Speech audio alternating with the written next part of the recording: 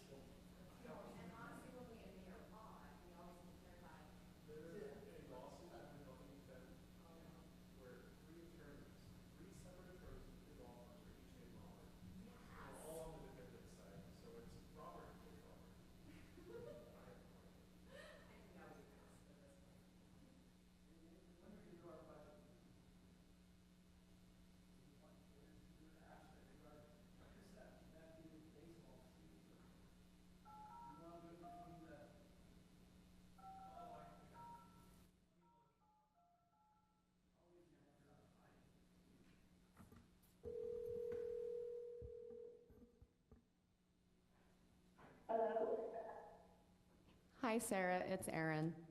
Hi. Can you hear us okay? Yes. Okay. Do you also... Oh, shoot.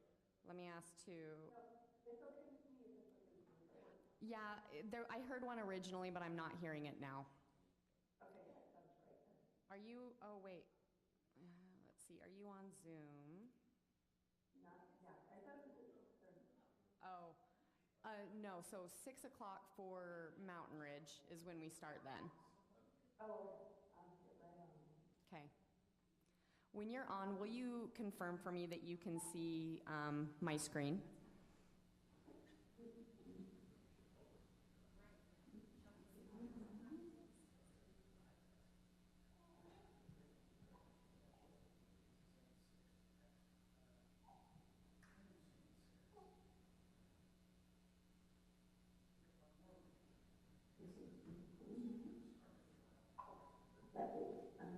Oh, it says it will let me.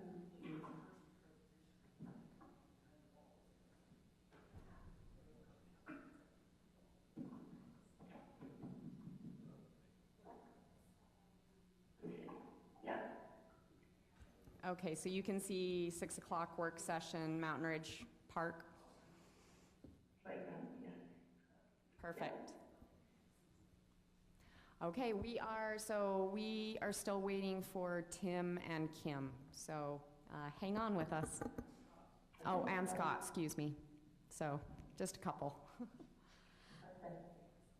And if my phone cuts you off, you know when it's coming back.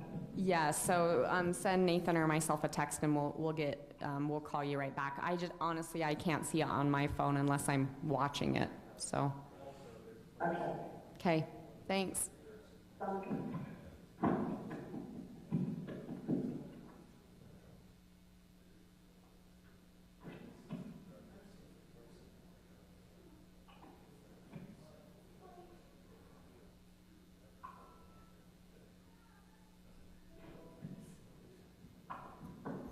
Hey, Sarah, as a reminder, you'll want to mute yourself unless you're going to speak. Yes, I will. My phone is black. It was my do that, but now it's clear. Oh, perfect. So, yeah, I will do that. Okay.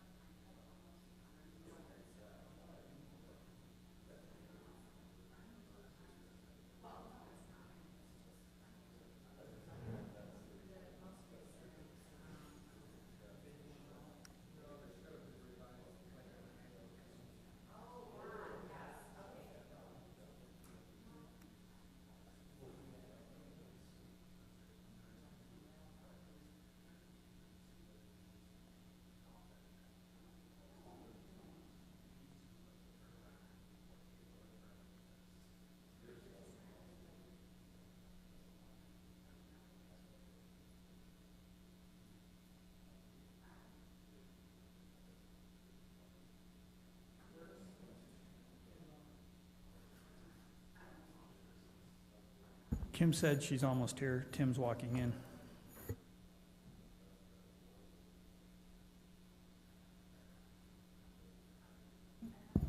Haven't heard from Scott.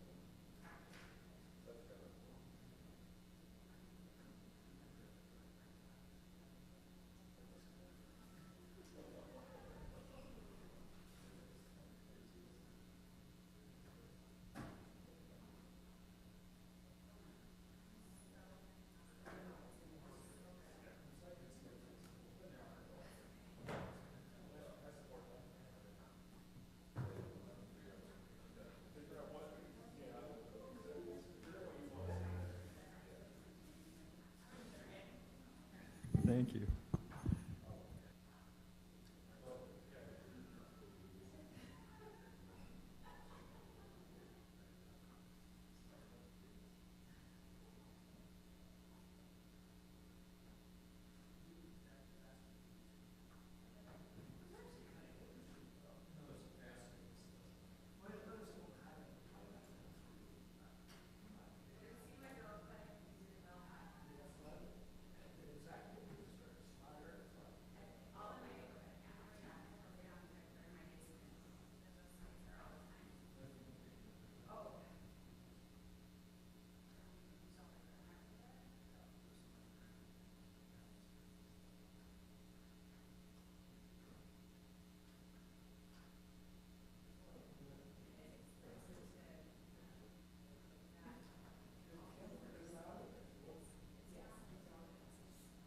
I texted her, she said she was almost here, so. She was in a cheer meeting.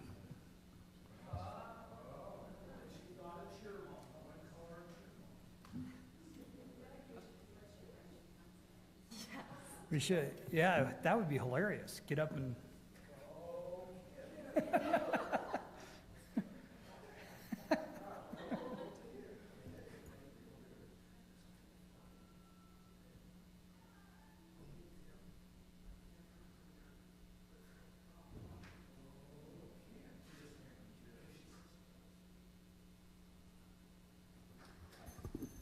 I'm not discouraging you. I just want you to realize that YouTube is live at this moment.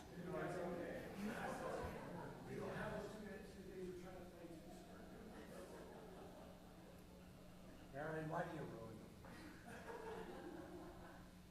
Because I like having a job, John. Probably ought to begin. We'd like to welcome you out to the City Council meeting of the Highland City Council.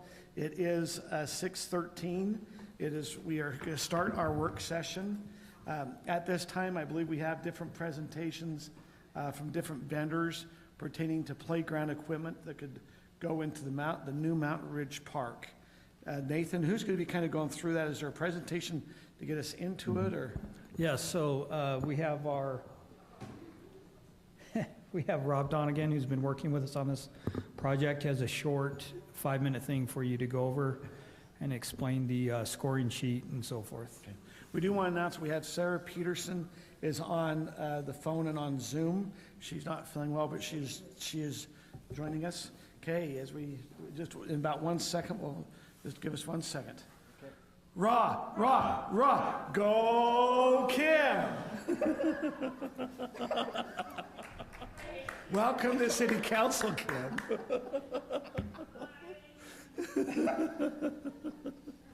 Anyway, I'm sorry, we've taken some thunder away from the presentation. You planned that the whole time. It was spontaneous. Yeah. Anyway, you have a, okay. So Ms. Donegan will come and he's with Blue Line, right? Blue Line has been working with us on this project. He'll go over some things and go over your scoring sheet. So at the end of all the presentations, we'll collect those and then we'll talk about it. Are we supposed to have scoring sheets? Yep. Okay. Here they come. Okay, Rob, you're up. Okay, thank you. Good evening, Council and Mayor. Glad to be here. I think some of the faces have changed since I was last here in front of Council, but excited to keep this project moving, and we're going baby steps here. I think we had a pre-bid earlier today for the first phase of work along 10400 and parking lot there. And with this playground moving along, hopefully we can get some park improvements in the ground eventually. So we have asked, well, as you know, we've been working on a redesign of the playground area at Mountain Ridge Park based on, I think, probably City Council, city input. Moving away from a smaller playground area to in the center of the parking lot to a larger playground area that's been shifted to the west. We're still keeping the pavilion and the restroom still centrally located there between what will be pickleball courts on the east side and then the new playground area on the west side of the pavilion. It is significantly larger than it was before, and so we have gone out to 6 different playground vendors and asked them to give us designs, their greatest and best designs for this space. As you see in front of you, we've given them dimensional and layout for that proposed playground area. We also provided them with a quick vision and kind of, desired programming list based on meeting with city staff and also with a playground committee made up of a couple of your council members. And so we gave them that as well. And so we've received those 6 designs, and that's what will be presented to you tonight. We asked that in addition to, on the scoring list, we kind of quantified a bunch of different things, how many slides there are, how high is the highest slide, what other key elements that were on that list, do they meet those requirements or do not meet those requirements. But in addition to, whether they meet those requirements, or not in some cases, we asked you to evaluate the designs based on the following, and this is at the top of your score sheet. Accessibility, obviously how well does the equipment and really what percentage of the equipment is fully accessible to all.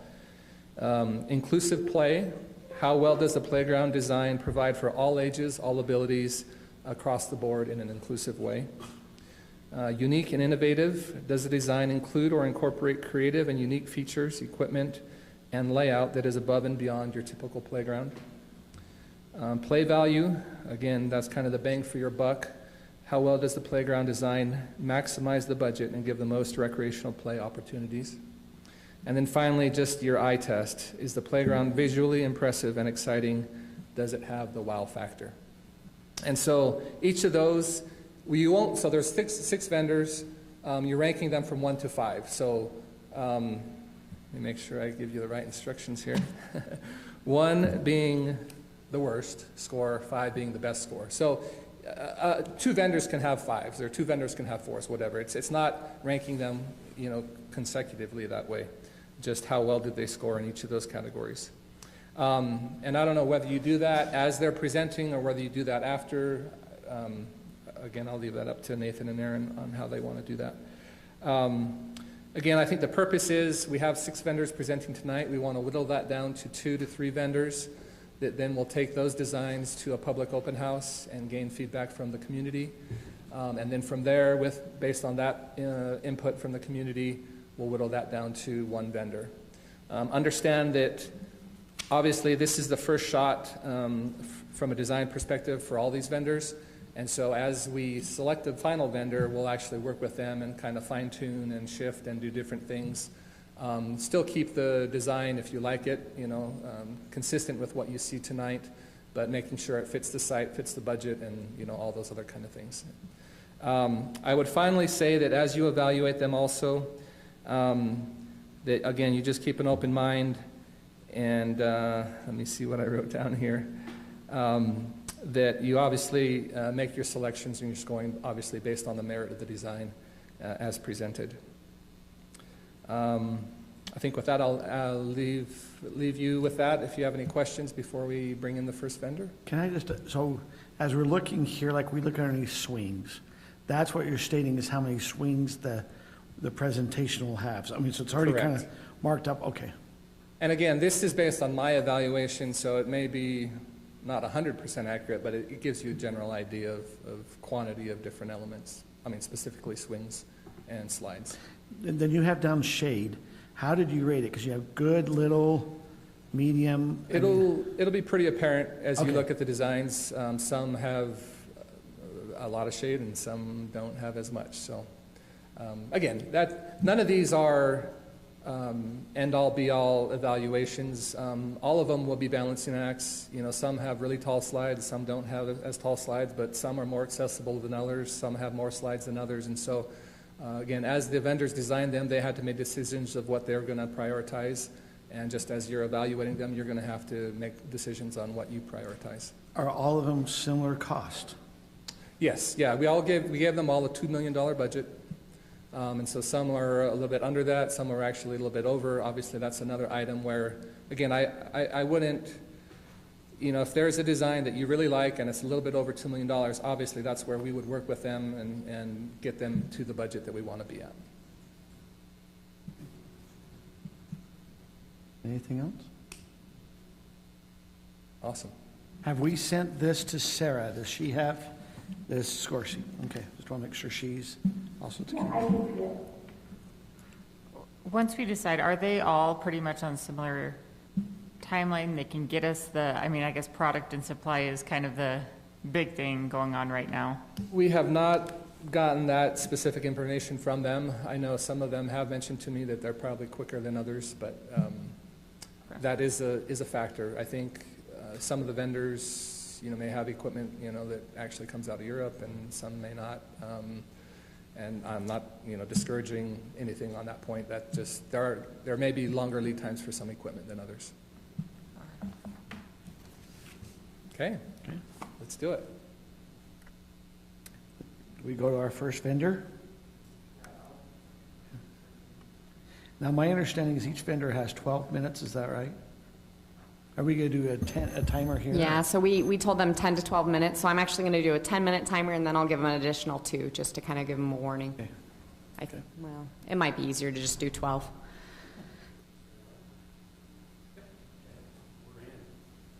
A hot seat, we'll just go right to it, you know? We've got the shocker, and we've got a thing that Yeah, will that's drop you if right. we don't like it. That's right, that's right. Just hold on tight, right? I guess while this is coming up, I'll introduce myself. My name's Lewis Painter. I'm with Great Western Recreation. We represent Game Time. We're super excited to be able to come and talk about the design. We appreciate the time that you guys put into this. All of your time is valuable, of course, and what a neat project. We work all over the Western United States. We cover, you know, vast majority of the Western United States. Work on projects with LA City all the way to Anchorage, Alaska, and And so this is a great project to try to be a part of. And so, like I say, we appreciate you letting us come and visit with you. So a little bit about us, you know, on this first slide, been in business for over 50 years. Like I say, cover a vast majority of the Western United States. What we really specialize in is the design build. And I think on a project of this size and magnitude, I think that we're uniquely fitted to be able to work through design process and be able to construct a project of this size and magnitude. You know, last year we built just over $55 million worth of projects, and so this won't be, you know, too overwhelming for our staff. We have over 25 people on our staff. 12 of those do design in our office. So, do I have a clicker? Or? All right.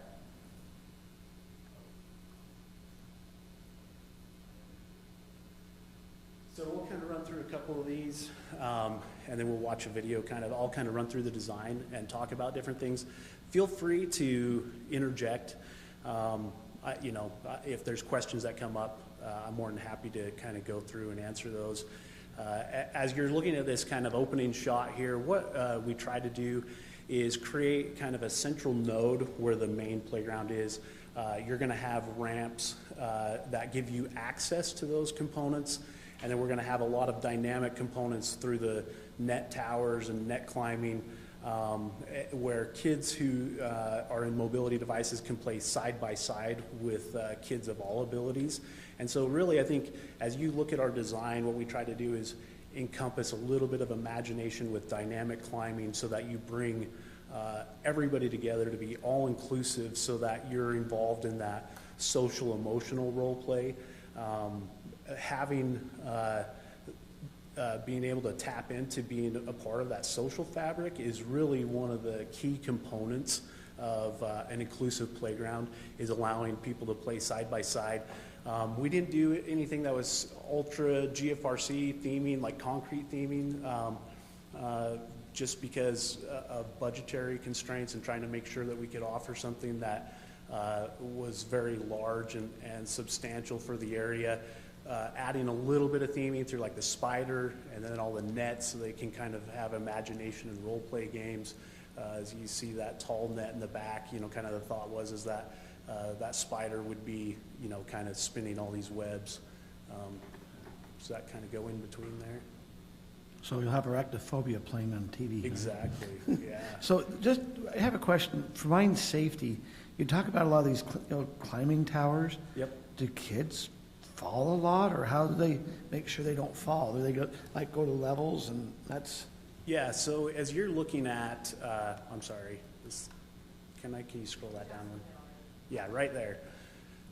So like this net tower, that's like 25 feet tall. You're seeing it about 10 feet up, you'll see where it's kind of screened in, so they don't have access to the outside of that tower, so they can climb safely. Also, when they're up there in that top piece, they can probably get to, you know, probably around 24 feet in the top part of that. If they fall, they're falling onto the net. So there's no opening bigger than like a 3-foot triangle. And also we have a 10-foot critical fall height surface underneath this structure. The same with the tower and the central tower there with the slide coming out, 12-foot critical fall height, or 12 feet, and then that's all encompassed. So as you come out of that tower, it's at 10 feet. So you'll have a 10-foot critical fall height through that surface. Yeah.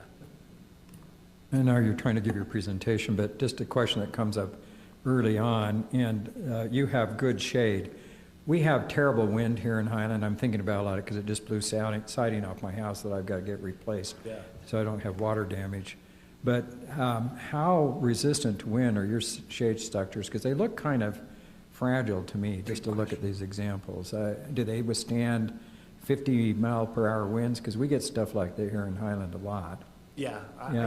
So it'll all be rated at 105 miles an hour. Oh, that should work. So yeah, so we it's, you know, it's on the coast, so everything is really geared towards and engineered towards all of the like coastal conditions, hurricane force winds, So yeah, so it should, the steel structure will be there longer than that, but what they say is the fabric at 105 will start to shred, so.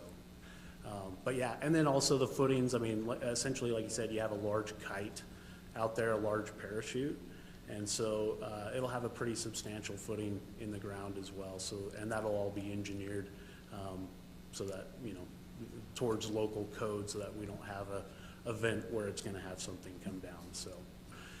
An orb climber, it's kind of a, goes all around. The other thing about the design, as we get to the top view, I like to create loops. The most common game you see in a playground is kids like to do loops, the ground is lava, or I got an alligator in it.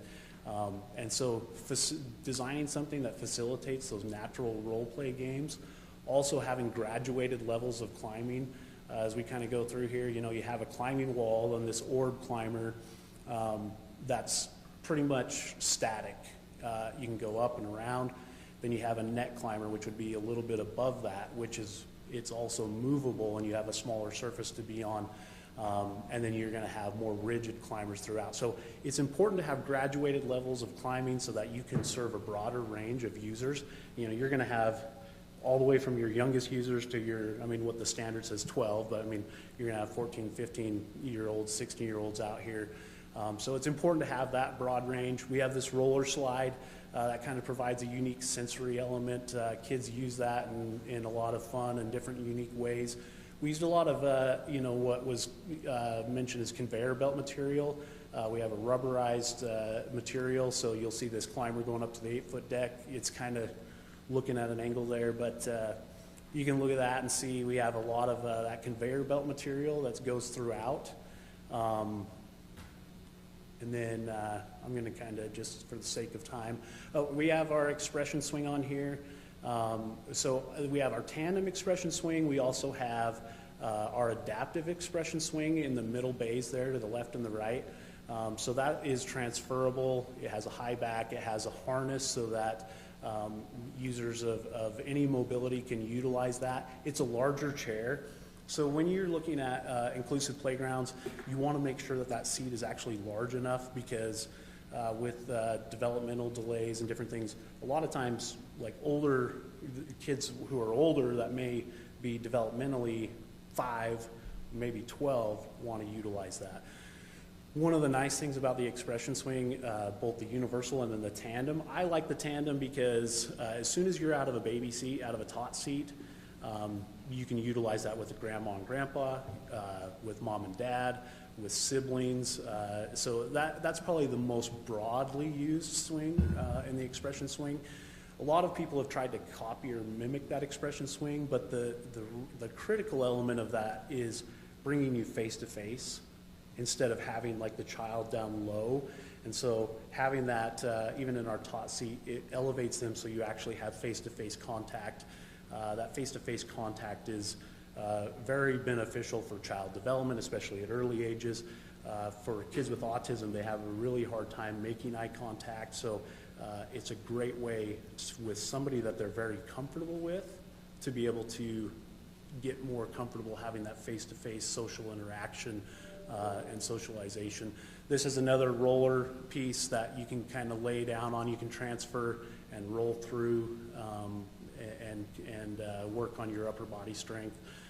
It's amazing, how much kids like to go on those roller things. It's just a sensory element, so. There's just a close-up of the spider. Again, it's something that's very durable, is gonna last a long time. It just sparks that imagination without going so great into the theming. Sometimes you can go very specific with a theme. Sometimes I like to just kind of do little touches that will spark imagination.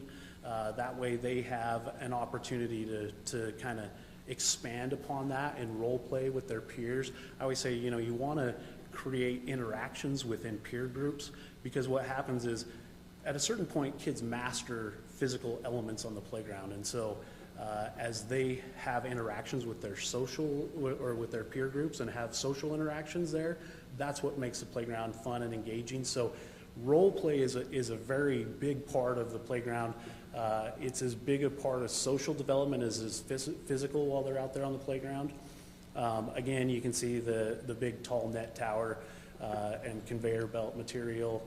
And then we have this spinner. This is, it's on an angle, you know, that way as it's also transferable height, but that way they can keep their momentum going where it's on an angle.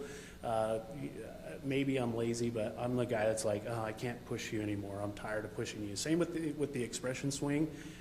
As a parent, I'm more likely to engage in activity with my children because I'm involved and engaged in the activity. And so, and then we have our disc swing in the back here. That's also a great element for inclusion. It's also a great element for young kids, you know, from your youngest users. You can place a child in there and help them swing.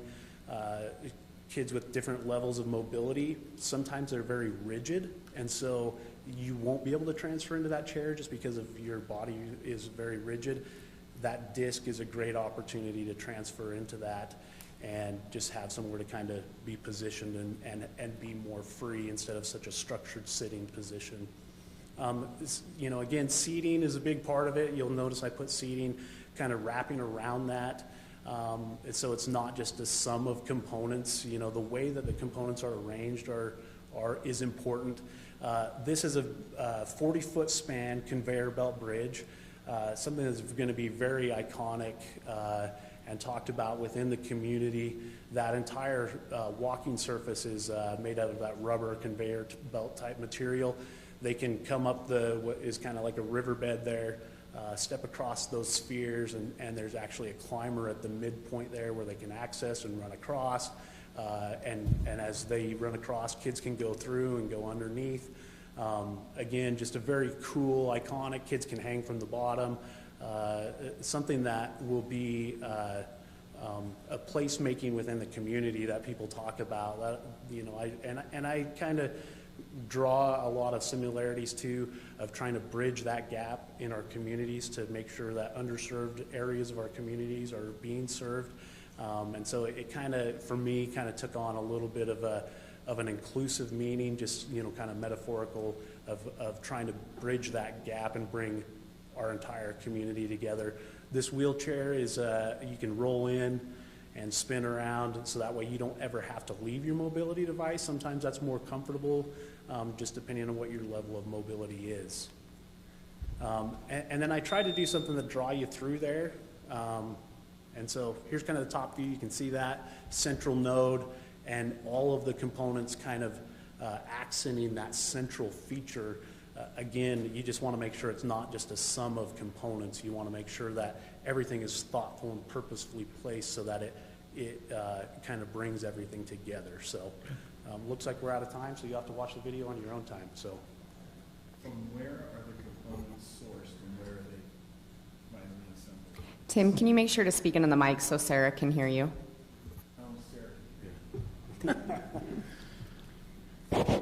From where are the components sourced and where are they assembled? So everything is made in Fort Payne, Alabama, right down the road from Forrest Gump. So, so it's all made in the USA.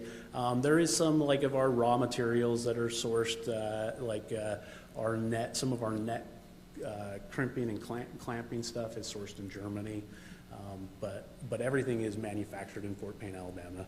What's the time frame for delivery? So on this, on a standard playground right now, we're 8 to 10 weeks.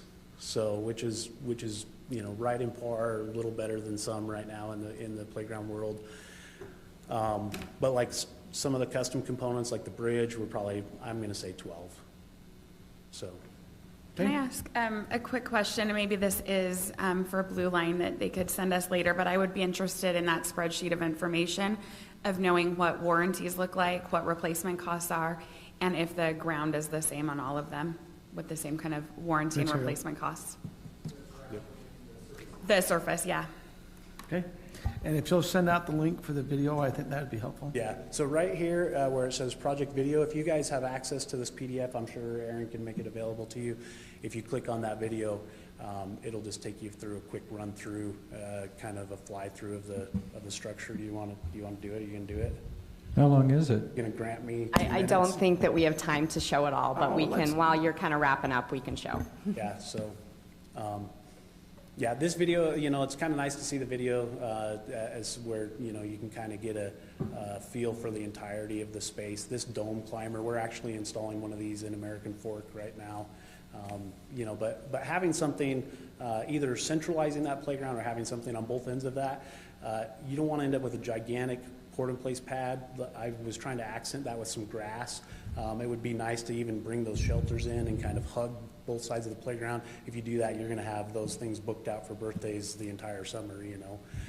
We have a rocker there for kids to be able to utilize as well, that have a high back, so that with limited mobility they can rock. And so anyways, and again, seating, parents, kids can only stay as long as parents are willing to. So seating and other things like that are a big part of making this space truly unique. It's not just a sum of components, it's what those components are. And that's what we try to do as a design philosophy, is make sure that we have graduated levels of climbing, and make sure that they're quality components, so that in a rendering it's hard to tell, but when somebody goes out there and it's just, more plastic, inexpensive components, nobody ever goes to a playground and says, wow, that playground had 10 more components than this one down the street.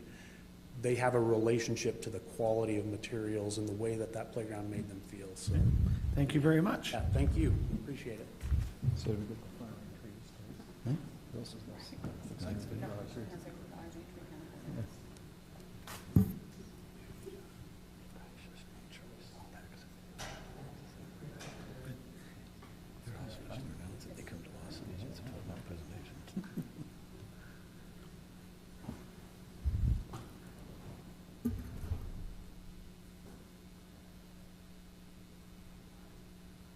Hello, welcome. Thank you. Thanks for having me, us. This is Hallie Jones from our staff, and I've got a little handout here, which I'll... Which company are you from? Place-Based Designs. Okay. And your name? I'm Morgan Self. Say that one more time. Self, Morgan Self, Okay. like myself or yourself. Welcome, Morgan. Thank you. We're giving you 12 minutes to do your presentation. Excellent. If you want a clicker to, I don't know if you need to have a clicker. You've got it right Okay. here. And there we go. Okay, so let me go back. Oh, there we go. Okay. So I'm a landscape architect and formerly for 18 years a park planner.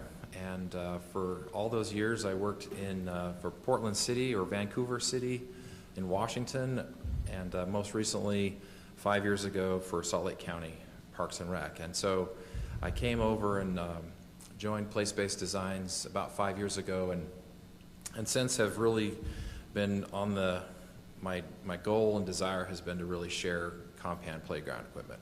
And so compound's a little bit different than most of the playground equipment that you see out there. We do different, and that's because we started back in the 70s. And an artist named Tom Lindbergh decided to build and play sculptures, colorful sculptures. And so 50 years later, we do three things. Number one, we try and build in the wow factor, stay factor, and then learning factor. And so what we're showing you this time on this design is a great big giant skywalk system. And it's 30 feet tall and has a 20-foot slide attached to it. So it's going to be quite a big wow. Stay factor, and that's probably where we excel the most, is it's not just good enough to say, hey, come and play on our equipment, but also to come and stay. So the longer we have the kids stay, even the adults, the better off we are, right? We've got a huge obesity problem in our country, and in this case, where we're trying to do all abilities, we really have an underserved group. develop. It's all about the physical and cognitive development and social interaction. So Compan is grounded in science. How do we design playground equipment? It's all about the science. So we're the only company that has a play institute. So we have a worldwide group of scientists that study children how they play, and then a worldwide group of engineers that take that information and then apply it. And so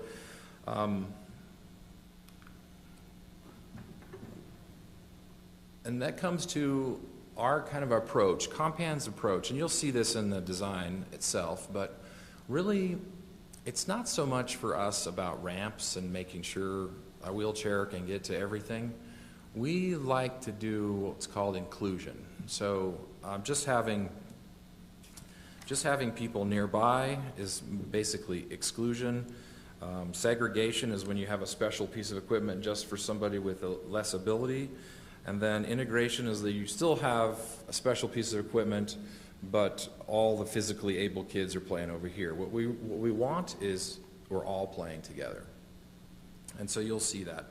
Autism is also a big issue for Utah in general. Back in 2012, 1 in 68 kids had autism. And now in Utah in 2018, it's now 1 in 46 for the state of Utah. And so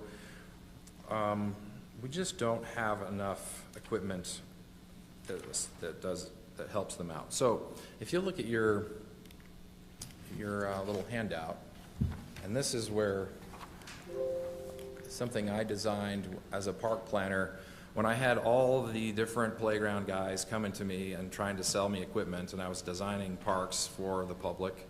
I created this matrix, and it's a play value matrix, and on the left-hand side is all the different types of play.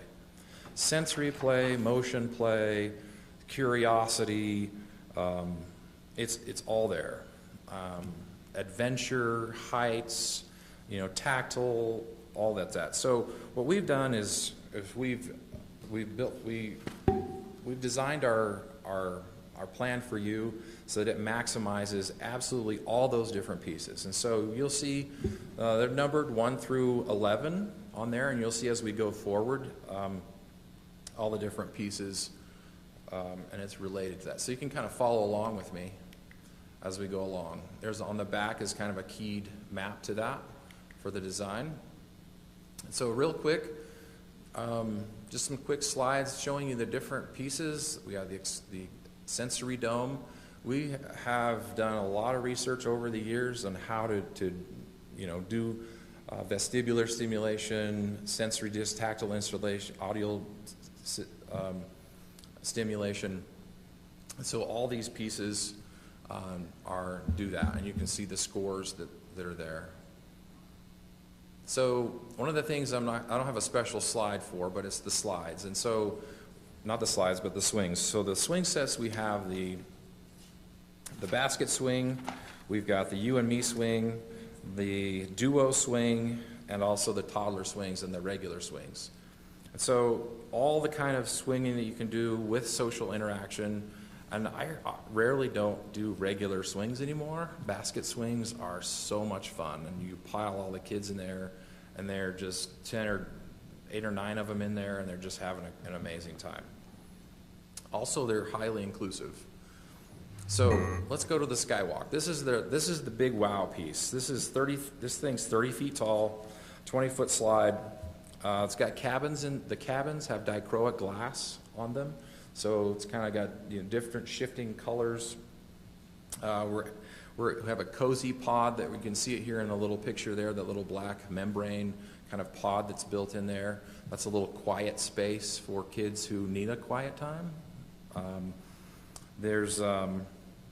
And rope play is probably the premier type of climbing play there is. It's the closest thing that we've got to climbing a tree. That's really kind of the ultimate play experience, is climbing a tree. And now these ropes, they move. Your buddy next to you is climbing. It moves with you. You've got to figure out how to really control your mind and body to make that happen.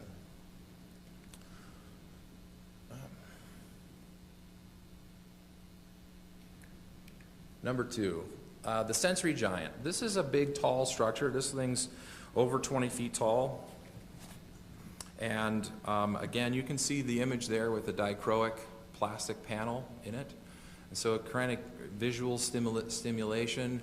We also got little nooks. You can see the kind of the nook pods there where kids can hang out. It's a swinging, swaying kind of an experience. And we've got a couple of those here and there. This particular piece also has a little hammock there on the right-hand side. There's a AstroTurf kind of hangout spot where it's a really sensory, tactile, touchy-feely. Inside, you've got big clear panels to come through. And then here on the bottom right-hand, you can see a picture of the two boys looking at each other through those moire panels. So what happens is as you twist that, the patterns change. It's really cool. Number 3 is the Sensory Dome. So this is another climbing structure with another hangout pod, moire panels, and we've got a roller. I mean, one of the things that you wanted was a roller something. And so we don't have a typical roller table, but what we have is it built into the ropes, and so you can see the gentleman, the kid here, yep. And so you can hang out here on just where the other guy with the star is. That's a dragon scale space. And so there's another tactile hangout space, and then you can kind of roll back and forth and have that stimulation across that. The upper left-hand corner is a kind of a code. You can build patterns and move those shapes, and at the very top of the dome is also another hangout space where it's all AstroTurf.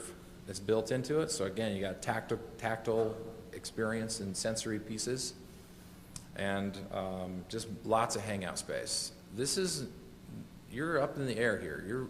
It's pretty cool. The Pathfinder. This is a piece that's the 2 to 5, has some ramp structures and lots of different manipulatives and panels. The Canopus is really all about spinning, and you can see here it's a big giant spinner, and I have principals that call it the vomit comet. I mean, it is so much fun. And it's awesome because this is where, girls are better at spinning than guys, and this is where they get to show off. Let's see. The Block 6 is a big giant climbing structure, hangout, social interaction, inverted, easy routes, hard routes, and then the universal carousel. Anybody can use this. It doesn't require it's not just for people in wheelchairs, but there's a little hangout spot there for an assistant. We see kids in it all the time. Exclusive twister. Love this piece. Climbing, spinning, transfer into the inside. You can sit on the inside, hold, be nice and sturdy. There's little handholds in the floor. It's great. It's a very inclusive piece. Little jumping net, not quite bouncy like a trampoline, but there's enough there to be fun. Double zip line. We've put these in several of our parks. Always aligned, always competitive, super, super fun. And the garden seesaw. This is a pretty common piece, but what people mostly don't realize about this is that it shows where it's a bunch of little kids on it, but even older kids like to get into the middle of it and do the surf thing and get it going. Parents can also join the ride. It doesn't show it in the picture here, but we also put backs and footrests for kids with disabilities so that they can really enjoy that. So lastly, 30 seconds left. Compan is unique because we probably have some of the best materials in the industry. There is no plastic coated steel anywhere. Everything's galvanized inside and out, aluminum. Our ropes are galvanized steel. We're the only ones with the material bonded to the cables, so it does not unravel. We have some of the best. We have the best warranty in the industry, and there we go. Yeah, what's your warranty? It's It's varied. It's a lifetime warranty for all those things, you know, kind of all the decks, all the panels, the things that move goes to 10, 5, and 2 years. Compan's a little interesting because we do a lot of movement, but we also know how to do it well and inexpensively. Where are the parts sourced? They are sourced out of Denmark, but we have a 2-week turnaround for almost everything. Almost all the parts come FedEx over to us. So we have a person that's all that she does is do parts and materials. And we are constantly being told by our other clients that they love us because we can get parts faster than anyone else, even though it comes the farthest. Any other questions for Morgan? I had one question. Yep. So there are a lot of rope structures, and I know kids like to climb on those. They're pretty high. How safe are these? It's very safe. They're designed particularly so that a kid, if they're climbing into it, they're kind of almost all like this. You can't really tumble out like that. So if you fall, and you can't tumble through it either. So the farthest you could fall is a couple of feet before the ropes catch you. Okay, so it's kind of self-protective. It is. Yeah, I saw all that and I thought, this looks like It's challenging. good for business. And He's a doctor, so I you gotta be see, careful. I see. It's So they're pretty challenging, safe. but we believe, Compan strongly believes in graduated play. Do we want every 5-year-old to be able to climb to the top? No. We want them to gradually learn how to get there. And so you'll see mini rope structures and you'll see super tall structures. And you'll see that graduated play everywhere. And underneath your warranty, where would your ropes fall? Would they be a 2-year? Nope. Nope. The ropes are, I see Concord rope at 10 years. yeah, that's it. 10-year warranty on all the ropes. I was in Germany on one of their first structures that's been over there for 25 years. It's still there. Okay. So it's pretty tough stuff. Thank you. Thank you.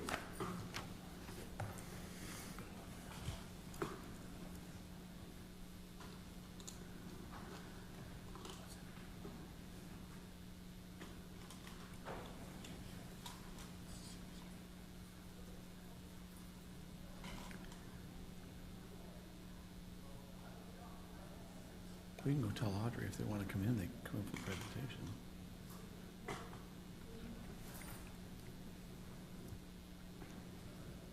Now, Audrey, you can come in. Is it okay if we all present together? Is that all right? Sure. Okay. Yes, but you have to speak in the mic. We've got one council member who's remote, and she can only hear you if you talk in the mic. Maybe introduce yourselves and company, please. Okay.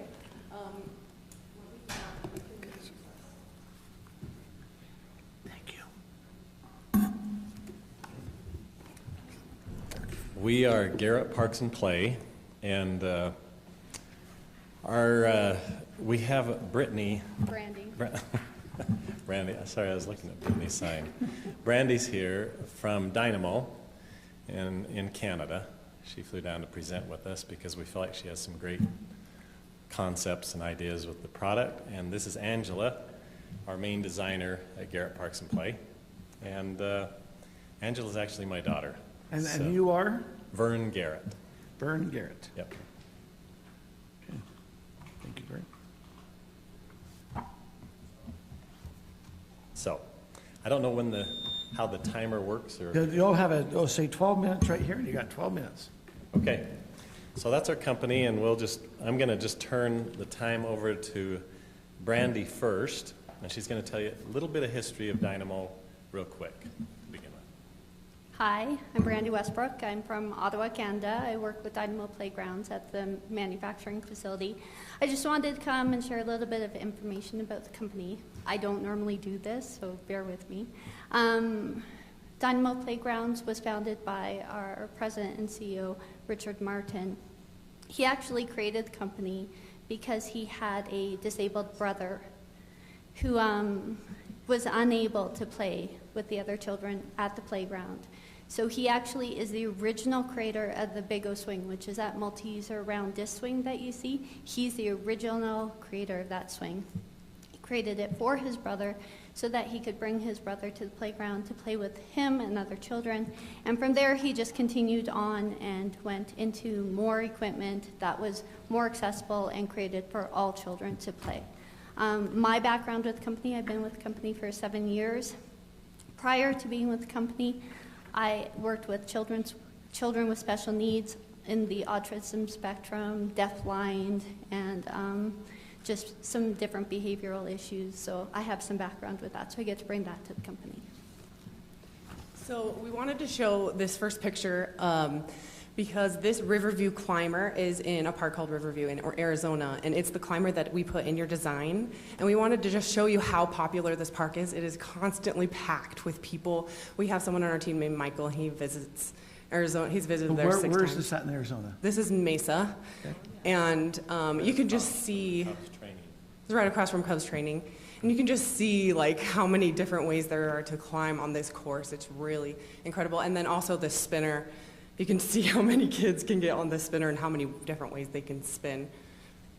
And then the top corner picture is a picture of a really special client of ours. His name is Marky. He has cerebral palsy and autism. His parents went to a playground, fell in love with the Wego Swing. So we did a fundraiser and donated one to his backyard and one to his school. 10 years later, he's still playing on that Wego Swing every day. So this is our main design. You can see the climber in the middle. And we just wanted to point out that we also have miracle equipment that will be in this design, but you won't see the miracle equipment in all the Dynamo renders. So just kind of use your imagination. All that miracle equipment will be in the design, just not in the renders.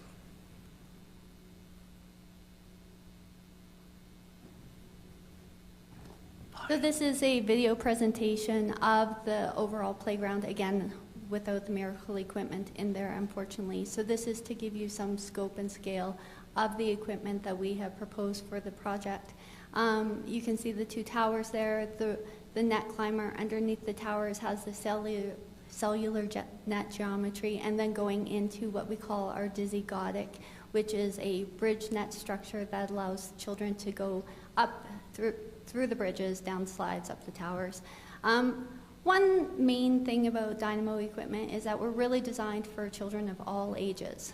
We offer challenge and play value for a variety of different play, but it's really encouraged that, young children, older children, teenagers, we see them on the equipment quite often. It really is a community-based equipment that will keep children coming back over and over again. And something I love about these bridges is that little kids can just climb up there and then go down the slides as well.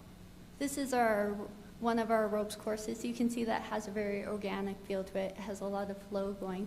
Those net seats there are there as resting spots. They can be moved into different locations, made into little glide slides. There's some challenge course in the middle here, some tunnel play that offers some, quiet space. Children play underneath, they play as monkey bars, they climb up and through and all around. It can be used as a balance beam, can be used to hang, it has so many different, and then they can race throughout there. They don't fall through? And I mean, No. they can go through if they want. It's a 12-inch grid. So it's just, and there won't be any. So it's hard to fall through it. So Yeah. there's one of our Wego combos that we can customize to kind of meet everybody's requirements in the playground. This is the most exciting. This is a multi-user track ride. This would be the first one in the entire world. It is brand new concept, and they are the only ones that can make it. So, and it's such an amazing concept, and I'm obsessed with it. Angela is the mother of 3 little kids, and so that's kind of why I'm letting her speak to you, because she's pretty passionate about these designs. And in our designs, most of our designs are done by her, and I think that's why we're successful, because she knows what little kids like and what they don't like. Okay, so just to run through some of the features of the equipment, just an overall 28-foot high tower. That's to the top of the tower. The deck height is 17 feet. features of the spinners. They are at transfer height, so somebody in a wheelchair with limited mobility can easily transfer onto that solid deck floor. There's 3 levels of play inside of that, and the whole thing rotates. The view from the bubble tower. Yeah, we just wanted to see the size of these structures from that bubble tower because it gives you a view of what a little kid's looking at when they're up in that tower. I just don't understand. So on all of our equipment, we add different play value and different play features. Here you see some pendulum steppers that can be used like a challenge course. And the kids don't fall.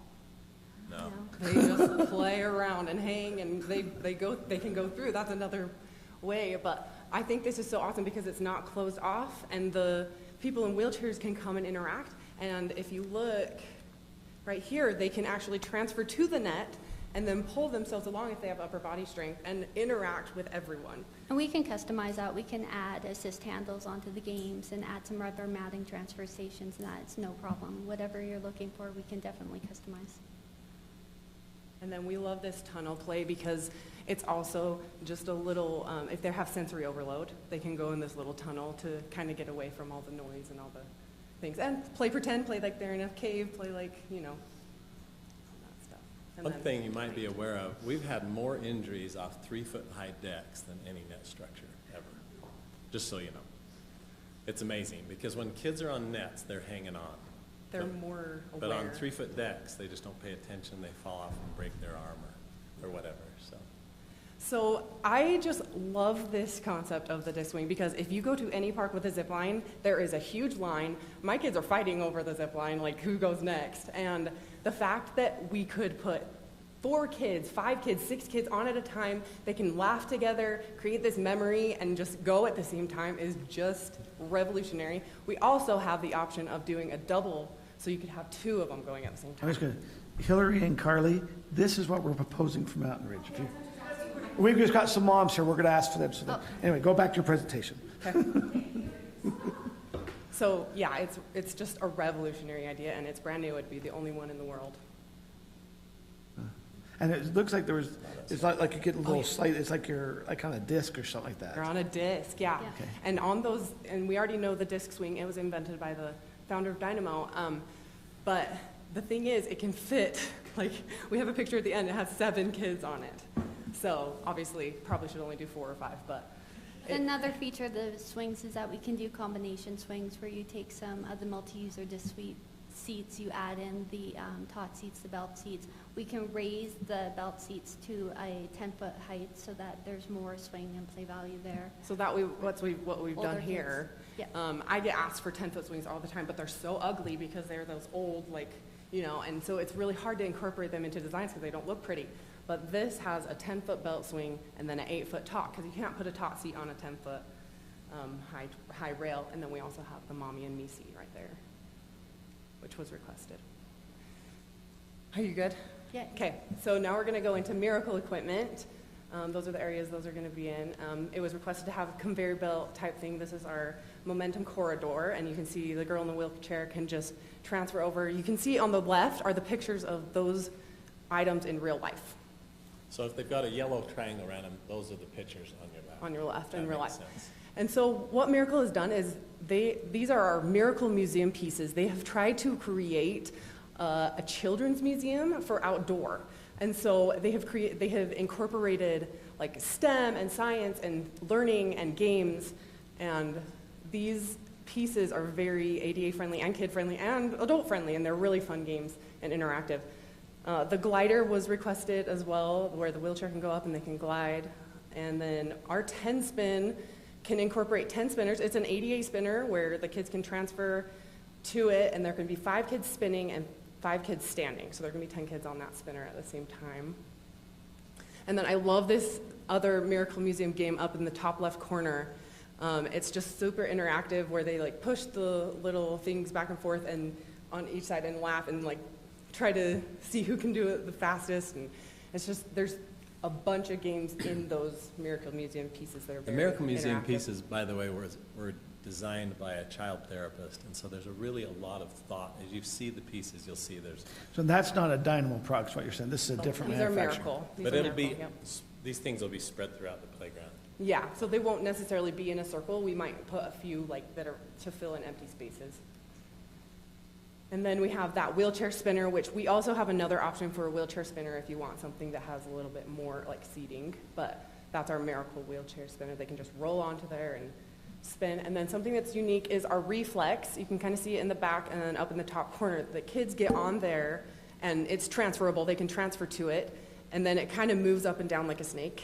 And so that gets that vestibular movement going. And then these are just alternate components that you could add. This is a very unique product that spins, and then there's spinners on the spinner, and then that's another option for a glider, for a wheelchair. We have hammocks, and then the Mobius Climber was requested, and so we have this climber over here that it's kind of, the Unilink is kind of like the Mobius Climber in St. George. And then, yeah, so if you wanted to redesign and put a double disc zip line in, we could do like a smaller climber course and then put that in. And then we also have this wheelchair spinner over here on the right and the skate. And so, yeah, we just have a couple of other components we could switch out if you wanted. These are just a few reference of projects that we've done in the past to give you some scale and some idea of the play value in them. And this is the climber that you would get.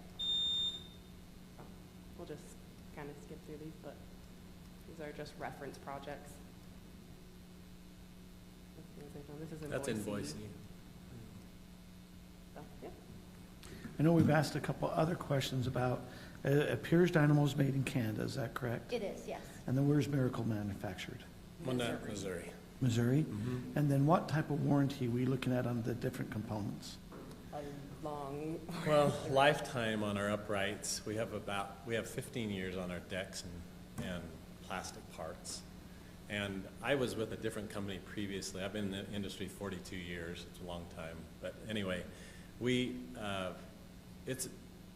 I'm really pleased with the warranty service Miracle gives, to be honest with you. And it's some of the most robust equipment. It lasts forever. Yeah. You see Miracle equipment, old Miracle equipment everywhere. Yeah. Because just nobody wants to replace it because it still looks like new and it's 20 years old. What about like your rope? I know you have And Dynamo, we actually have, if you want to feel the ropes, they're really I would, but what type of warranty would the rope product be? Depending on the components, it goes all the way from lifetime to based on the different components. But I can tell you, the owner stands behind this product. And So what was the warranty on the ropes product? the rope, lifetime warranty on some of the components, and then depending on the different features of it, it can change. Like a pendulum stepper could have a lower warranty, but the posts and that are lifetime warranty. But Richard, the owner, will support you. He will follow through. We go well above the warranty. There's aircraft cable inside of that. You see that? It's steel. And I've only had one of these cut, and it was an intentional vandalism with a power saw that came to cut it. So. But they can't do it with a pocket knife. You would need the same tool to cut the post that you would need to cut the rope. Yeah. Now, what kind of shade did you have over these kinds of structures? So the shade that we provided in this proposal is over our triple slide Miracle system for the little kid area. And then we just rely on the shade from like the towers and things, mostly. And in your proposal, it had that zip line where it had that little disc zip line is that's what the main component you're saying, hey, is unique if it was here, correct? Yeah. Okay. Any other questions, council? Okay, thank you. Okay. Thank You're you. welcome. Thank you. I guess there are. We're getting to see a lot of playgrounds. City council won't start till about 7:30. Oh, that's my bad. I think she gave us the rope. Let's pass it along, yeah. Color swatches.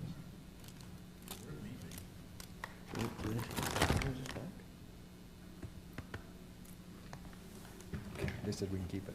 Oh, they said, Yeah, it might come in handy.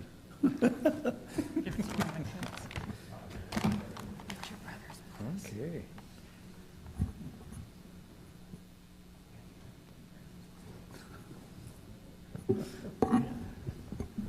Okay, I'm told to be fast here.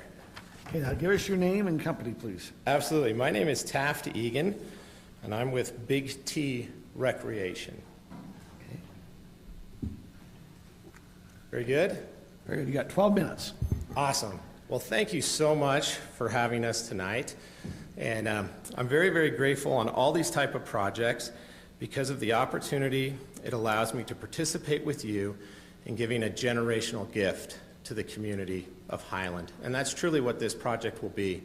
You've invested so much into it that it's truly going to be a generational gift to the city. Let me start by just telling you sort of what I believe is the value proposition in working with Big T Recreation on your project.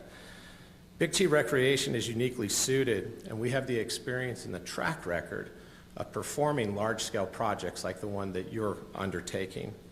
It's not unusual for us yearly within the state of Utah to execute and perform successfully on large multi-million-dollar parks and rec and playground projects, such like this. And many of those playgrounds were all abilities focused as well too. We encourage you to visit our website and our YouTube channel and things like that to see all of the number of projects that we've been involved in, some of which you will recognize and know within the community as well. And when you partner with us, you get our full attention to the process throughout the entire turnkey process. I would also say what makes us uniquely suited to your project as well is you not only need a playground specialist to assist you in matching your vision with the equipment, you also need a playground construction manager, really, that is able to work through the complexities of when 16 fully loaded semi-trucks show up. Where does everything go? How do things get unloaded? Along with that is a very unique and complex portion of this project too, is the poured-in-place rubber surfacing that you're planning on doing, which I would recommend doing. But there is close to $500,000 worth of that product going down onto this playground. When you go through that process, you'll be thankful to have someone with, like me and my expertise to be able to successfully complete that and know that it's going to go well. And that's in our company pedigree that way. Secondly, I think the largest value proposition in working with Big T Recreation on this project is that our design is absolutely 100% accessible. Every portion of this playground is absolutely 100% accessible. So when we started our original design of this playground layout, we originally had concepts of large 40-foot towers and complex net structures with spiral slides coming off of them and all these great things. Something that makes us unique is we partner with industry-leading designers and also third-party consultants that consult with us on our inclusive all-ability playgrounds. And they reminded us as we went through this design process and we're vetting our designs through our consultants and such, they said, let's remember the key, the main point of this is to make it 100% accessible. So I think you would agree with me that nothing excludes or separates and creates differences among the community and or children more than having unique and awesome playground equipment that's only accessible to some, not all. And that's the value of this design that we've put together. It is 100% accessible. There's no stop signs in this design. And also there's no stop signs for caregivers or parents that possibly are in mobility devices or need special assistance in that regard as well. So our design is approach in that it truly is 100% inclusive. Lastly, before we jump into design, I think the third point of our value proposition is the long-term commitment to service, to parts, to support, and to maintenance regarding your playground. When you operate a playground like the one that you're undertaking, you're basically running a mini theme park in a sense. You really are. This is going to be highly visible, and it will get noted not only here within your own community, but you will have people from across the state that gravitate to playgrounds such as these that will come and visit this playground. And because of that, you can expect roughly that you're going to have 1,000 or plus people a week that would come visit your playground. In fact, I would expect that maybe you might even have 1,000 people a day over a weekend that would come and visit a playground such as this. And so because of that, you're going to need the basics of support, of maintenance, and parts and everything else to help maintain this playground. And at Big T Recreation, we've really built a business and committed to cities that put their trust in us on projects like this to do that. For instance, we've already talked about your rubberized surfacing and this large amount of rubberized surfacing that you have there. We as a company have already developed best standards with cities and towns and governments, programs on how to maintain and upkeep that rubber surfacing throughout its lifespan. I believe those are the core points of just our business and who we are. And we hope that our reputation sort of precedes us in that regard as well, too. So next, let me just barely touch on how we go about designing a playground like this. I already mentioned to you that we use industry-leading third-party consultants and design firms to help us with these designs. We do a lot of design work in-house, and then we send it out to other industry professionals throughout the United States that give us feedback and critique us. Part of which is when we partnered with this project with an organization called Let Kids Play. And if you could pull up just the third-party certification that we provided on this. Looks like it starts there. Yeah, Let Kids Play. And if you could zoom that out a little bit just so we can see it. So really when you want to go through and look at, okay, what's our vision for the product? How do we connect best practices and data related to the design work to be able to reach a specific goal? This is our process of doing this. And I hope you would go through the time. I know we're short on time tonight, but go through the time to really look at this review, because this is a third-party independent audit that we've paid for to be able to have done.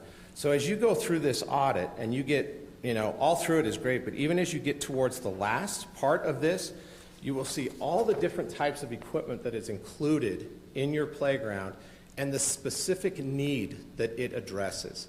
Again, using data-driven design work to create exceptional all-abilities playgrounds is our goal and what I believe that we've achieved here. So please spend some time looking through that audit and that review, because the information there is absolutely priceless as you consider your options here. Any questions related to that so far? Great. Let's just jump into the design work here real quick. There is roughly, if you could play our video animation. This video, we've created a video fly-through that really showcases all elements of the playground. And I'll kind of just call out a couple different elements as we go along. And feel free, you can turn the volume off on the. So again, I would draw your focus onto that everything on this playground is accessible. There's no stop signs, no place that says you can go, but I can't go.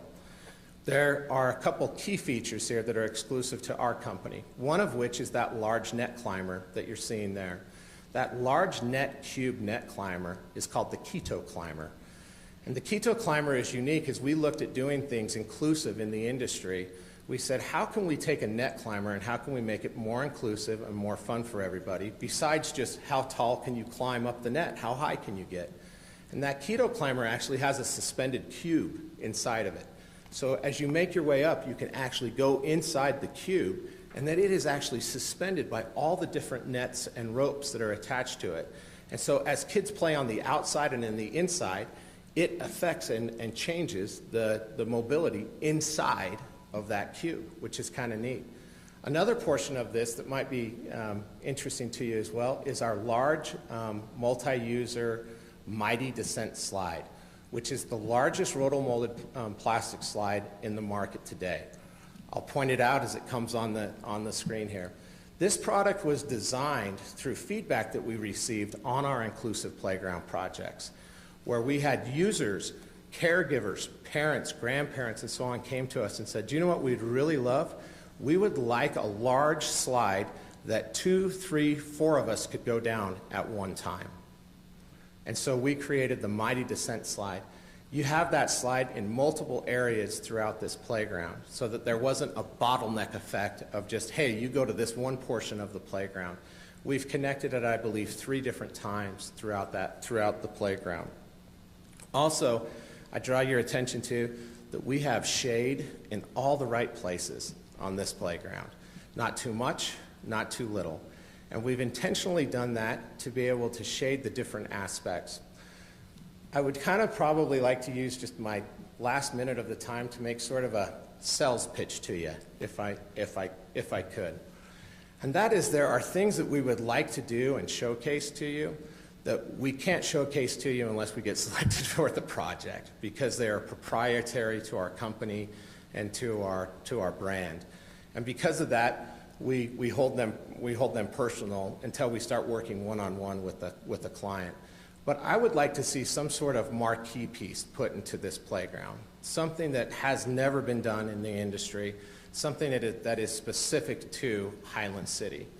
We've had lots of different concepts on this, but just consider, if you would, for a moment, what if there was a merry-go-round, a large, almost carousel merry-go-round that could be manipulated and actually moved by kids with their own power, and it doesn't matter how able-bodied they are or such, that they could participate in making a large carousel playground piece move. That'd be pretty neat, wouldn't it? Those are the type of discussions that we'd like to have with you and with the council on how can we make this playground, this all abilities playground, unique, first and best in the industry. And that, I think, is the overall value proposition in working with Big T Recreation on your all abilities playground. Questions?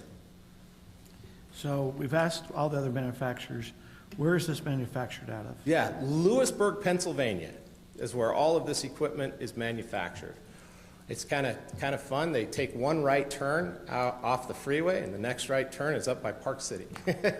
That's where they end up. All American made, Lewisburg, Pennsylvania. What type of warranty? Warranty. So, kind of in general terms, anything structural on your playground has a lifetime warranty. So anything that is a weld, anything that deals with metal that is structural has a lifetime warranty that's there. Anything that is plastic, anything that moves or such like that, basically has a 15-year warranty bumper to bumper on there. What about like your ropes? I noticed there's ropes. Same thing, 15 years. What about if we have wind? You have a lot of different shade structures. How long would that, what's your wind rating? Yeah, wind rating on the fabric is 105 miles an hour, and on the structure it's 150 miles an hour. So the metal, the framing components, is that 150 mile an hour wind load, and the fabric itself is 105. Any questions from council? Okay. Thank you. Thank you.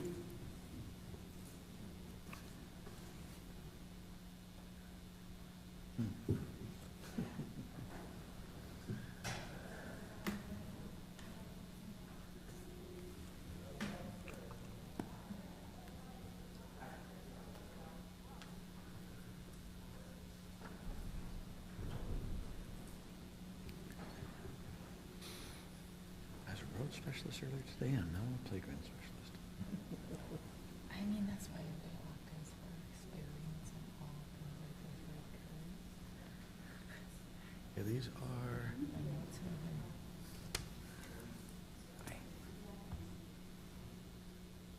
So are you guys, what's your manufacturer? Sontag. Okay. Structures. Okay.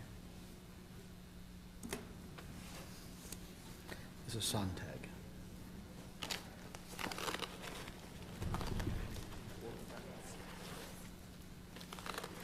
One of these, two of those, 6 of those.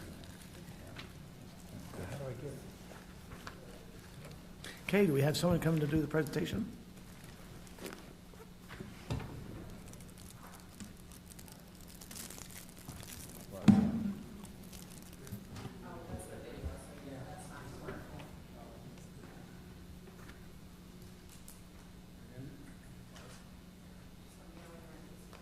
If you wouldn't mind introducing yourselves, please. Sure. My name's Chris Sontag. We've got Jeff and Jeremiah here with us, Sontag Recreation. Started our company in 1980. It's our 42nd year. We represent Landscape Structures, a company that is real near and dear to my heart because of their innovation and always as the leader of inclusive play. I wanted to just mention that we've done many parks that are inclusive parks, but one of the best determiners of how we're respected in that field is with the schools. Alpine School District, Granite, Canyons, Jordan, Salt Lake. We've done all of their inclusive play equipment for their kids with special needs. Kari Sue Hamilton, Hard Vixen, Dan Peterson nearby, we've also done.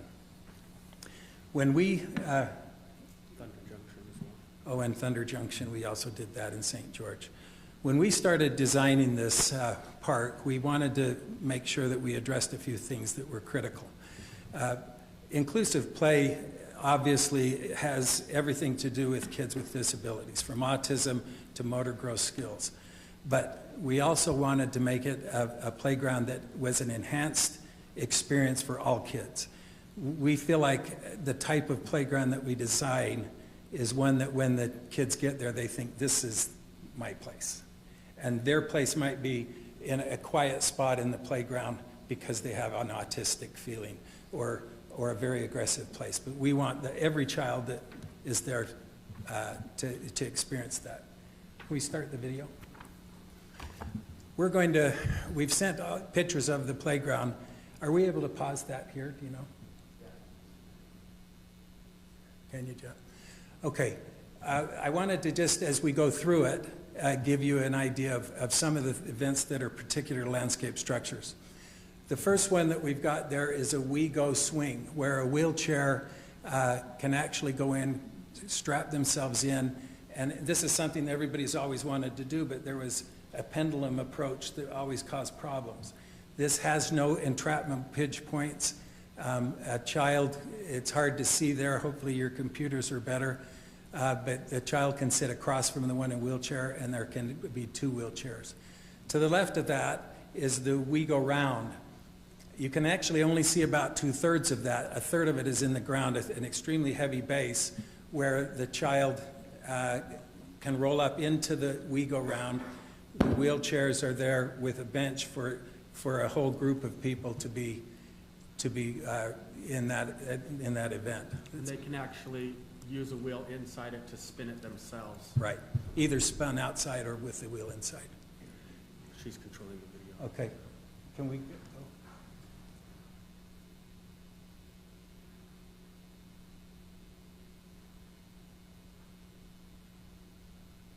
We purposely have incorporated a real variety of activities, because variety, we can stop here. Variety is what really keeps the kids interested. We've also linked, if you notice off to the right, the balance beam links to pods, which links back to a platform. You'll see that concept throughout the entire park. But coming up on the deck here, to the left is and we may have gone a little too far, but is the Sway Fun, where a wheelchair can come in. There's a table in the middle. Family can be in there. 2 wheelchairs can be in there. And it's like that lagoon ride that sways back and forth, again, without pinch points or problems. And that's another one that they can sway on their own with that platform in the middle. They can use that to move it themselves. Okay, we can go ahead. And pause. There on the left is the Cozy Dome. That climber, you can pause here. That climber is actually a spectacular event for kids with autism. They get overstimulated on the park and need a quiet place to go sit and kind of regain their composure. It's also got a textured top, so it's a climber, but with peak holes that they can go through. Okay, go ahead.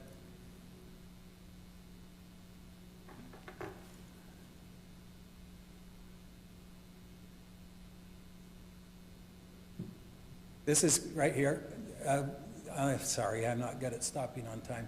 But on the left, there's a disc. It's called the Rebbe Wheel, again with a center console, so that instead of getting on and me having to push you, the wheel will,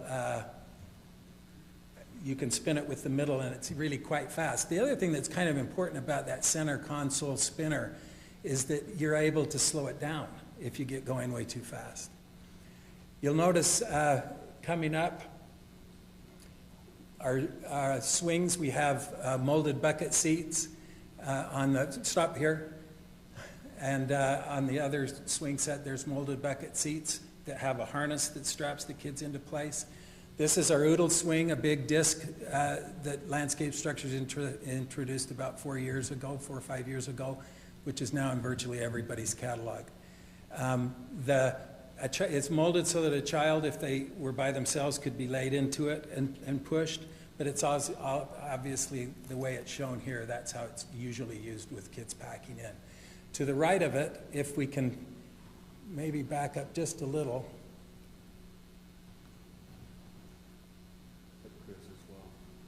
Yeah. Okay, stop. The swing on the right is our friendship swing, where I could sit with my child across from me and swing. The thing that's unique about this one is it's big enough that I could have a baby in my lap, but I could also have an adult-sized child with disabilities across from me, which Kari Sue Hamilton and Jordan School District, they're all adult-sized kids, big kids. So that's really tremendous. Behind it, as we're coming up on it, you can go, is the roller table, roller slide right here. Oh, sorry. No, that's okay. It's a table with individual rollers where kids can lay on it, and there's loops over the slide that they can pull themselves back and forth on. There's also a transfer on both sides of the slide so they can enter from each side from their wheelchair at a transfer height. So one of the first slides that if kids are a little intimidated with the slope, they can still, we've got one of those in West Jordan, and it was, when it was introduced, there was a guy and his little boy that just stayed on it for hours. Okay? We did a lot of topography on our design. Stop here. And we have high points with kind of valleys between them. This is our Mobius Climber, a climber that you go up, you lean left, you lean right, and sometimes you're on the underside, all with climbing wall handholds that you're able to use. Up to the right of that, on the hill, is a roller slide, again with the individual rollers, but this one's sloped on a hillside slide. What it does is give that deep muscle pressure that a lot of kids need as a sensory stimulation, but also wide enough that kids can go down next to each other. To the right is our Wee-Saw. I'm not sure which direction the video will go, but the Wee-Saw, which is a seesaw with 4 seats. The seat is at a transfer module height, so you come off your wheelchair right into the Wee-Saw. Okay, go ahead. And if a child wanted to sit in the middle, they could with those bars. They could hold on to that. Stop, please. This is a cube. It's a 2 to 5 year old, one of our Smart Play events. And believe it or not, that has 14 different play events in that for 2 to 5 years old. From magnet panels to climbers, a table where the little boy is sitting. Go ahead.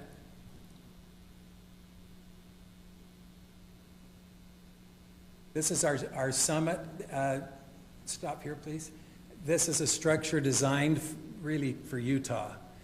It's our summit climber. You'll notice the bottom of the posts are more of a dirt color as it goes up the hill to white peaks. This is another Smart Play structure. It's got so many above grade components that guidelines almost would force you to put a ramp on it because it's that loaded with things to do. Go ahead.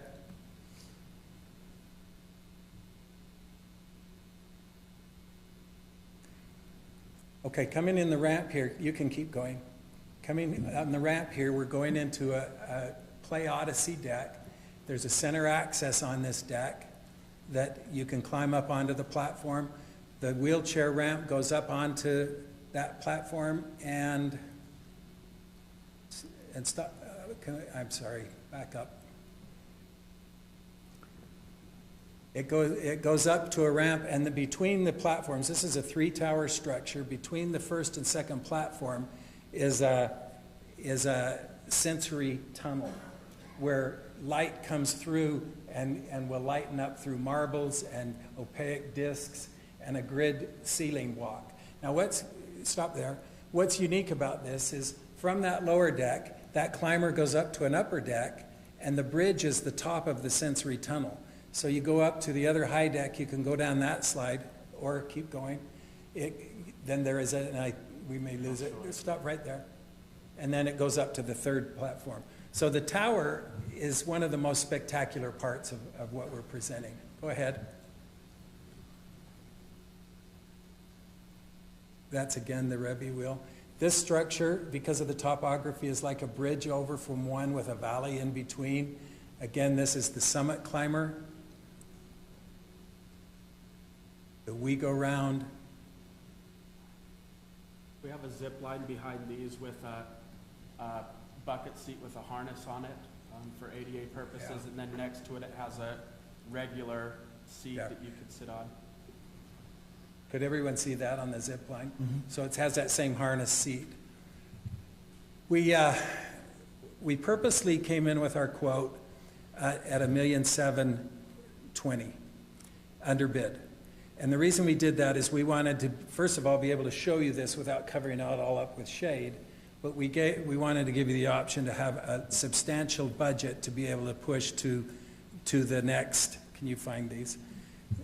Can we get to our pictures? To add to the playground to make it exactly the way you wanted it. So what we did is we've added a Kiwanis climber, which is a figure-8 net climber that Jeff will show in a second here. And that would be added into it. It has, besides just nets, you'll notice belts on there with belt seats, all small nets, wide nets, virtually for every type of climber. And it has a slide on it. So a lot of the net climbers that you see are simply nets. And these do incorporate that. So this is showing what it would be with all of the shade. And again, the price we quoted, you could add this shade, you could add the Kiwanis, and still be under your budget.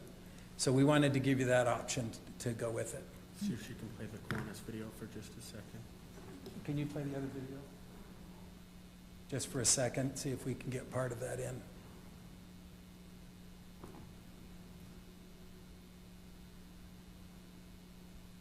Maybe. Yeah, this is the Kiwanis. And that slide you'll see is our Alpine slide. It's wide enough to where a parent can go down that slide with their child. That's one of the benefits of that.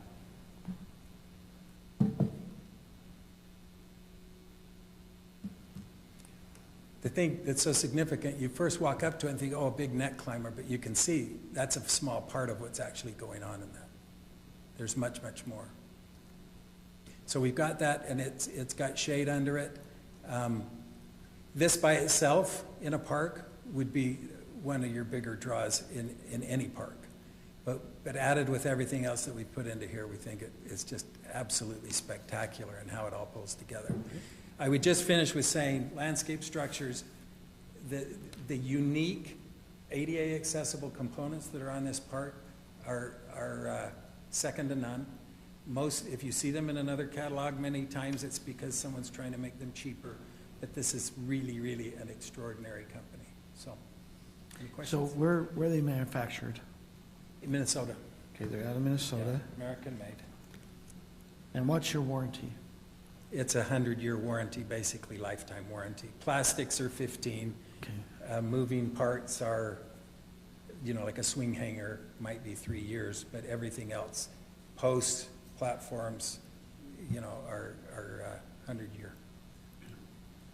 So, and we do have the fastest lead times in the industry. So when you're saying lead times, what's your delivery time? Depends when you order it, because everyone's in a mad rush now to try to get things in for the summer. But I think I could very confidently say we could have this after right around July to August. But again, it depends when you order. Right now, we're shipping the second week of June, but they're taking about $2 million a day, so they're really backing up. Okay. Any other questions? Okay, thank you. Thank you.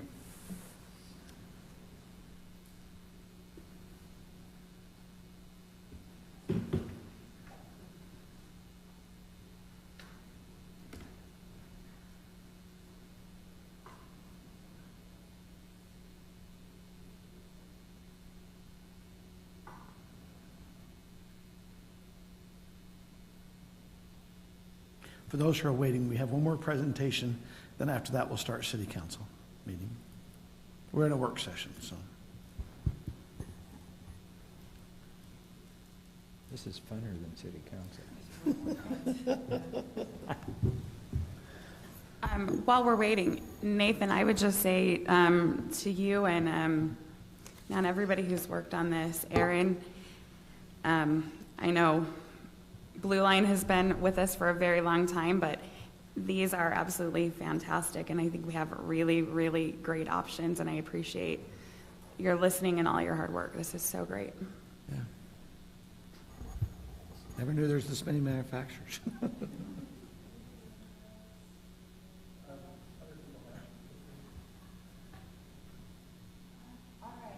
The rest of the crowd said they're going to their cars and they're going to text me through my whole presentation. Anyway. Because that's how we all get along. Thankfully, we're all friendly in the Good. playground. Would you mind just, before you start, just introduce yourself? Yes, thank you. My name's Retta Mackiff. I'm with Lucky Dog Recreation. Thank you, Mayor. And I appreciate the opportunity to be here this evening. Thank you to the Mayor and Council for taking more time out of another busy council meeting. I understand you had budget last week or 2 weeks ago. Oh, we're heading into budget. Congratulations. That's always a success. I have a couple items and I have some catalogs, but our favorite Berliner catalog, we call it the Playground Bible. So I have 2 of everything that I brought. Is there someone you want me just to leave them over here with Aaron? Aaron, right Aaron, here. the very capable. You can share those. And I do have here an inclusive playground brochure that Berliner put together. So that sounds good. And then what we'll do is we'll give you 12 minutes to do your presentation, just so we can keep us moving. Stay efficient and get you back on your schedule, right? Mm-hmm. Excellent. All right, so you're going to notice every playground supplier has effectively the same products, the same information. We're all going to have the same spiel, so you're probably going to hear a lot of the same stuff over again. But, and Rob, is this, it's up? No. Nope. To the right and the left. Oh, Morgan was telling me wrong. He was trying to mess me up. Look at that. They're such teases. So I had a period where I was the person at the city hiring the playground folks where I worked in Taylorsville. And so it's kind of fun to be on the flip side of this situation and be the one being interviewed. So it's entertaining, it's terrifying, but we're always happy to be here and share. Yes, good, Mayor, you're trying to get that off. That's you can pull it apart. It's the iconic Berliner clover leaf. It's the way that we connect our ropes together within the Berliner German rope-based playground system. And you'll notice in the clover leaf, those ropes are stiff. Those ropes are not going to get destroyed. And if you start going to playgrounds and feeling the ropes and checking them all out, I'm happy to leave samples with you guys so you can compare, because Berliner and their German engineering is phenomenal. So it's made out of Germany, I take it? Berliner is definitely made out of Germany, yes. Playcraft is here in Oregon. We'll go through a little quick blurb. So Lucky Dog Recreation got started in 2011, and I'll just leave these slides for the presentation for you to refer back to. But what sets Lucky Dog Recreation apart is that we are a supply and install. We are a design, build process. And we're general contractors. We take care of as much as humanly possible to give you the economy of scale. The more we can do in a project, the lower your labor costs are. So Rob already knows I've said, hey, you know what, put us on the list for pavilions, put us on for benches, because then the costs go down, down, down, instead of finding a third-party installation company. Full in-house crew. You'll get to see a cute picture of them as we get going. But a little bit about who we are in Lucky Dog Recreation. We also have a 3-year warranty that we're putting on this playground for construction, on top of all of your material warranties and warranties by our suppliers. And that's just something that the bigger projects, you deserve to have that. So we'll add that in. We cover a lot of different companies. Here's some of them. You can go back and refer to them later and look them up. Berliner's been doing steel cables. They're one of the leading international manufacturers of rope-based play. And Playcraft is the U.S.'s West Coast playground equipment supplier, so our freight, I love German engineering, you're giggling over me. So Playcraft is West Coast, so it's the closest we get our products faster from Playcraft, and Playcraft's mantra is quality over quantity. We do have a warranty comparison. Some of my competitors are on here, so when you get some time and you can go through this list, note that the powder coating is more than twice as thick as all of our competitors, and we actually now have a powder coating warranty. And there's some other items on there that show that Playcraft really wants to make sure they have quality in their projects and not just be pumping out hundreds of playgrounds. They're custom built at the factory per project. So Mountain Ridge Park. Wow, this is toned down on your screen. On my screen, it was making my eyes water.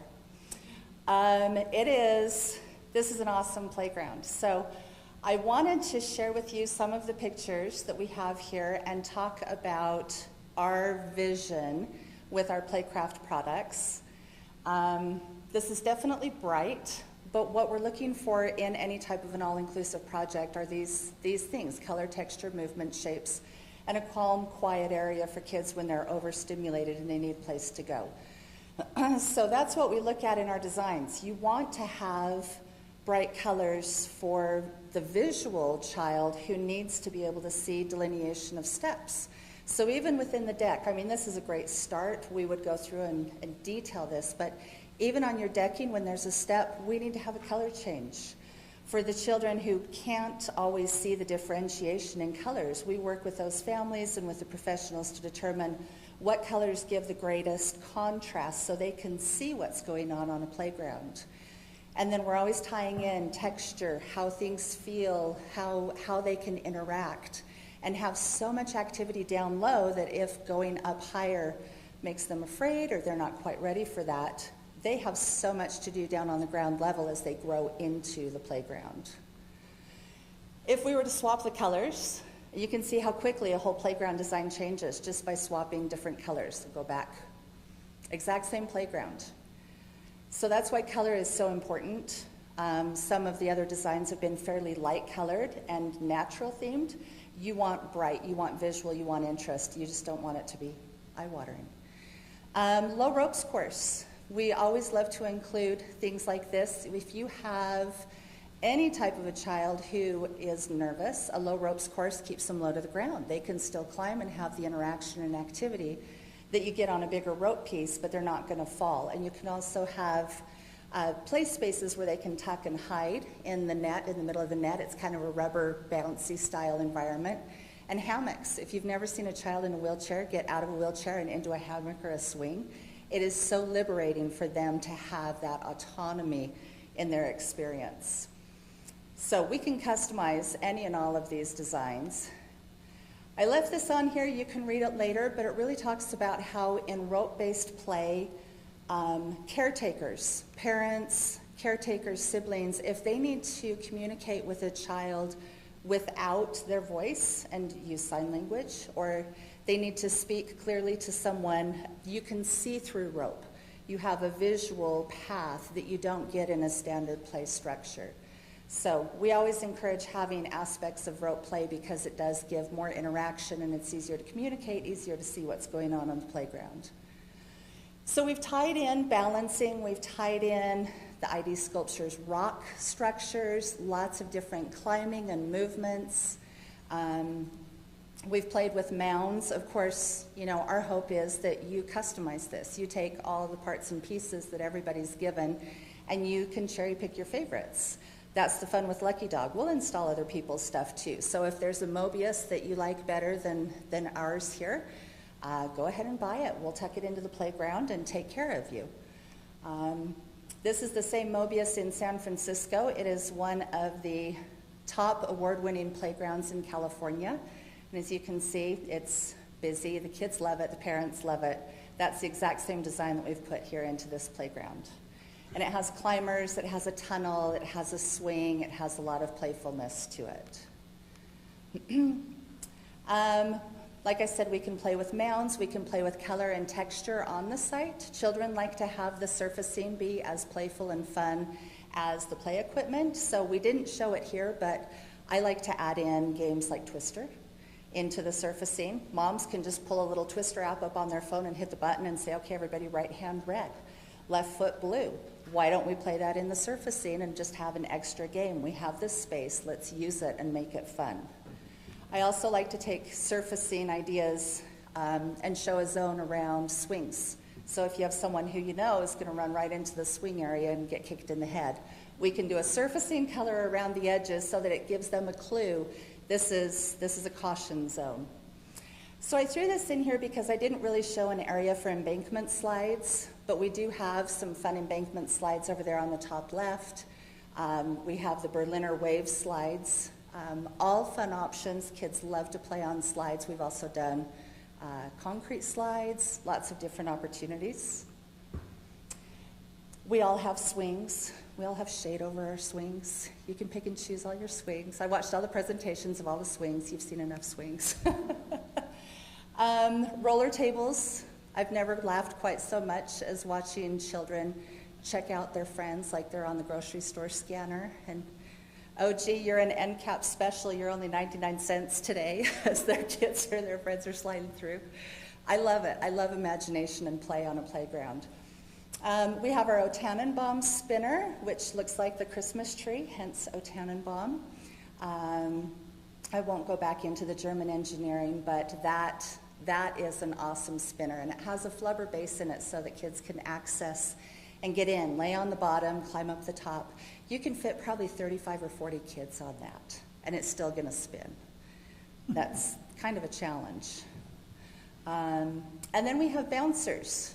Some people call them trampolines. We don't get to call them trampolines, but we get to call them bouncers, so be creative in how that all works. The fun with this, because not very many people are pitching bouncers on a playground. If you have a child in a wheelchair, they don't often get that sensation of bouncing. So when we put an in-ground little bouncer like this, you can wheel them right onto that surface and give them the exact same play experience that we all get to have at home on our trampolines, and they don't necessarily get to have. You can also do step aerobics out there if you're waiting for your kids on the playground. You can bounce with strollers. It's just another fun activity and movement. You wanted a merry-go-round, so we have a merry-go-round included in there, and then we have our brand new, I think it's called a Thunder. This one up in the front, are you doing who's doing the little set? Oh, that's, okay. Yeah, so this one up front, brand new piece of equipment, Thunder rocker, something like that. You can sit, you can stand, you can hold on to the handles. It gives all sorts of different play activity and movement. Track rides, they're a blast. Track rides and zip lines. Have you gotten your education about the difference between the two? No? Okay, so track ride's going to be in an actual metal track. So you're going to have the inclusive chair that follows in a trolley encased in a track. So you're going to get some front to fro, a little side-to-side sway. A zip line is going to be a tension cable where you also then get the up-down bounce.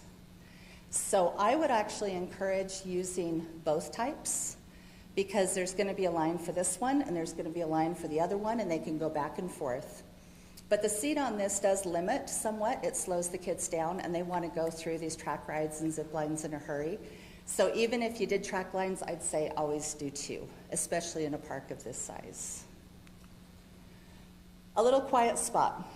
So we've added in a separate little playhouse. So if you're overstimulated, it's just too much, you need a place to go. We always try to design in a little safe, quiet zone, whether it's a pod or it's a child's own spot to get away in their own equipment. So when the big structure's busy and packed, this is a great little spot to have a quiet area and just decompress a little bit.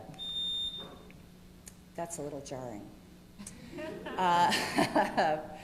We did not show shade on our design just because it is so difficult to see equipment through shades. Shade, 100% it's in the budget. We want to work with you to say, do you want it to be playful and jaunty and maybe just be a ribbon all the way down the middle, and we create the design within there? Do you want it, we've got it showing over swings. Swings should be shaded.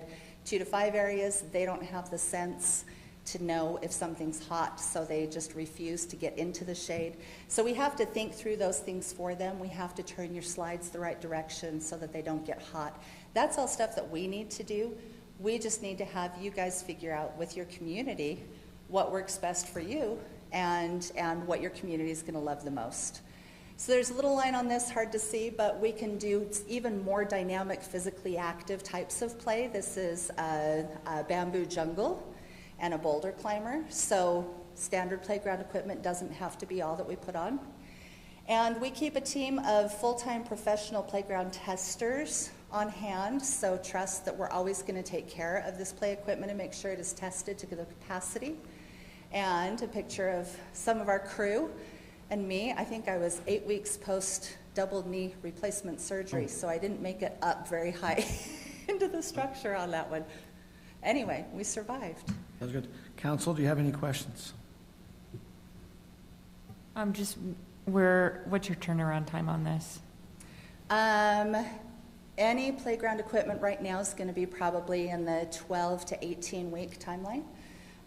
Getting stuff from Germany, obviously, it's about a six to 8 week manufacture, and then it goes on a boat ride. So if you're looking, do you know your timeline? Are you wanting to do a fall or next spring install? There's still site work. Yeah. And other stuff to happen. Do you have a timeline? We have our first phase, which does not have the playground bid, is due next week, and I think we'll then be looking at right after that, what we're going to be doing some of the playgrounds and with finishing up some of our play fields. Okay. So you ideally, if you wanted to, could start in the winter. Yeah, and that's great. When we have our own construction crew and we can get in and do a lot of that prep work for you, it makes it so much easier for us scheduling and helping out with your site work. That's easy. Any other questions? Okay, thank you very much. All right. Thank you all. Have a good evening. You too. Thank you for your time. Okay, Nathan and Aaron, are we have any discussion? Just turn in our documents. So if you can turn them in, we will compile, thanks, and add everything up, and then we'll have a discussion in our communication items about them. Can we get new copies? Sure. Give me a minute. I'll go get some.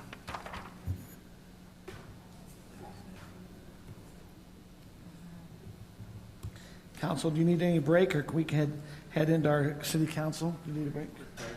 Okay, we will have 5 minutes enough? Pardon me? 5 minutes enough? More than enough. Okay, we're going to have a 5 minute break. We will plan on starting at right around about 8:05 city council meeting. Thank you for your patience.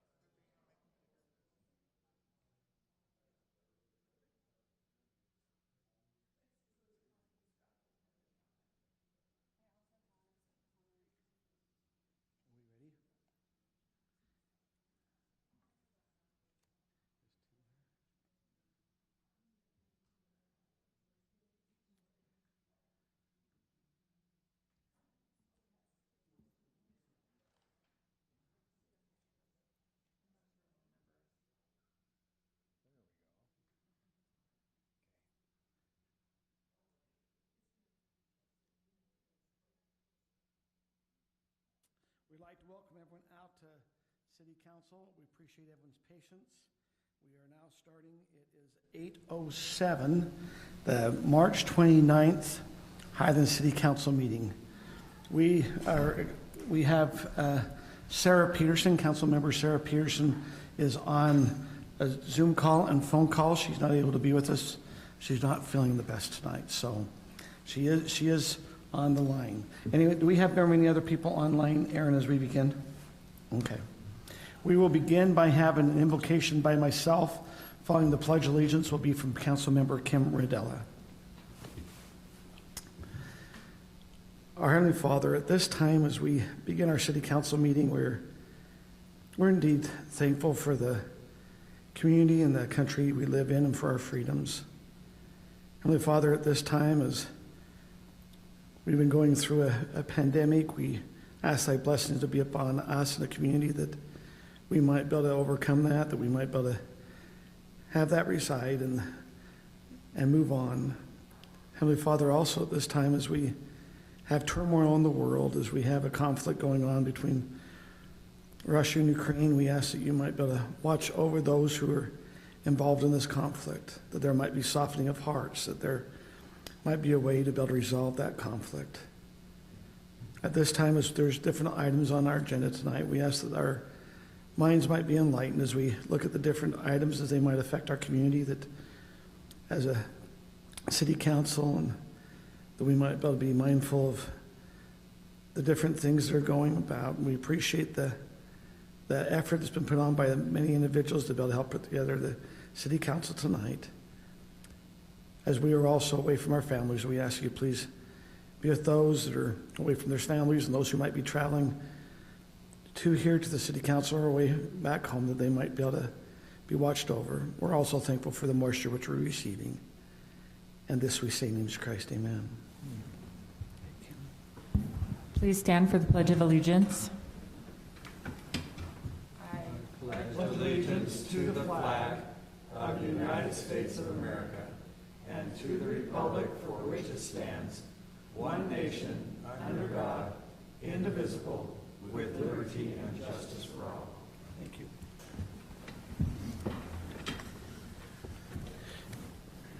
We have time set apart here at the beginning of our meeting for unscheduled public appearances. Tonight, as we look on our agenda item, for those, we don't have any public hearings, so we'd invite anyone that would like to address the council on anything that might be on the agenda or any other topics to please come forward at this time.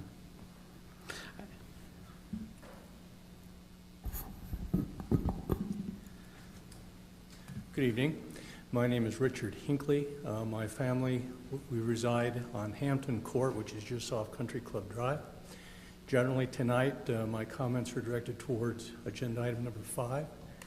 It is certainly good news to hear that that project will commence, at least for the first segment, sounds like in 2022.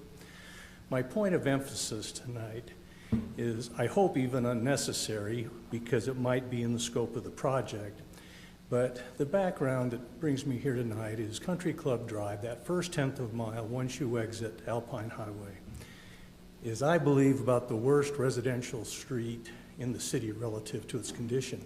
And for several years, that repaving projection has been pushed. And then, of course, most lately, with the sewer project, it's been pushed again. So the point is that as soon as possible, and certainly by the time the construction period in 2022 ends, would you please do what's reasonably possible to ensure that that at least first 1/10 of a mile of Country Club Drive gets repaved. I think it's also one of the most utilized residential streets because of the country club patrons, the church there, and the multiple wards that access it. And then, of course, it's also the sole entrance and exit point for the entire neighborhood there west of the country club. So it needs attention, and of course, once the sewer pipe is in, hopefully it can get repaved. Thank you for your attention. Thank you, Richard. Is there anyone else that'd like to come forward during public comment? Mayor, if I might just to answer his comment, that section will be rebuilt with the sewer line project. I was wondering about that, so I think is it out, part of our bid tonight? It is part of what we're Okay, so considering tonight. what item would that be if they wanted to look at it? Item 5, I believe. Apologize, yeah, 5. No, So it's okay. part of the road package, so where we're putting sewer line, we're also rebuilding the road. Okay, thank you. Anyone else like to come up? Hillary apologizes. It's Kit's 6th birthday today, so it was party time. She couldn't stay. I know she emailed you, and I'm Carly Tall, and I live on Yorkshire. I know she emailed you, and she basically says, I'm not taking no for an answer. This is what I want to say. I'm grateful that you did the study. I saw a picture of how you did the study, which I appreciate. I think the number things that tell you how fast you're going are very stupid because people just slow down when they see the numbers. So the hidden thing was cool. Like, I feel confident in the numbers is what I'm saying. I would like to see maybe in the summertime when the teenage drivers are not in school all day, I'd like to see maybe if the numbers are different. I don't have any data to offer you. I can't fight data without other data to tell you you're wrong. I can't tell you you're wrong. I can tell you it feels wrong. It feels, as residents that sit in those houses with our kids out there, it's really the blind curve that is scary because it's not really a speed thing as much as it is the cutting of the curve. Sorry, you can't see where you're going, you can't see kids. You put out one of those little yellow guys, they just run them over or go around them, which then makes them go closer to the sidewalk where your kids are, and it's just kind of a mess.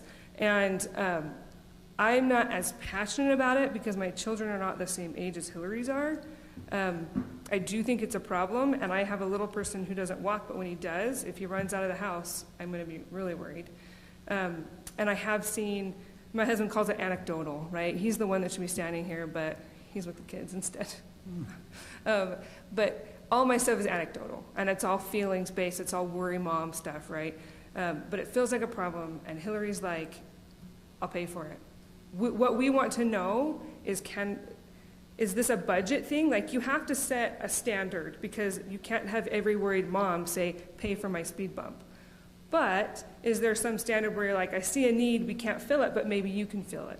So what can we do as a community to put our money where our mouth is? If it's our worry, can we deal with it? Can we put up signs? Can we do the speed table thing?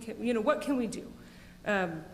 And I think that's really all I wanted to say, really, is that I don't want to just stop here and say, the numbers didn't show what we wanted it to show, or what we think it would show, so we're not going to worry anymore. I still don't think we're going to sleep at night. It's really that curve. It's the runways that we have leading up to our houses, and then this curve. And you've got teenage drivers that, and I have noticed, I will say, that sometimes it's safer because some kids go to college, and then you get new sets of drivers that aren't safe anymore, and then they need to go to college. So anyway, I do want to say too, I'm super excited about these playgrounds. It was cool to come in and see that whenever we talk about the park, that's what I care about. That's what I see in my head. Everything else is secondary to what we were seeing tonight, and I'm super excited. I'm happy to help in any way I can. I have little people. I don't. It was interesting sitting there because I can offer you opinions about what my children would do or not do, but I don't have a special needs kids. I think Wes has one that, we could kind of pick his brain and see what his kids would like, but I feel like this is going to be such a good thing for the city. And I'm excited to walk down the street to go to a park instead of leaving the city to go somewhere else. So I think you guys did a fantastic job getting people to come, and I had no idea that there were that many playground makers. I mean, anyway, I'm excited. You guys are doing great, and I appreciate you taking our concerns seriously and bringing out the counters and taking the stats and whatever. I mean, there are lots of people who did stuff, I know, so thank you for that. Thank you. Hey, Carly, one couple of fast. Last time you were here, you were expecting, I take it you've had your little one. Share a little bit about that. His name is James Wesley. Okay. The only reason I'm here is because I have a 15-year-old. Okay. So I have 15, 12, 5, and then this baby. I was geriatric. It's the only time in my life that I got to be ungeriatric. So now anyway, but he's doing he came home on oxygen, and there was lots of scary stuff that happened. My fluid just disappeared. And so we had this emergency situation and all these things, but he's healthy and well, and we love him, and it's really fun. It's fun to be an old mom. I'm glad he's here and that he's doing okay. Thank you. Appreciate Thank it. you. And then we'll be discussing what you brought up on item number 11, so. Yes, Okay. I may not be here that long. We'll see.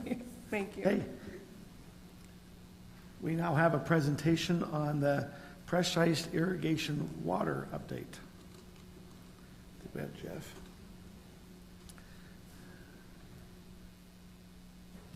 Mayor and council, we appreciate the opportunity to be here tonight.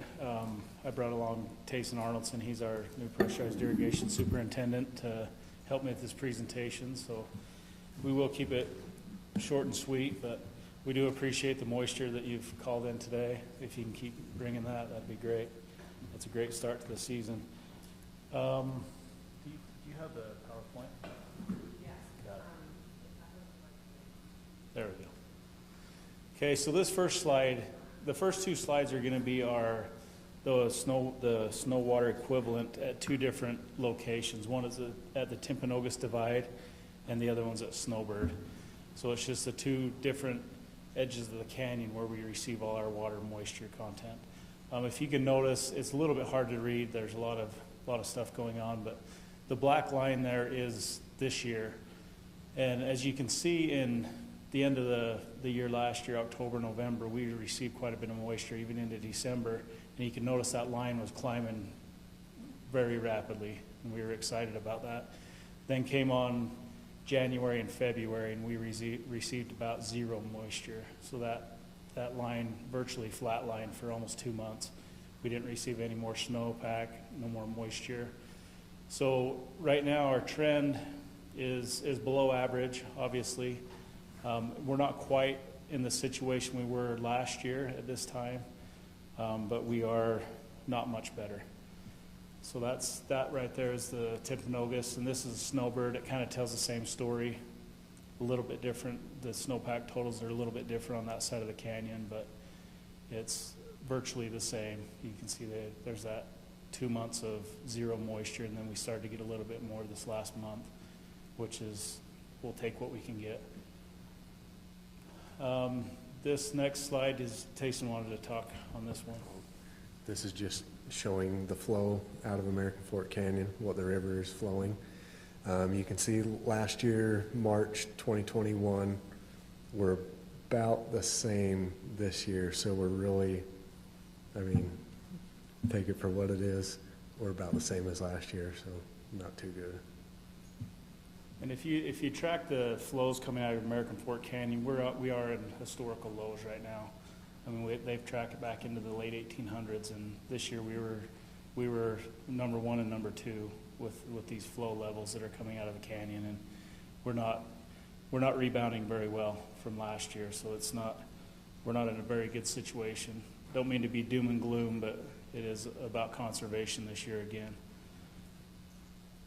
This next slide is our sources, which we use. Did you want to talk on this one? There, if you can see our totals down there in the bottom right-hand corner, they are down quite a bit last year's usage versus the last 5 years. So that's kudos to the citizens and to the conservation efforts that have happened. We can do it. We've proved that we can conserve water and still maintain healthy green lawns and a beautiful Highland, but we can still do better. There's still room for improvement, and we're going to have to prove it this year with our water usage. This next slide, this is just kind of a brief summary, a little bit from last year. It shows we have a 17% savings in 2021 over 2020, so that was our conservation efforts. We were hoping to get up to the 20% level this year with more conservation efforts. The next point is kind of an important one. That's our Provo River system for this year, what's upcoming, what we have to look forward to. Last year we used 3,242 acre feet of storage water, which is stored in Jordanelle, which is transmitted through Deer Creek Reservoir and comes down Provo Canyon. We were able to conserve we didn't use all of our allotments, so we had 1,220 acre feet left for this year. So we have that in a virtual bank for this upcoming season. The interesting thing, this next point of 2021 was that 95% allotment that was achieved last year, and that was all in part to that 50,000 acre feet of emergency storage that was stored in Deer Creek Reservoir. So last year we had a bank of 50,000 acre feet to use throughout the communities in Utah County and South Salt Lake.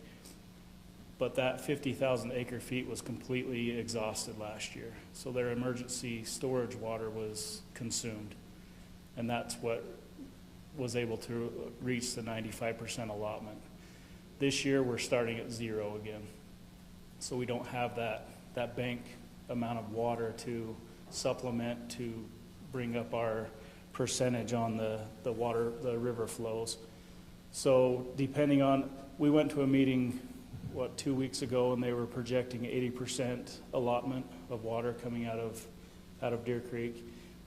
The last I heard, even just this last week, that number is rapidly going down.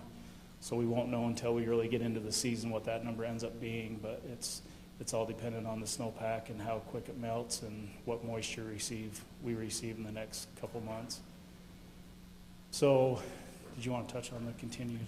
Yeah, sure. Yeah, just some of our goals. I mean, starting out this year, last year we didn't really start conserving until June, so if we start a little earlier this year, we're sure we can hit that 20%.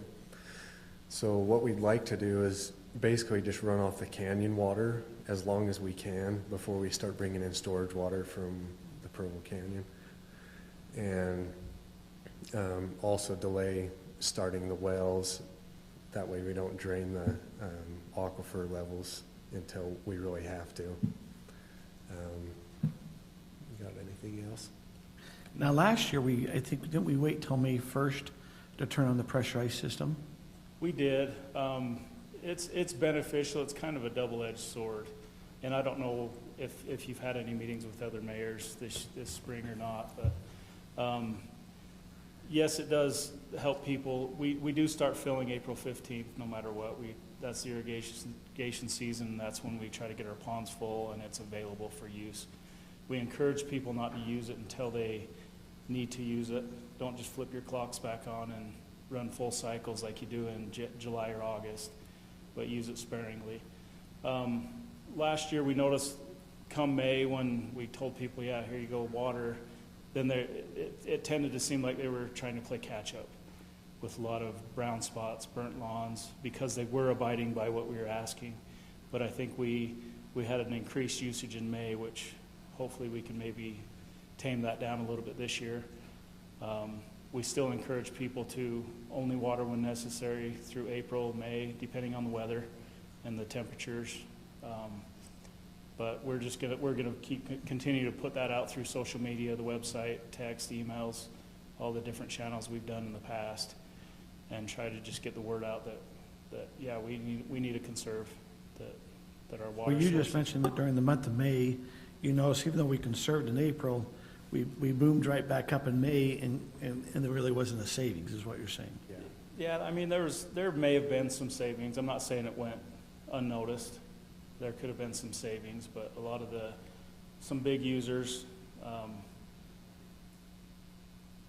don't want to name names, but some of the big users, they noted their lawns were burning up, and so when May hit, they really went on to get their lawns back up. So I think if people can just slowly work into the season, just do manual cycles through April, I think we'll see that. Also, last year, just a talking point, we were asking people not to water until May, and we're still receiving that water out of the canyon. At times, we were spilling some of that water. So we would rather have the citizens use that water and not let it spill over the top of our ponds. So there's no easy answer, no right or wrong. We're just doing the best we can. When did we start public awareness and sending out the text and doing the websites and everything last year? Can we start doing that now as we start to turn on that irrigation water? Yeah, we started some. I believe it was June. If you remember, we did a video at the very beginning to tell people to wait till May, so it was in the beginning of, it was middle of April or so. So, but we'll absolutely, we have a calendar, right, for communication items. So I just did the April newsletter, and it was in there, and so it'll get on our social media and text calendar as well. Any And I like the flashing sign on the highway. There you go. I did finally get that out. Yeah, I know. Might not be bad to do it. But yeah, I see it every time anyway. I don't know. We'll put that into our toolbox, and we'll try to use that again this year. So, any other questions? No, thank you. You guys are going to be busy as we head into the next couple of months, so thank you for all you do. Thank you. Okay, I believe our next items are consent items. We have 2 consent items underneath 3. We have the approval of the city minutes from February 15th and March 1st. And we have a resolution, the 2022 Mountainland Pre-Disaster Hazard Mitigation Plan. Anyone want to pull any of those? If not, we can go forth with a motion. I'll make a motion to approve consent items 3A, approval of meeting minutes, and 3B, Resolution 2022 Mountainland Pre-Disaster Hazard Mitigation Plan. I'll second it. Motion by Kim, second by Scott. I was going to ask Rob to read the mitigation plan. It was kind of fascinating. It is fascinating. We'd be here 2 weeks.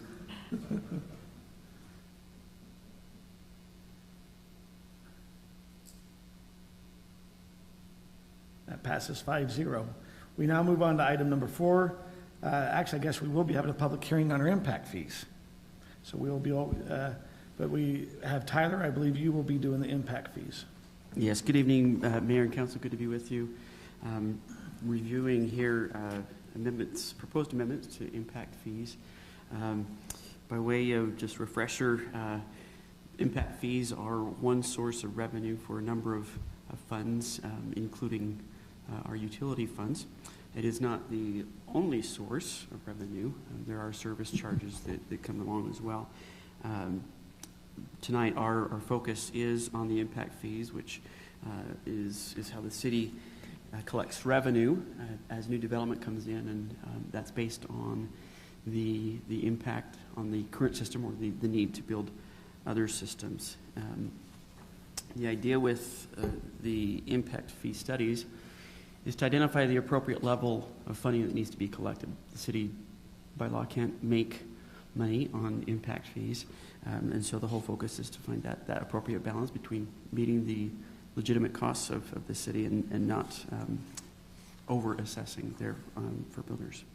Now, Tyler, we actually approved impact fees back in February or September, so now we're bringing it forth. Is this an updated study? So there was a study completed at the end of 2020 that went into effect in January of 2021. Great question, Mayor.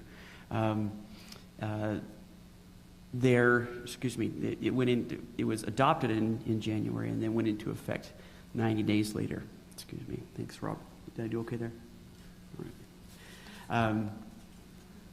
right. Due to rising costs, project costs, the current revenue structure is not sufficient to meet the forecasted needs, even just 1 year roughly since that last update was analyzed. So staff at Council's direction re-engaged with Lewis, Young, Robertson, and Birmingham, the firm that did the previous study, to assess what the impact of these increased costs would be.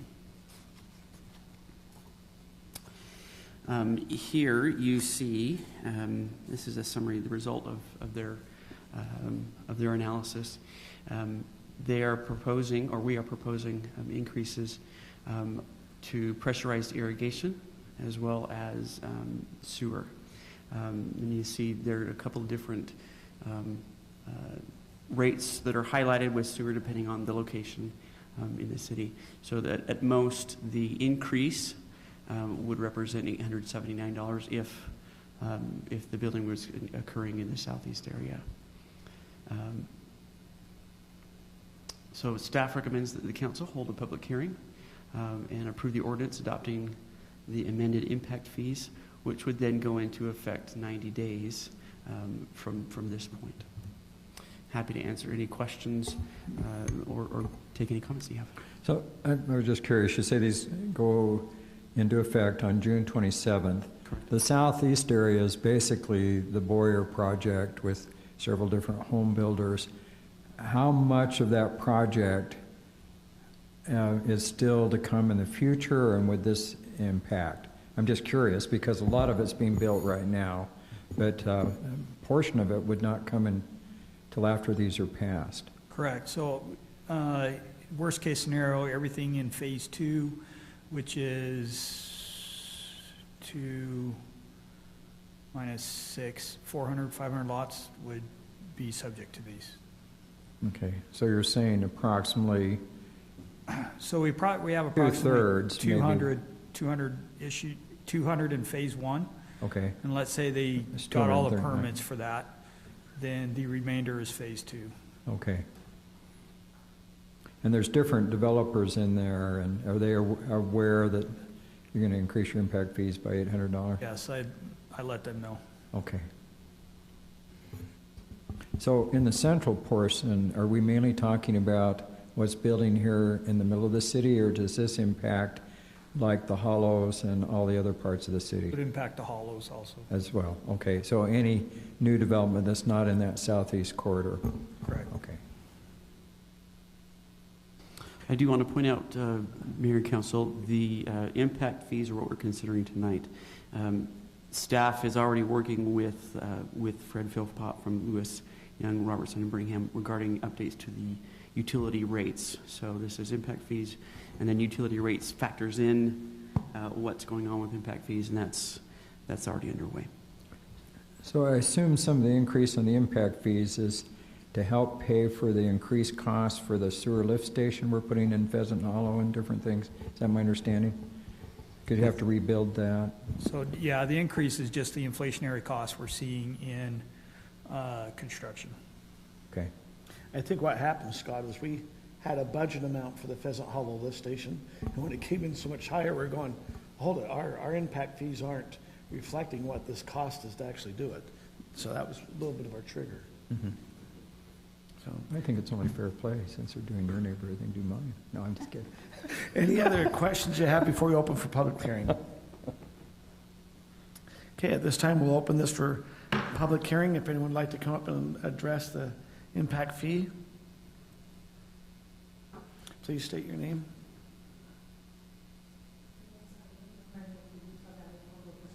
Is the green button on? Push it once, it should be bright green. Push. Oh, yeah, it's bright green. Okay. And thank you for your patience. You've been here a while.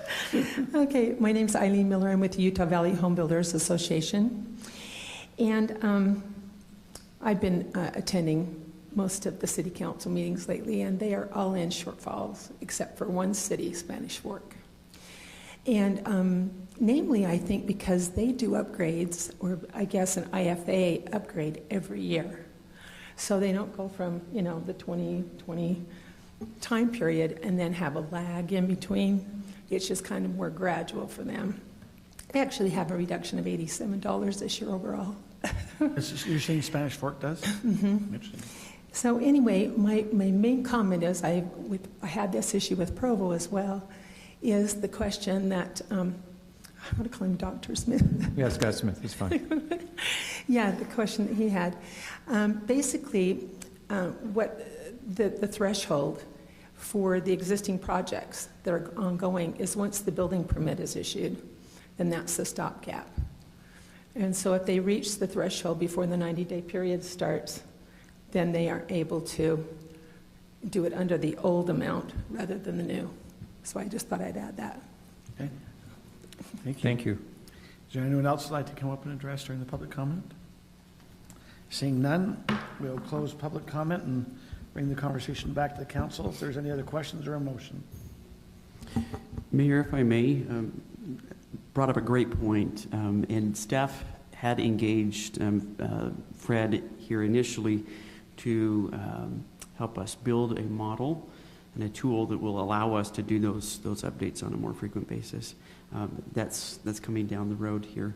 We thought it was important to make sure that we got the fee structure trued up here sooner rather than later, and then we'll address the ongoing updates and ability to do that on a more frequent time frame here in the future.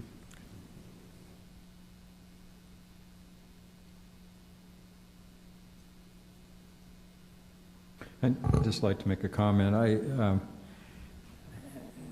I hate to increase anything unless we need to, but we've been seeing all the costs increase with all the supply chain issues when we put out bids.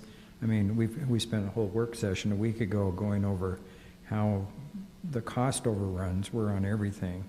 And so we're having to do some major infrastructure without the ability to pay for it. So, I hate to increase anything on anyone, but at the same time, I also see home prices going sky high and things, and we have to provide the infrastructure, so I support this.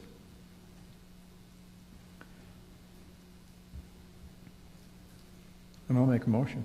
Okay. I move the City Council approve the ordinance adopting an amendment to the Impact Fee Facilities Plan and Impact Fees Analysis and imposing impact fees for pressurized irrigation and wastewater, alluding to what we've been shown in the agenda. I'll second. So a motion was by Scott, seconded by Brittany. Ready for a vote?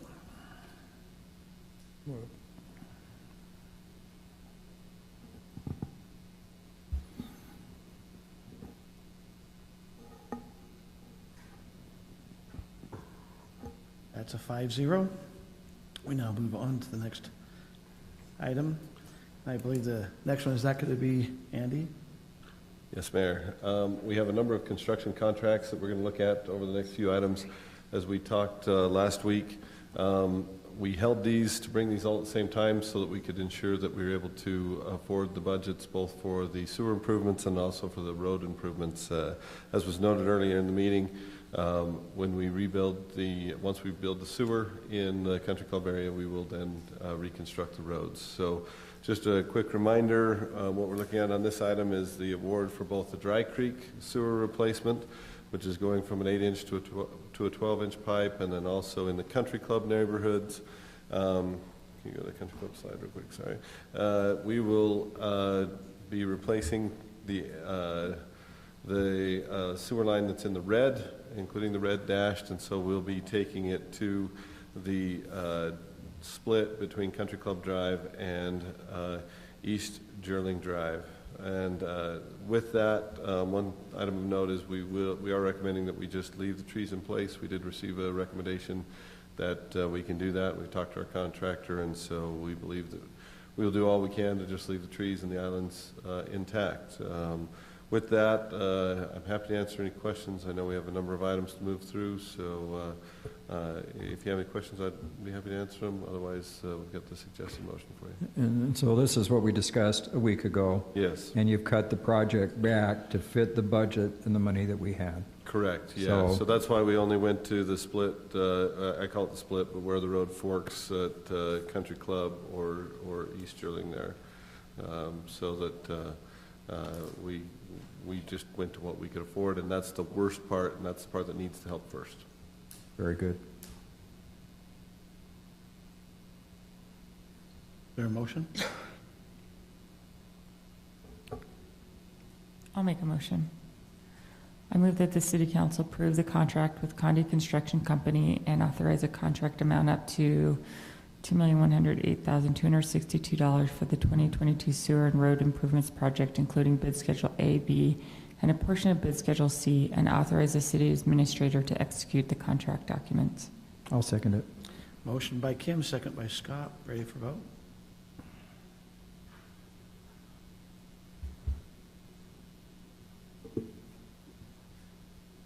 That's 5-0. We'll now move on to the next agenda item. I believe still Andy, you have that? Yes, I do. So we're next looking at a small portion of the sewer line in Knight Avenue. This portion of sewer line was constructed outside of an easement. It is imperative that we do this year because as we finish the lift station, Pheasant Hollow lift station, we will turn the sewer into this line. Right now it's dry, and then we'll stop paying Cedar Hills the annual assessment that we've currently been paying them of about $35,000 a year. So this should pay for itself, over a course of 2 or 3 years and get us caught back up.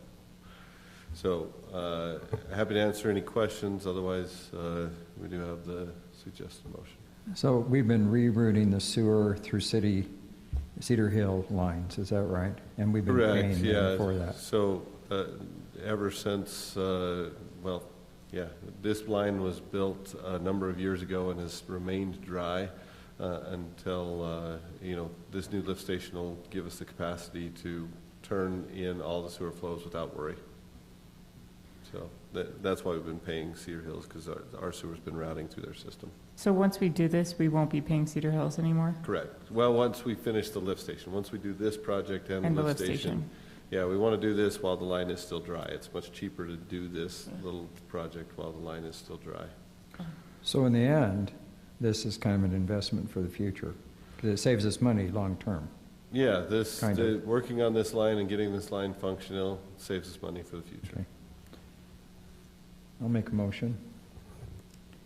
I move that the Highland City Council approve the contract with Rock Canyon Construction and authorize a contract amount of $42,955 for the Ridgeview Sewer Relocation, and we authorize the city administrator to execute the contract documents. I'll second. Motion by Scott, second by Kim. Ready for vote?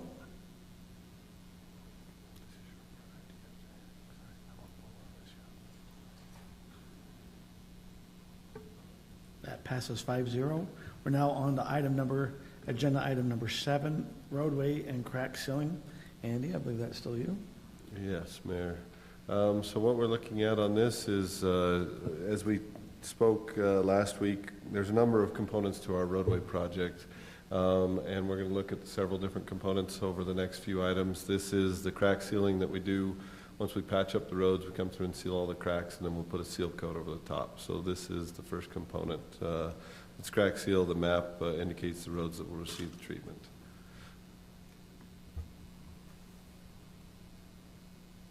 Any questions or? No. We're ready for a motion then? Brittany wants to make it. Scott told me I'm good to make it.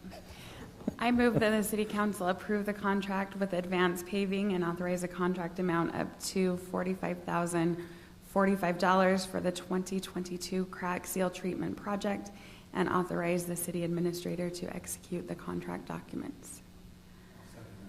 Motion by Brittany, second by Tim. Ready for vote?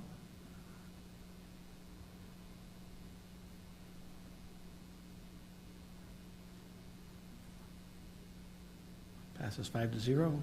We now move on to item number 8, HA5 and bond matrix road treatment. So again, additional components. HA5 is the seal coat that we put over the top once we've patched everything up. And then additionally, bonded matrix, we do the seal coats we typically do on the neighborhood streets, and the bonded matrix is what we do on the collector streets. It's got the frictional course with the rocks added to it.